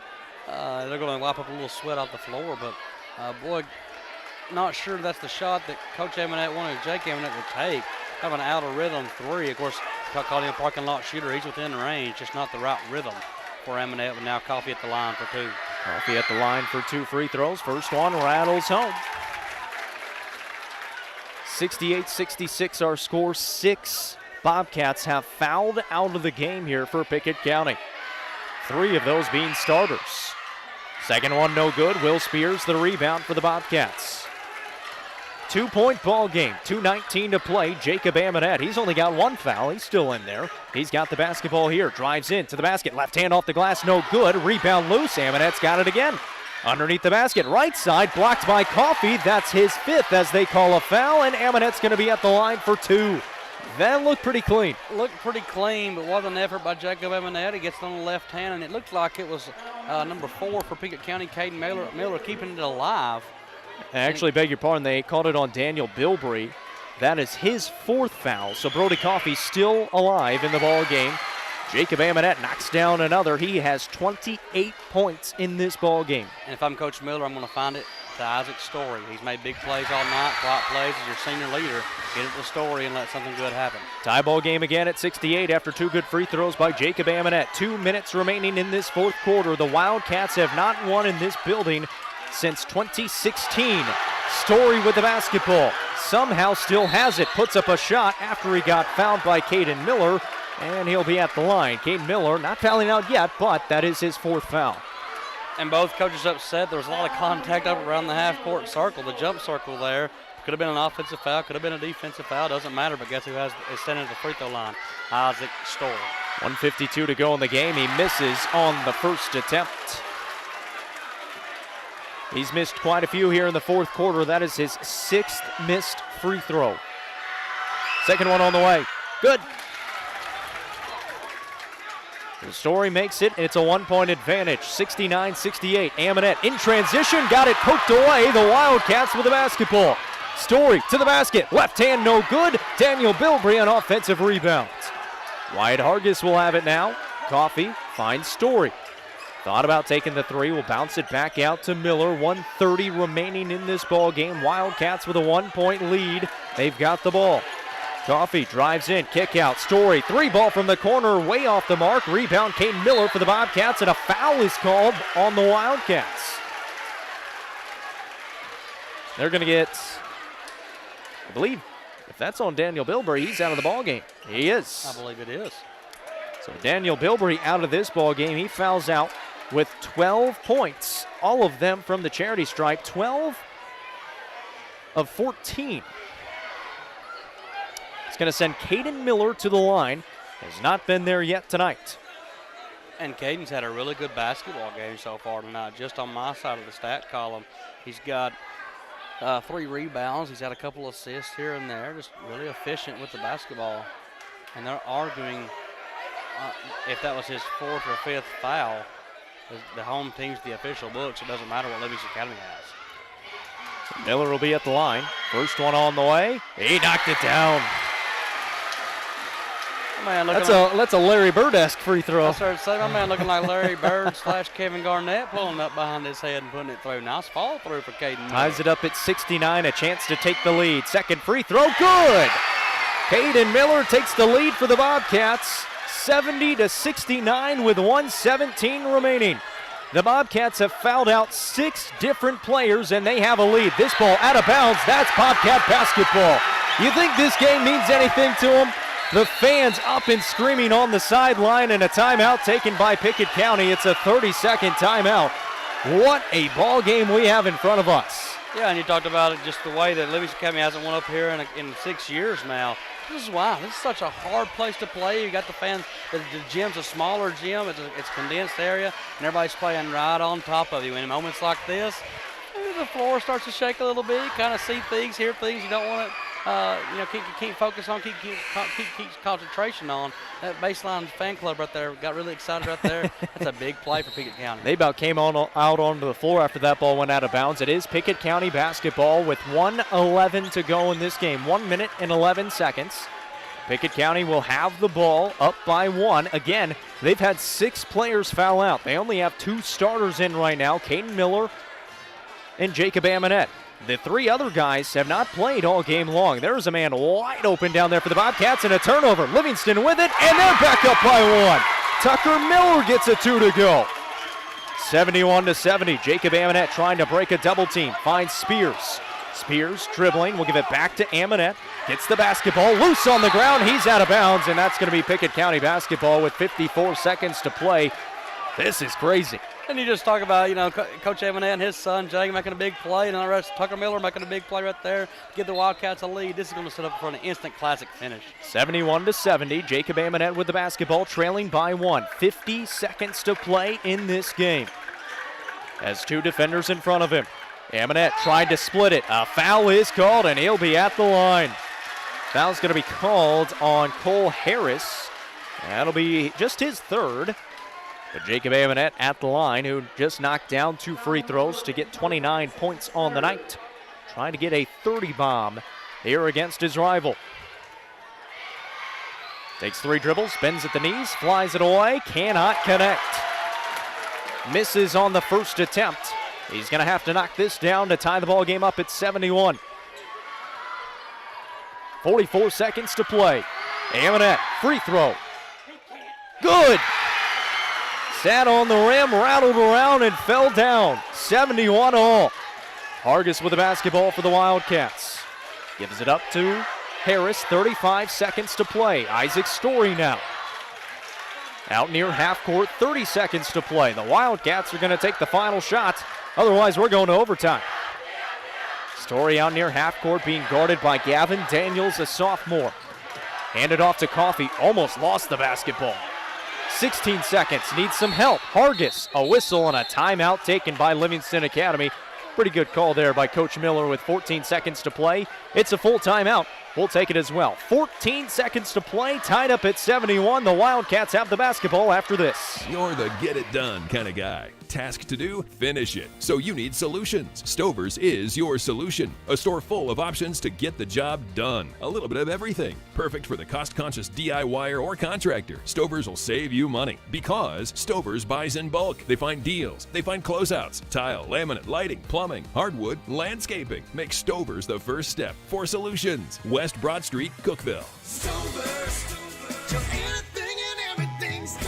117 years of serving the Upper Cumberland. Not many businesses can say that. Union Bank can, and yet Union Bank keeps changing to meet the needs of today. Mobile banking, text banking. You pay bills, Union Bank makes your life easier. And when you want to dream a new home, a new business, new car, local people sit down with you to make it happen. Union Bank, Highway 111 Birdstown, also Jamestown and Clark Range. Years of service, modern tools to be your bank. Union Bank, member FDIC, equal housing lender.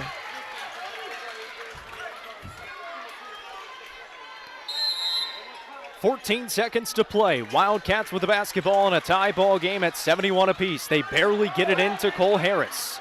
Harris being guarded by Spears. Almost ran into Isaac Story out near half court with 6 seconds. Harris just dribbling the ball around. Isaac Story with 3. Story penetrating, fading away, firing it, cannot hit. We've got overtime, folks, because why wouldn't we? It's a rivalry game. 71 all in a game that Livingston led by as many as 14. The Bobcats battle all the way back. They've got 6 players fouled out of this ball game. We're going to overtime, and we need another minute break. We'll be back right after this.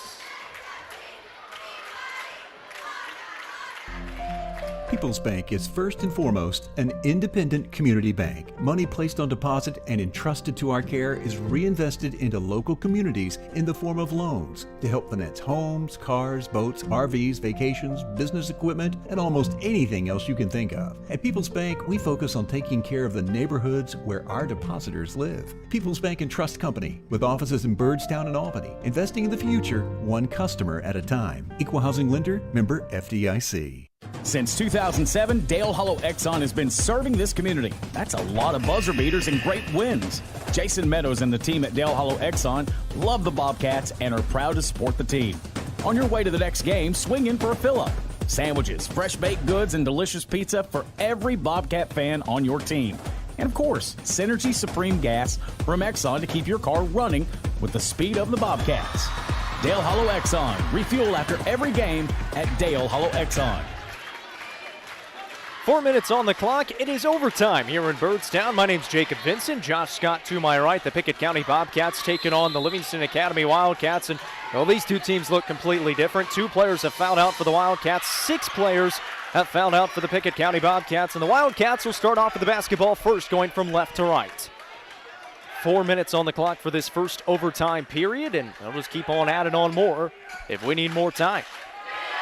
Wildcats have Harris on the left wing. Top of the key goes to Miller. Deep 3 on the way. He got it. 74-71. The Wildcats take the early lead in overtime period 1. And I was wondering who maybe overtime the advantage would go to, but you got to give the advantage right now to the Livingston County Wildcats. Have more of their team on the floor, but man, as well as the Pickett County Bobcats played in the fourth quarter, I have to think they're going to be hard to put away here at home. Played without a lot of their starters, a lot of their role players.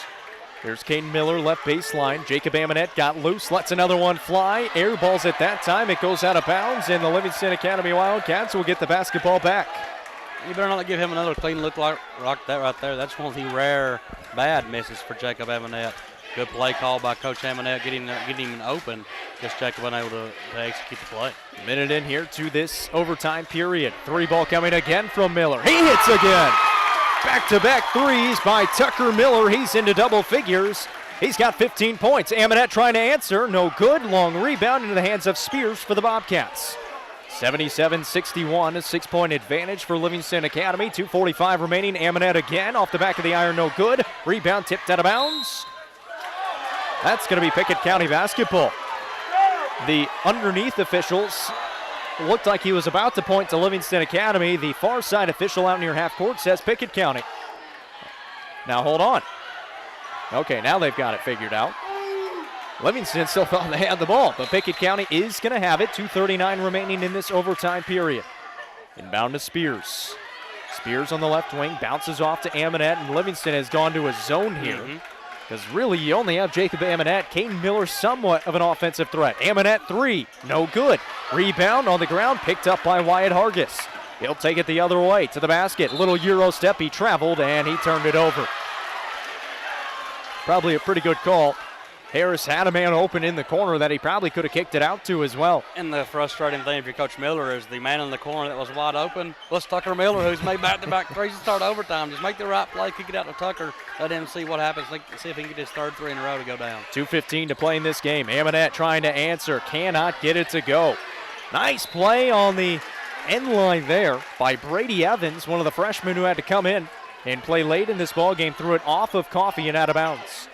Evans will go to inbound on the near sideline, deep in the corner in Livingston territory. Throws it high up top for Amonette, somehow comes down with the basketball. Penetrates to the middle of the lane, got it knocked loose. Gavin Daniels has it, he gets tied up, and a foul is called. And Gavin Daniels is going to be at the line for 2 free throws, trailing by 6 with 2:01 to play in this overtime period. And Coach Amonette's talking to his son Jake there and just saying, hey, settle down. And Jacob's taking a couple long, deep threes. Probably could have got a better shot. Just wait a couple of seconds to get it to the rotation. But Daniels goes in line for 2 out here. These would be 2 big free throws from the bench player. Isaac Story picks up his 4th foul. Daniels got some help from the rim support, just found the dead spot on that rim support, and it fell in. It doesn't matter how it goes in as long as it goes in, down to 5. Bends at the knees, flies the second one. That one looked a little better. Rattles it home. 2 good free throws from the sophomore, makes it 77-73. Hargis gives it up to Isaac Story. 1:55 remaining in the overtime period. 77-73 our score. Wildcats on top by 4. Livingston just going to spread out the offense here, and they're going to make Pickett County come guard them. Caden Miller playing with 4 fouls. Jacob Amonette just with 1. Everybody else with 0. And now they are going to foul, and Jacob Amonette gives up 1, and that's going to send Brody Coffey to the line. And he's 2 of 4, and he hasn't scored anything else. And I think that's what, Amonette's second foul. So, I mean, you're not in really foul trouble there as already double bonus, trying to get the possession back. So if you can get split right here with Coffey, maybe it's advantage Pickett County. Coffey misses on the first. And you mentioned that. Well, they've also got Will Spears, Brady Evans, and Gavin Daniels who have 15 fouls to give. Yeah, right. I mean, they've got all sorts of fouls to give now. Coffey, second one, knocks it down. Junior is true. His 3rd point of the ball game advances the lead out to 5. 78-73, 1 minute and 30 seconds to play in overtime. Here's Miller down low for the Bobcats in the lane. Kick it out to Daniels. This pass errant. Somehow Jacob Amonette comes up with it on the right wing. Has 2 defenders in front of him. That pass deflected, picked up by Daniels again. Spears will turn the corner, go to the basket, put up a shot, can't get it to fall. It was a nice move, just couldn't get the finish. That ball thrown out of bounds. That's going to be Pickett County basketball. I'm not really sure if that was deflected or not. Doesn't really matter because the official says it's Pickett County basketball. But yeah, nice move by Spears there. Just not able to get the finish. Would have been a big bucket for Pickett County. Well, Pickett County will still have the ball. A double team comes to Jacob Amonette again. Fires away the 3, almost banked it in. Spears went over the back, and that should be a foul on Will Spears that time, and it is going to be. Spears listed at 6'4". Went over the back on Brody Coffey, who will head to the line for another couple of free throws. Coffey 3 of 6 combined between the 4th quarter and overtime period so far. 78-73, they lead by 5 thanks to a couple of deep threes by Tucker Miller. First free throw good. And you can tell right now, you look out there at the Pickett County Bobcats, hands on hips. Some of these guys aren't used to playing these kind of minutes, right? So, I mean, Livingston Academy, like I said, I think advantage in overtime goes to them, having the more seasoned players on the floor. Missed short on the second one. 1 minute remaining in overtime. 79-63. Jacob Amonette with the basketball. Lost it out in front. It's stolen away by Miller, who got hammered by Spears on the back end. And I believe that foul is going to be called on Jacob Amonette, and that's going to send Miller to the line for a couple of free throws. How big has Tucker Miller been here in overtime? 6 points, causes the turnover right there, gets the steal, and now going to the line for 2 to put. If he makes both of these, puts Livingston up 8, could seal this thing away with just under 55 seconds remaining to play. He's got 15 points in this ball game right now, trying to make it 16 or 17 if he can. First one, good. 7 points in this overtime period for Tucker Miller, the sophomore. And it's a 7-point advantage for the Wildcats with 54 seconds to play in overtime. Second one rattles out, no good. So he's going to sit at the 16 points right now. Jacob Amonette passes over. Down low, Caden Miller on the left block. Good spin move, goes up with the right hand, too strong, ball out of bounds. Belongs to the Bobcats underneath the basket with 43 seconds to play, but some of the Bobcat faithful are heading for the exits, trailing by 7. Jacob Amonette, 3 on the way. That one off the back of the iron, and then will go over the backboard and out of bounds. Get some words of encouragement from his father over there on the far sideline. 40 seconds to play in the ball game. Wildcats with the basketball. Middle of the lane it goes. Get it up to Hargis. Isaac Story's got it.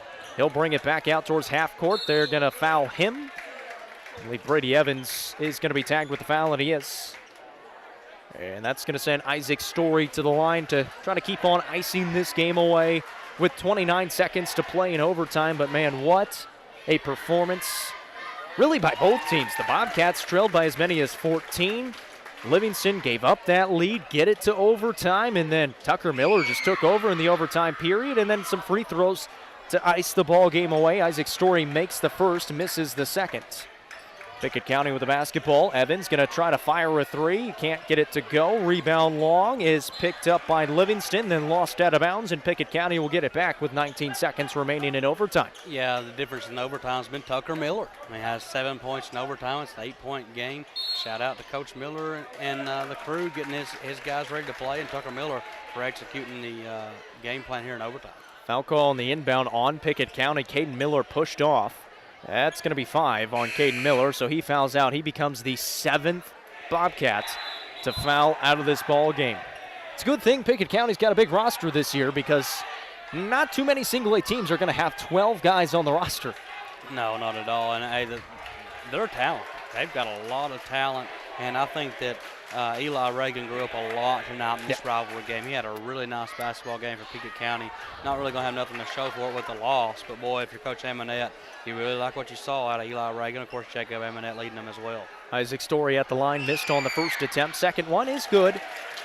And the score now reads 82-73, a 9-point lead for Livingston with 15 seconds to play in overtime. Evans got open, we'll give it back to Amonette. 10 seconds to play. Amonette looking around. Back to Evans on the left wing. Skip it over to Daniels. Into the high post to Spears. He'll fire the three. He can't get it to go, and that's going to do it.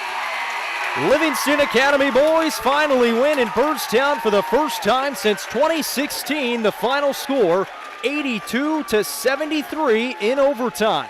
We'll take a break. When we come back, we'll break it down for you. County Bobcats basketball. Today's game sponsored by Brown's Funeral Chapel. Brown's stands beside you at those difficult moments of life. Count on Brown's Funeral Chapel. By Union Bank, serving Byrdstown, Jamestown, and Clark Range, serving the neighbors of our hometown. Member FDIC. And by Milestone Physical Therapy, orthopedic care that improves your life. Call 864-8090 for an appointment. Milestone. 117 years of serving the Upper Cumberland. Not many businesses can say that. Union Bank can, and yet Union Bank keeps changing to meet the needs of today.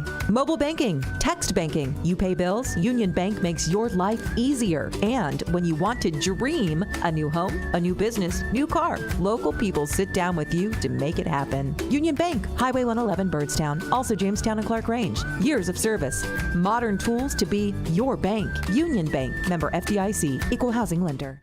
Most insurance ads end at competitive rates, as if that's all that matters. As your local professional insurance agent, that's just where Kiesling Insurance begins. When it comes to insuring your home, your car, or your business, Kiesling Insurance offers you personalized service and advice, along with a choice of companies to fit your needs. And yes, competitive rates too.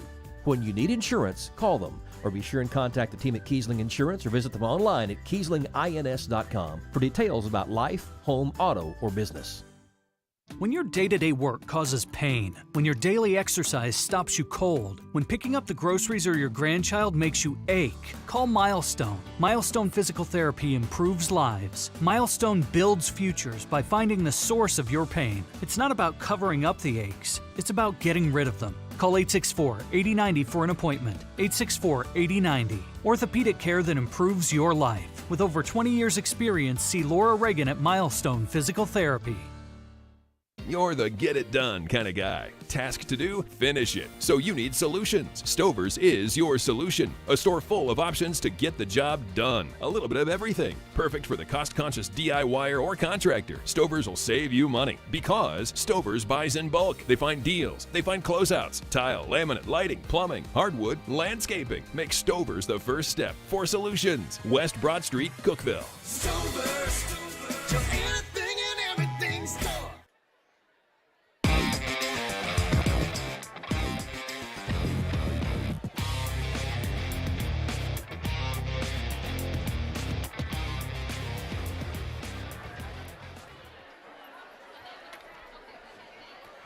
A final in overtime. The Livingston Academy Wildcats win it 82-73 for the first Wildcat win in Byrdstown since 2016.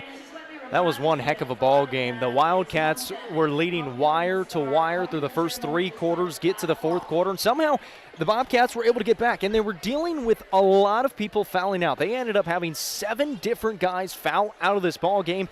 It didn't matter because Jacob Amonette had 33 points in the game, was able to get it back. However, Livingston, hats off to them. They kept it intact. They got it to overtime, and Tucker Miller came through with a couple of huge threes in overtime to put it to bed for good. Yeah, how big was he? I mean, it's one of those things that Pickett County fought tooth and nail to get back in it. I mean, did a really good job. Coach Amonette did a really good job getting those guys who weren't used to those big moments to come in and play hard. And, it was what we talked about being a 6-point game. It was a 3-point game. I feel like Livingston went back up like maybe 8 or so, and then Pickett County just kept battling back. But in the end, you have to give all the credit to Coach Miller and the Livingston Academy Wildcats. Isaac Story, really good basketball game tonight. Tucker Miller, I mean, he was overtime for Livingston Academy. Easton, a good passer, making some big plays. And then Brody Coffey, they're late, making some big free throws, kind of helping extend the lead. And, I think if you're Pickett County, you just wish that you'd have had a few more fouls to give in certain situations, maybe seeing what would have happened there late. They had 7 players foul out: Eli Reagan, Gage Harris, Caden Thomas, Caden Miller, Lyric Paris, Dylan Anderson, Payne Burton. All of those players had good minutes. All of them fouled out of the ball game. Jacob Amonette was the lone remaining both role/starter to be in the ball game for the Pickett County Bobcats. But again, hats off to a really good win for the Livingston Academy Wildcats. Let's take you through the stats brought to you by One Bank. For the Wildcats, 82 total points in this one.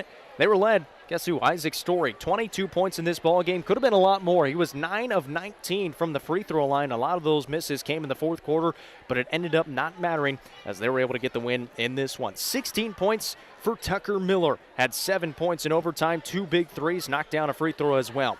14 points for Cole Harris, 12 points for Daniel Bilbrey. All of those from the free throw line. He fouled out of this ball game. 7 points for Easton Goodpasture, 5 for Wyatt Hargis, and 4 for Brody Coffey. Rocco Carwile had 2 points. All 8 players who played in the ball game for Livingston Academy scored in the win. On the other side for the Pickett County Bobcats, Jacob Amonette had a whale of a game. 33 points. He had 19 entering the fourth quarter, and overtime was able to put up 14 more in those 2 periods. 17 for Eli Reagan. He had 13 through the first 3 quarters. 5 for Gage Harris. 7 for Payne Burton. 4 for Kane Miller. 4 for Lyric Paris. 2 for Dylan Anderson. 2 for Brody Evans. 1 for Caden Thomas. And 1 for Will Spears. The final score tonight, 82-73 in favor of the Livingston Academy Wildcats. We're going to take one more break. When we come back, we'll check some scores from around the area and let you know what's coming up next for both the Wildcats and the Bobcats. Livingston Regional Hospital wants to say thank you. Thank you. Thank you. Thanks. Livingston Regional is thankful for the community in which we serve. Keeping your family healthy. Delivering the best health care possible. Today, when there are so many options available, Livingston Regional says thank you today and in the new year. You can trust Livingston Regional's experienced team of doctors, nurses, and specialists to keep your family healthy. Livingston Regional Hospital. Visit mylivingstonhospital.com. Today, your health, your home.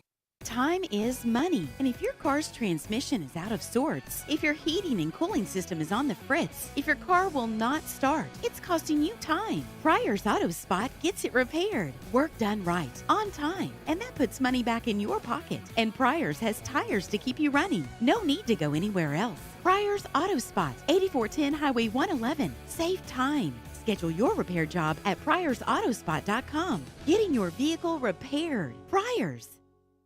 117 years of serving the Upper Cumberland. Not many businesses can say that. Union Bank can, and yet Union Bank keeps changing to meet the needs of today.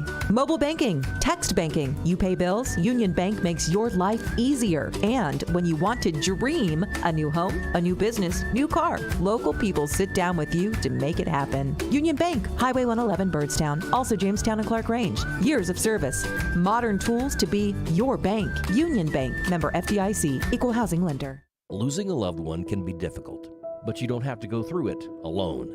Brown Funeral Chapel stands beside you, answering your questions, creating a plan, helping you with the budget, taking care of the details. Brown Funeral Chapel stands beside you in some of the most difficult times of your life. Neighbors and friends ready to be there for you, to remember your loved one with caring and dignity. You don't have to shoulder it all. Brown Funeral Chapel stands beside you. Brown Funeral Chapel.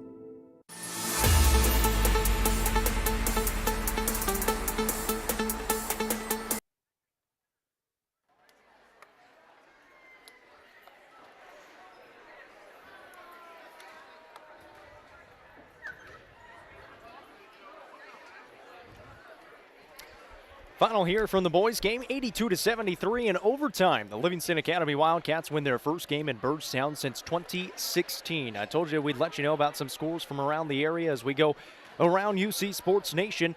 Had a game earlier over on Sports Radio 104.7. Monterey staying undefeated on the boys' side, taking down Van Buren County 53-46.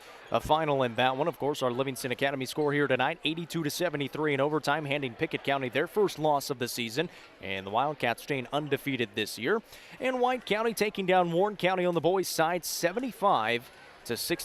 A good win for the White County Warriors and Warriorettes on both sides. The girls getting a win in that one. Josh, any final thoughts from this one from either the girls' game or the boys' game? Just what a phenomenal environment, and of course, four good teams, two good basketball games tonight. But boy, if you're Livingston County Lady Wildcats, you feel really good about coming in here and getting a win. And of course, talk about the boys' team not coming here in 6 years and getting a win. If you're Coach Miller, you got to really love the way your team fought, especially there in overtime. I mean, you allowed Pickett County to come back. And, Tucker Miller just comes up big there. 7 points in overtime. Got to feel really good if you're Coach Miller leading the Livingston County Wildcats into the Friday night battle at Creekwood. It's going to be a couple of fun games coming up for both sides. And I got to mention this as well.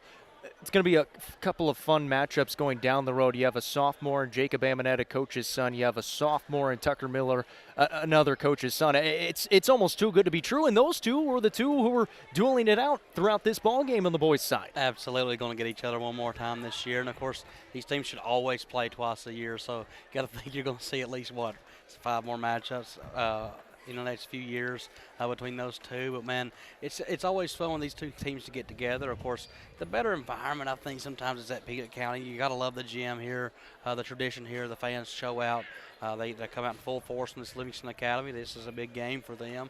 And, of course, at home at Livingston, when Pickett County comes to town, it's a big game for Livingston Academy fans as well. So just got to really enjoy the basketball being played in front of us tonight here at Pickett County and look forward to the future games ahead of us. A couple of wins tonight for both Livingston Academy teams. That's going to do it for us. Pickett County basketball and Livingston Academy basketball. Big shout out to Gavin Godsey back in the studios on both sides. I'm Jacob Vincent. That's Josh Scott. And we will have coverage of more basketball coming up this week. Tonight's final scores: the Livingston girls win 61-55 in regulation. The Livingston boys win 82-73 in overtime. If you're a Wildcat fan on WLIV, you can tune in to us on Friday as they will welcome Creekwood, a couple of really good basketball teams, to Livingston for their first home game of the season. Coverage will start at 5:40 on Friday. For the Pickett County Bobcats, they stay at home as well. They get Oneida at home coming up on Friday. Casey Bolden and Jake Wallman be on the call for that one on UC Sports Nation starting at 5:45.